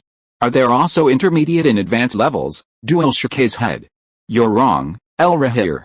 After the basics of standard spells, there are levels 2, 3, 4, and so on. The difficulty of the spells increases gradually. And remember to call me Professor during class." "Okay, Professor Duel," Elrahir said obediently. Duel nodded in satisfaction. He had never thought that he would one day become a professor. Looking at the students below, whose average age was over 1,000 years old, Duel felt that the experience was quite good. The subsequent teaching process also made him very comfortable. The elves seemed born for magic, and they were extremely intelligent and perceptive. They basically understood magic at a glance and understood it after just one lesson. Watching Arwen effortlessly cast the Luminous Charm, creating a holy light effect that even levitated freely from her wand, Elrahir and Eladin using the levitation charm to send 2 tables flying up and down, and Legolas unleashing a blazing flame, effortlessly controlling its temperature, Dewey could only lament that his students were so exceptional that he, as a teacher, was rendered useless. But then, looking at Bjorn, Dewey's gaze suddenly brightened with kindness. Finally, a student worthy of his teacher's worth. Bjorn possessed considerable magical talent, but compared to the elves, especially those who were at least 500 years old, he seemed rather ordinary. Over the following days, while Dewey taught the elves and Bjorn spells, he began carving runes into the castle walls. These runes imbued the castle with magical powers of strength, immortality, waterproofness, and fireproofing, ensuring its continued existence for 1,000 years. The castle was enormous, and nearly every brick was inscribed with runes, a massive undertaking comparable to the original construction of the castle. Dewey naturally had no intention of doing it alone. He immediately recruited Elrahir and the others, even Arwen. The runes on each brick looked similar, so Dewey designed them and taught them to Elrahir and the others, letting them share the work, engraving the runes on every brick of the castle. This was a perfect opportunity to test their magical skills, Dewey said with a righteous expression. In fact, Dewey had considered having the dwarves inscribe the runes during the castle's construction. However, engraving runes required magical power, otherwise, the runes would simply be inscribed and lacked any power. So, Dewey regretfully abandoned the idea of recruiting the dwarves. Arwen and the others, however, had no complaints. They considered Dewey's ability to teach them the wonders of magic as their greatest reward. Not to mention that they would also learn a unique rune system they had never seen before. It was a lucrative opportunity. Dewey was generous with Arwen and the others. He organized the contents of the Book of Spells into standard spells from levels 1 to 7, and, with the exception of some spells leaning towards the dark arts, placed them all in his library, open for them to study. He even taught them the elves' favorite Patronus charm. However, perhaps elves were naturally calm and composed, so their progress on the Patronus charm, which required extreme joy, was slow, and they could only produce a few silver wisps. Bjorn, on the other hand, surpassed the elves this time. After a month of practice, he successfully cast a Patronus in the form of a giant bear. The elves, unfazed by this, remained completely indifferent, taking it as a matter of luck and a matter of fate. In reality, extreme emotions were not suited to elves. Extreme sorrow was fatal to elves, weakening them to death, so the elves cultivated a restrained and indifferent nature. A year passed in the blink of an eye. Every brick of the castle's walls was inscribed with runes. The dense array of runes formed an invisible magical circle, bringing the entire structure to life. To the elves' keen perception, every brick and stone seemed to breathe, no longer the cold, impersonal stone it once was. Meanwhile, suits of armor moved and patrolled the castle's corridors, weapons in hand, silently stationed at the corners. To the uninitiated, they might be mistaken for mere display. But should an enemy enter, they would transform into war machines, tirelessly slashing and slashing. These suits of armor were alchemical armor guards crafted by Dewey. There were 108 of them, scattered throughout the castle, dedicated to defending it. Furthermore, the castle boasted numerous towering stone statues, including 1,000 dwarf statues carved by dwarven artisans. To thank the dwarven artisans for their dedication, Dewey commissioned each to carve a stone statue for him, which he then left within the castle for future generations to admire. The dwarven craftsmen were incredibly meticulous in their craft, striving to create towering, majestic figures. These stone sculptures, engraved with the runes, were enchanted. While normally motionless, they would spring to life in times of emergency, becoming a vital part of the castle's function. He also enchanted the towers and the castle's staircases with alchemical magic. Not only did they automatically move left and right, but the steps could also ascend, transporting anyone standing on them, a magical elevator. Thus, the prototype of a magical castle had taken shape. A year passed in the blink of an eye for the immortal elves. They only remember the falling of a leaf, unable to even sense the passage of time. But for Dewey, it was his longest single work. For an entire year, he toiled tirelessly on the castle. A blanket of golden and silver leaves covered the base of the towering golden and silver trees. Their influence brought life to the surrounding area, and the gardens blossomed with flowers that Dewey had transplanted from the tower's herb garden. Among them were the everlasting golden bell-shaped flowers of Alpharin, the snowthorn with its enormous white petals, the golden star-shaped sunstar, and the 8-colored Entpo flower.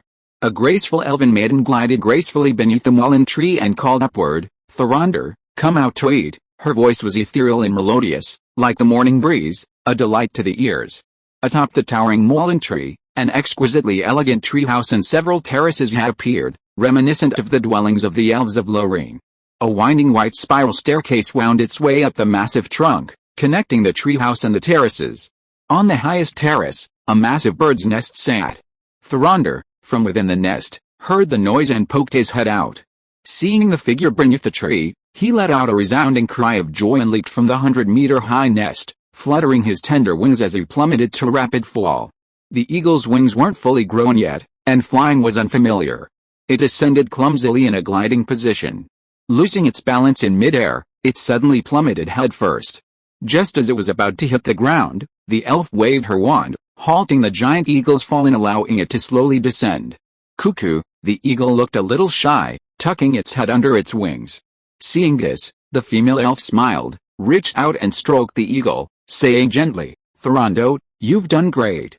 Just keep practicing, and once your wings are stronger, you'll be able to fly." Cuckoo, the eagle took its head out, looking puzzled and unsure. "Of course it's true. You're just too young now. When you grow up, the whole sky will be yours," she encouraged gently and confidently. She then pulled out a palm-sized treat wrapped in a magnolia leaf. "Look what I brought you. This is a lembas I made. It'll help you grow faster. Do you like it?" The elf chick chirped happily at her words and nuzzled her head affectionately. The elf girl smiled brightly. She opened the outer leaves, pulled out the pancake-like lembas, and broke off half to feed the elf. The elf gobbled it whole, then realized it hadn't tasted it yet. It looked at her pitifully, eager for the remaining half. The elf girl smiled and shook her head. "Good boy, Thorando, you can't eat too much lembas. The amount you just ate could keep you going for days. Any more and you'll be stuffed." "Cuckoo," the elf chick nudged and begged, leaving her with no choice but to agree. She broke off another piece and said, "Only a little." "No more." The elf chick nodded quickly, then opened its mouth to take the lembas and savored it slowly.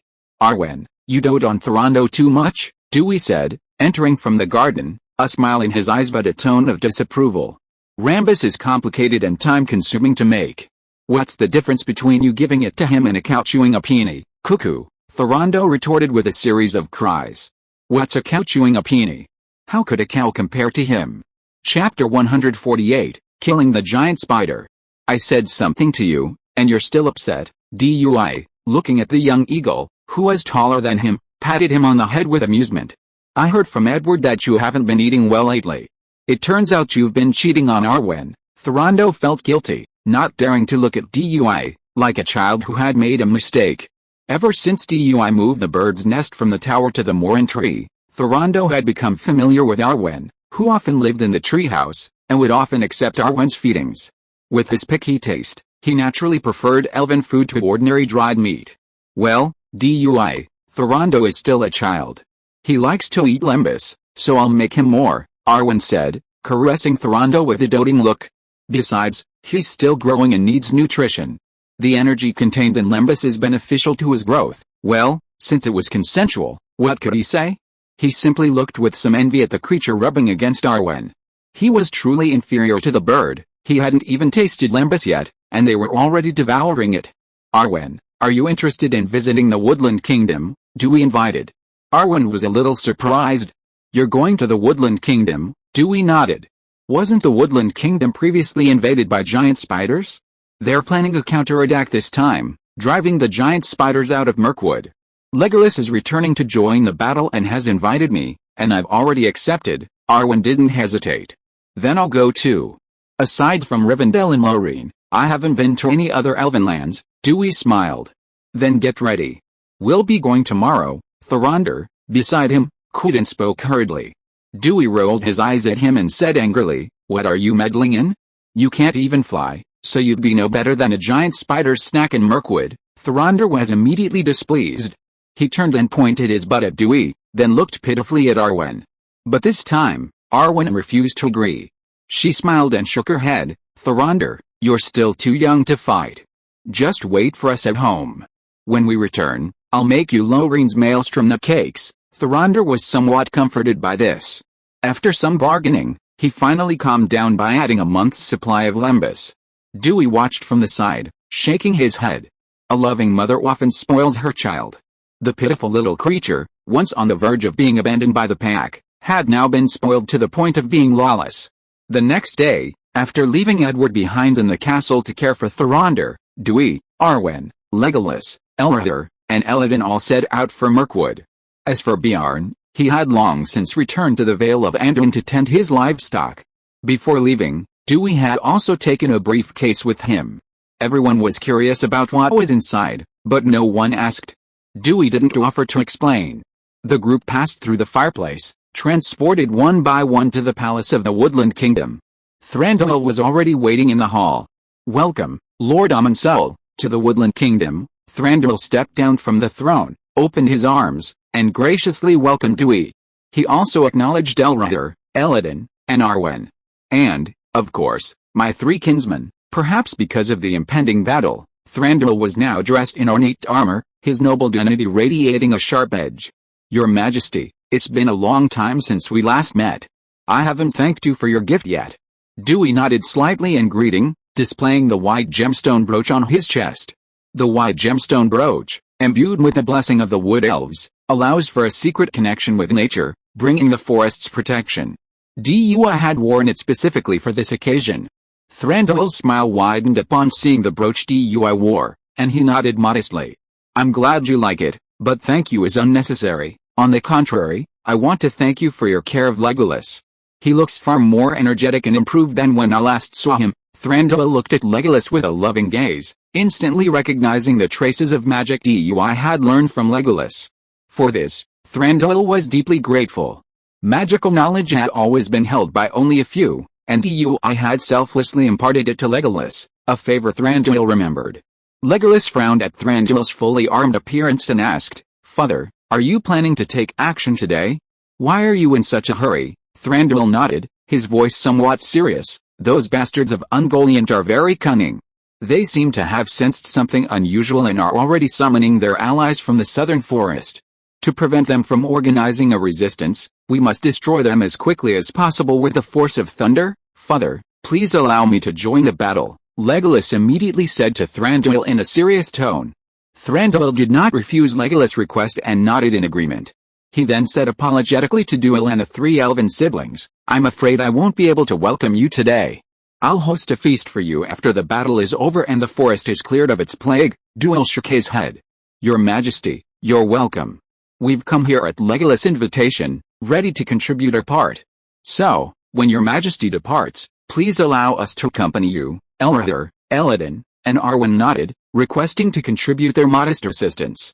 Thranduil didn't refuse. He had already planned to annihilate the giant spiders of Mirkwood, and he gladly accepted the assistance of Dewey and his men. Soon, with a horn sound, all the elven warriors of the Woodland Kingdom assembled. Legolas separated from Dewey and the others and joined the army, leading the vanguard. The elven army moved swiftly through Mirkwood, forming a horizontal column and moving southward. Dewey, Arwen, Elrother, and Elladan accompanied Thranduil. Dewey rode a large elk, one of the several mounts Thranduil kept in his stables, and the most docile of them all. It was Dewey's first time riding an elk, and the sight of its massive antlers was a novelty. Seeing Dewey's interest, Thranduil generously said, "If you like, this elk is yours." Dewey waved his hand. He already had enough animals at home. If he added more, they could open a menagerie. Seeing Dewey's refusal, Thranduil didn't insist, and his attention shifted to the impending war. Dewey's attention was now focused on the white gemstone brooch on his chest. The brooch began to work in the forest, and Dewey felt a deep connection with his surroundings. Even the trees seemed to come alive, forming a subtle connection with him. He seemed to be able to sense the surrounding conditions through the trees, the breathing of the trees, the crawling of insects, the panicked flight of animals, and even the giant spider hidden in a tree 100 meters high. Startled, Dewey instantly glanced toward the giant spider in the distant tree, poised for a surprise attack. But before he could warn, the elves had already spotted it. Several arrows instantly pierced the giant spider's head, and as it fell, an elven warrior swiftly dispatched it with a single blow. The entire process, from reaction to execution, took mere seconds, the movements quick and decisive. Dui swallowed a warning that had yet to be uttered. In Mirkwood, the elves displayed far greater combat prowess than they had in Lonely Mountain. However, he looked at the giant spider carcasses left there by the elves and said to Thranduil beside him, "Your Majesty, could you please leave these giant spider carcasses for me?" Thranduil was somewhat surprised. He didn't understand what Dui wanted these spiders for, considering the dark creature's death polluted the environment. But since Dui wanted them, he naturally wouldn't refuse. After all, he had originally planned to pile all the giant spider carcasses together and burn them after the battle. Leaving them there would not only leave the surrounding area barren, but also pollute the land and water sources. Now that Dui needed them, he was happy to give them to him. With Thranduil's consent, Dui immediately used the flying spell to fetch the giant spider carcasses. He then dismounted the elk and used a conjured glass bottle to collect the giant spider's venom, storing the carcasses in a space bag. Seeing Dui's actions, Elrahir curiously inquired, "Dui, what do you want the giant spiders for?" Dui didn't hide the truth. He waved a bottle of green venom in his hand and explained with a smile, "Giant spider venom is very useful. It can be used to make a powerful antidote and enhance magical items." Dui had long since discovered that giant spiders not only resembled the magical acromantula, but their venom could completely replace them, and even be more effective. Acromantula venom was also highly sought after in the magical market, making it a scarce resource coveted by many wizards. Dui naturally had no reason to let go of giant spiders whose venom was stronger than that of the acromantula. In his eyes, these giant spiders were a valuable source of potion ingredients. He planned to capture several live giant spiders during his trip to Mirkwood and then create a dedicated breeding area in the tower to raise them. Otherwise, once all the giant spiders in Mirkwood were eradicated, they would become a rare species.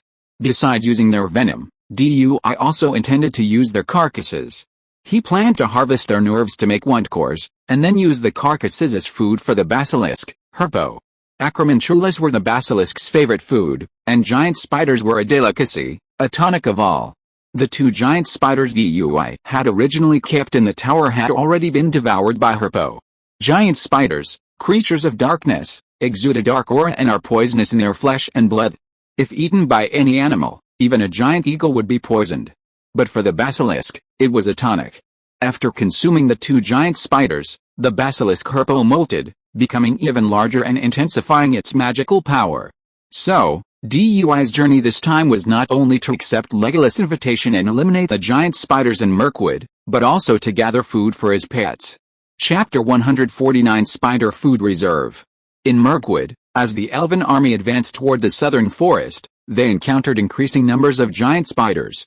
The elven warriors, nimble and formidable, leaped and glided through the trees as if they were walking on flat ground, quickly wielding several giant spider nests.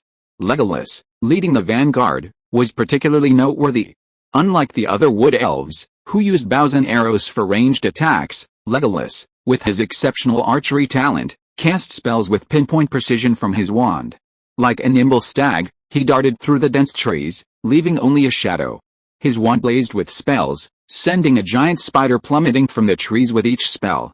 Legolas chose not to resort to powerful magic, instead opting for simple, quick spells like the Leglock and the Tarantella Dance, which were effective against the giant spiders. As expected, the eight-legged spiders were either locked in a tangle or dancing uncontrollably, quickly falling from the high trees.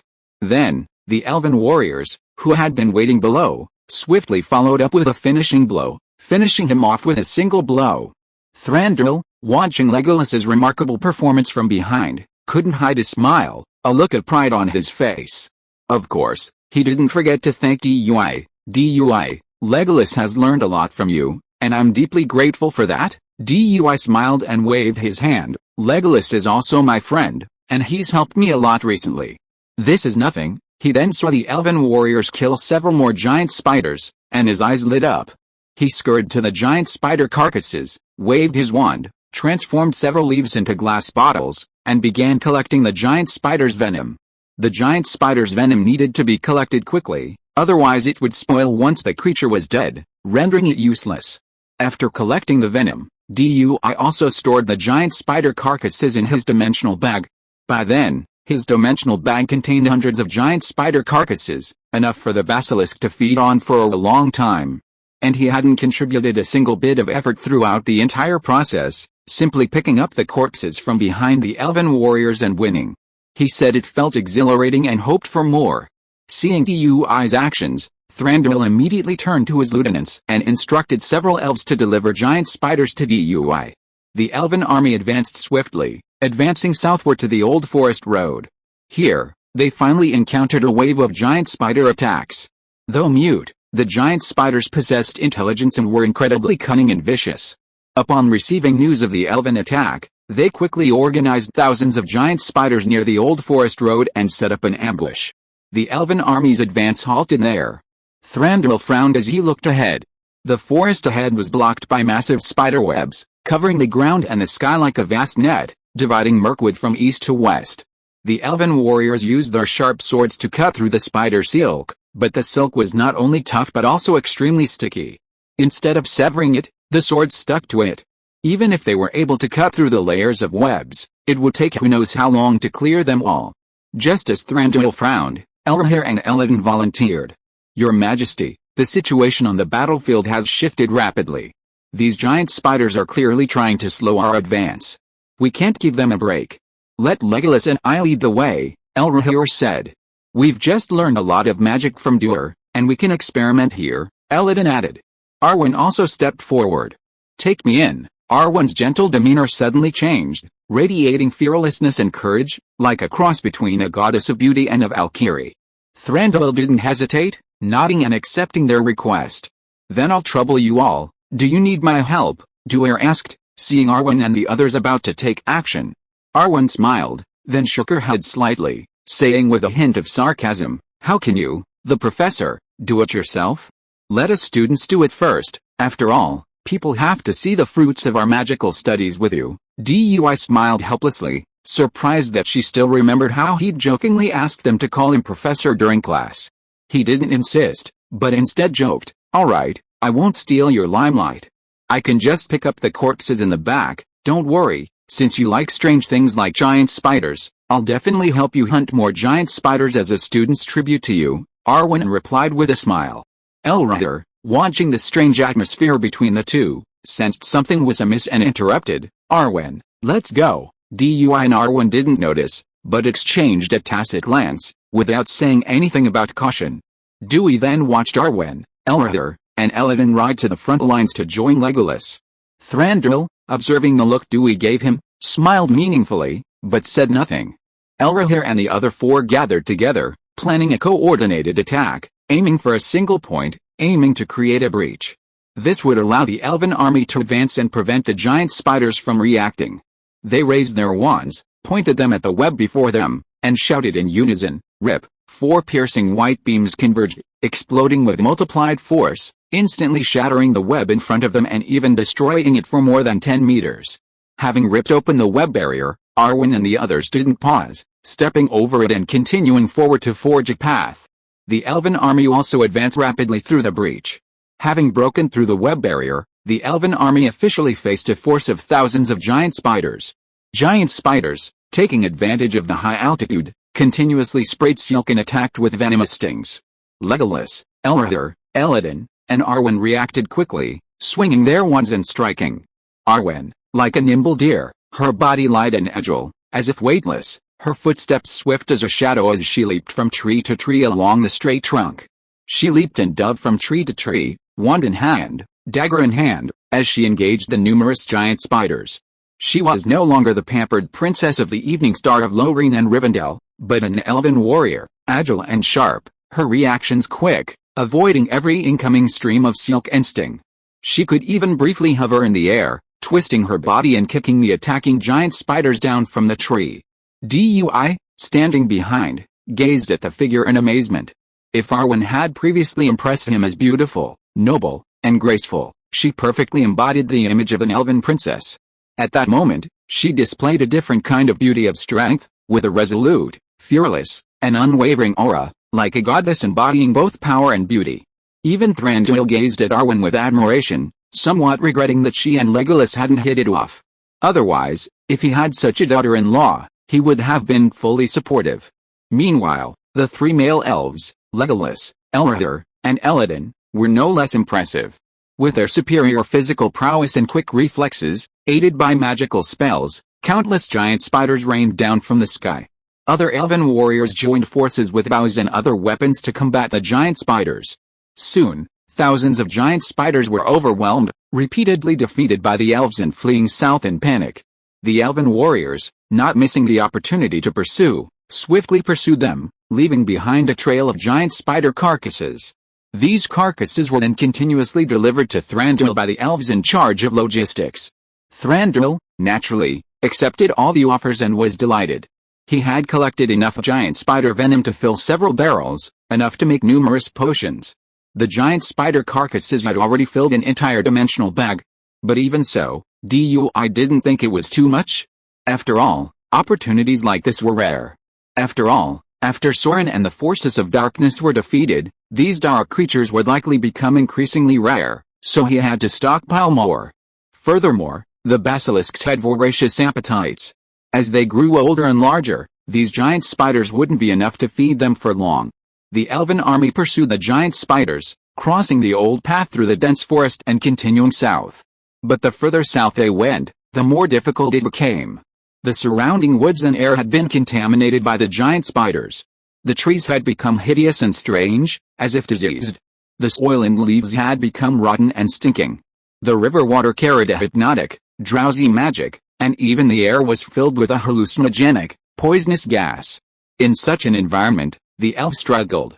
They had to be wary of their surroundings, overcome the hallucinations and drowsiness caused by the gas, and be wary of attacks from the giant spiders lurking in the shadows. The elven army wasn't unprepared, however. The elven warriors spontaneously took out their prepared silk scarves and covered their mouths and noses. These scarves were soaked in a potion crafted by the elven healers, supposed to alleviate the poison in the air. Dui also received a scarf, which exuded a refreshing herbal fragrance that cleared the mind. However, it only alleviated the poison, not cured it, so Dui cast a HUD bubble spell on himself. He then drew his staff, chanted the spell, and channeled his surging magic power into it.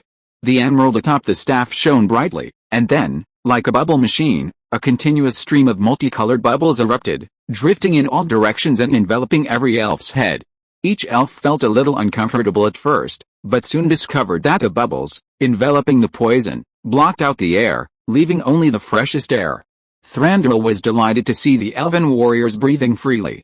He simply watched the bubbles drifting towards him and unobtrusively pushed them towards the head of the elk beneath him, covering his mount's head with bubbles. He then thanked Dui. Dui, you've done us a great favor again. Dui shook his head, but seeing that Thranduil had no bubbles covering his head, he quickly asked, Your Majesty Thranduil, where are your bubbles? Do you need me to add one? Thranduil shook his head. No, these poisonous gases can't do anything to me yet. He didn't want to have a head full of bubbles, it was too ungraceful. Chapter 150 The Basilisk appears. With Dui's HUD bubble spell, the poisonous atmosphere in the surrounding air no longer affected the elven warriors. Undeterred, the elven army once again displayed its formidable fighting prowess, advancing rapidly southward. All the giant spiders that blocked their path were slain, and the remaining ones fled in panic. The army advanced relentlessly, quickly reclaiming half of Mirkwood. But soon, however, they noticed something amiss. No more giant spiders appeared ahead, not even in their nests. It seemed the giant spiders had abandoned this area. The situation persisted as they advanced several dozen miles south. Inside the spider nests, besides uneaten animal carcasses, there were even unhatched spider eggs. It looked as if they had fled at the news, having recently escaped. But instead of mirth, the crowds grew solemn and serious. Giant spiders are incredibly cunning. Their unusual absence from their nests meant they had all fled south. With the giant spiders gathered together, their numbers were undoubtedly considerable, and a difficult battle was sure to follow. Dui stopped the elves from destroying the spider eggs and collected these spider eggs that looked like black pearls. Some were frozen as potion materials, and some were kept for hatching as a future source of potions and as food reserves for the basilisk Herpo. Just as the army continued to march south with vigilance, there was a sudden noise in the forest. The elf warriors vigilantly drew their bows and shot arrows, but were quickly blocked by the newcomers. A wooden sled pulled by a big rabbit rushed over from a distance, and then stopped abruptly in front of the elf team. "Daragist, why is it you here?" Dui greeted in surprise. The newcomer was the brown-robed wizard Daragist, who looked a little crazy, and his eyes lit up when he saw Dui. "Ah, it's you, Duil. Why are you here? His Majesty Thranduil is exterminating the giant spiders in the forest, and I came here to help," Duil explained, then asked, "But why are you here, Daragist? Did something happen, me?" "Oh, yes, I almost forgot," Daragist started, patted his head, and as if remembering, immediately said, "I'm here to warn. I came to ask the elves for a warning." "What warning do you want from us?" Thranduil asked, frowning. As neighbors living in Mirkwood, Thranduil naturally knew the brown-robed wizard. They just didn't have much interaction. Upon seeing Thranduil, Daragist seemed to have found his target and immediately declared, "All the spiders are gathering south. There are tens of thousands of them, densely packed together. Every animal in the forest is terrified, and so am I. Those brood of Ungoliant are preparing to attack. Led by the Spider Queen, they're poised to wipe out all the elves. You must be prepared." "Wait, what Spider Queen are you talking about?" Thranduil demanded, seizing the crucial point. "Spider Queen?" "Yes, the Spider Queen. Her name is Senethor, and she's the largest giant spider in the entire forest. And she's the leader of all the giant spiders." Daragist's answer was somewhat disjointed. When he mentioned the Spider Queen, his expression became particularly excited, and a little frightened. "She's even bigger than my little house. And she's a minion of the Dark Lord. She's gathering all the spiders to attack you." Hearing Daragist's words, Thranduil's expression grew serious. He was also deeply surprised. He had never expected such a Spider Queen to exist in Mirkwood. And that she was connected to Sauron. Upon hearing the giant spiders were gathering, Thranduil led his army south without hesitation, vowing to drive all spiders from Mirkwood. The brown-robed wizard Daragist also joined them. With Daragist's guidance, they advanced without hesitation, heading straight for the Spider Queen's lair. The Spider Queen's lair lay at the southern edge of Mirkwood, not far from Dol Guldur. The trees here were even taller and darker, the sky obscured by countless layers of webs and leaves, blocking out even a ray of light. The gloom made it impossible to see the ground. Furthermore, because the giant spiders had been breeding here for millennia, the entire forest was shrouded in countless webs, with only tunnels specifically designed for the giant spiders to navigate, creating an immense spider kingdom. Other creatures struggled here, and even became food for the giant spiders. When Thranduil and his elven army reached the valley, they saw the boundless spider castle before them. Such a spider kingdom could no longer be conquered through sheer destruction. Seeing the impenetrable webs, Thranduil's brow furrowed, his expression grim. If they didn't seize this opportunity to wipe out the giant spiders, their campaign would be a failure. Once the giant spiders began to multiply, they would sooner or later spread to the northern forest, squeezing out the elves' living space and threatening the woodland kingdom. But if they truly attacked, the countless webs before them would be a formidable obstacle, and destroying them would be even more difficult. "Father, let me lead the team through those spider tunnels and force them out," Legolas pleaded with a firm expression. Thranduil shook his head in denial. "No, there are so many giant spiders in there, not to mention the Spider Queen. Going in would be like walking into a trap, but if these giant spiders continue to exist, Mirkwood will never be at peace. It won't be long before they multiply north again and threaten us," Legolas said worriedly. "Besides, I still have the magic taught by the Doyle, so I can protect myself even if I enter." But no matter how Legolas tried to persuade him, Thranduil refused to let Legolas take the risk. Watching Thranduil and Legolas arguing, Duil said, "Your Majesty, since we can't break the spider web, can we use fire?" Hearing Duil's words, both Thranduil and Legolas looked at him in surprise. Thranduil shook his head. "I've considered your suggestion, but if we set fire, the entire forest would be affected.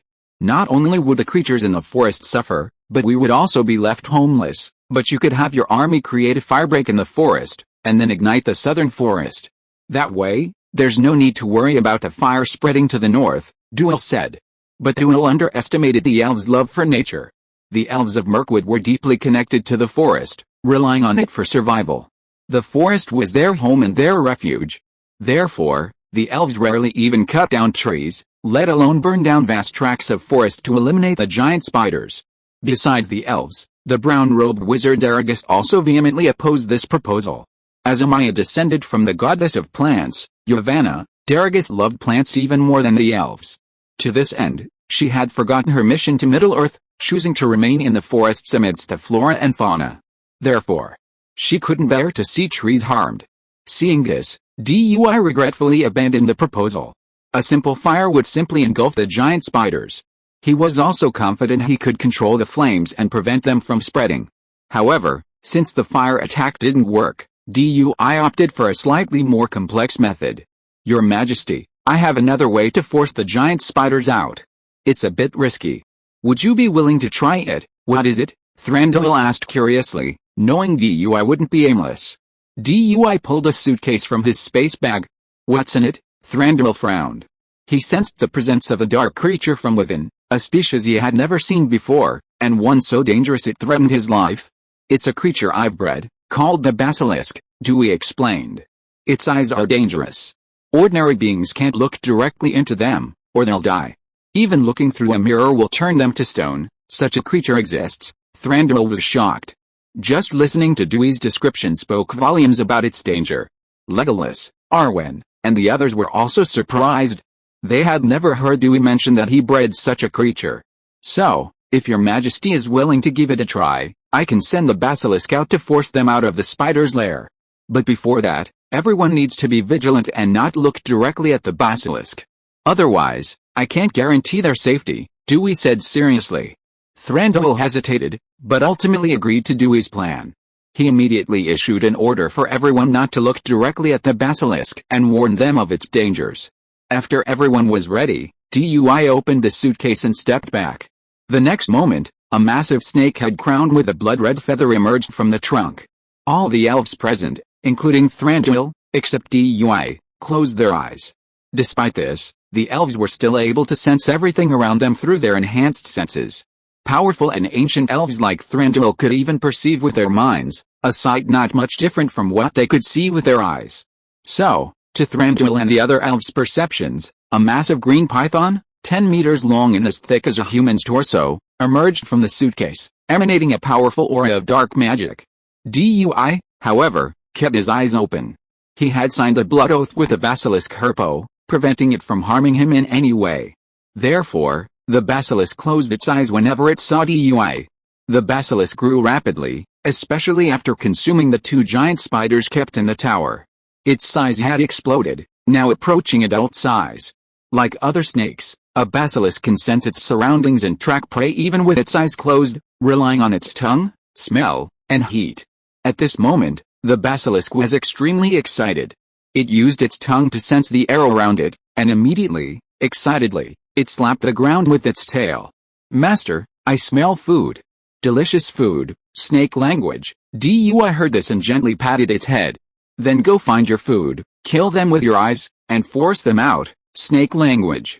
End of this chapter. Thank you so much for reading until the end. Don't forget to give it a like.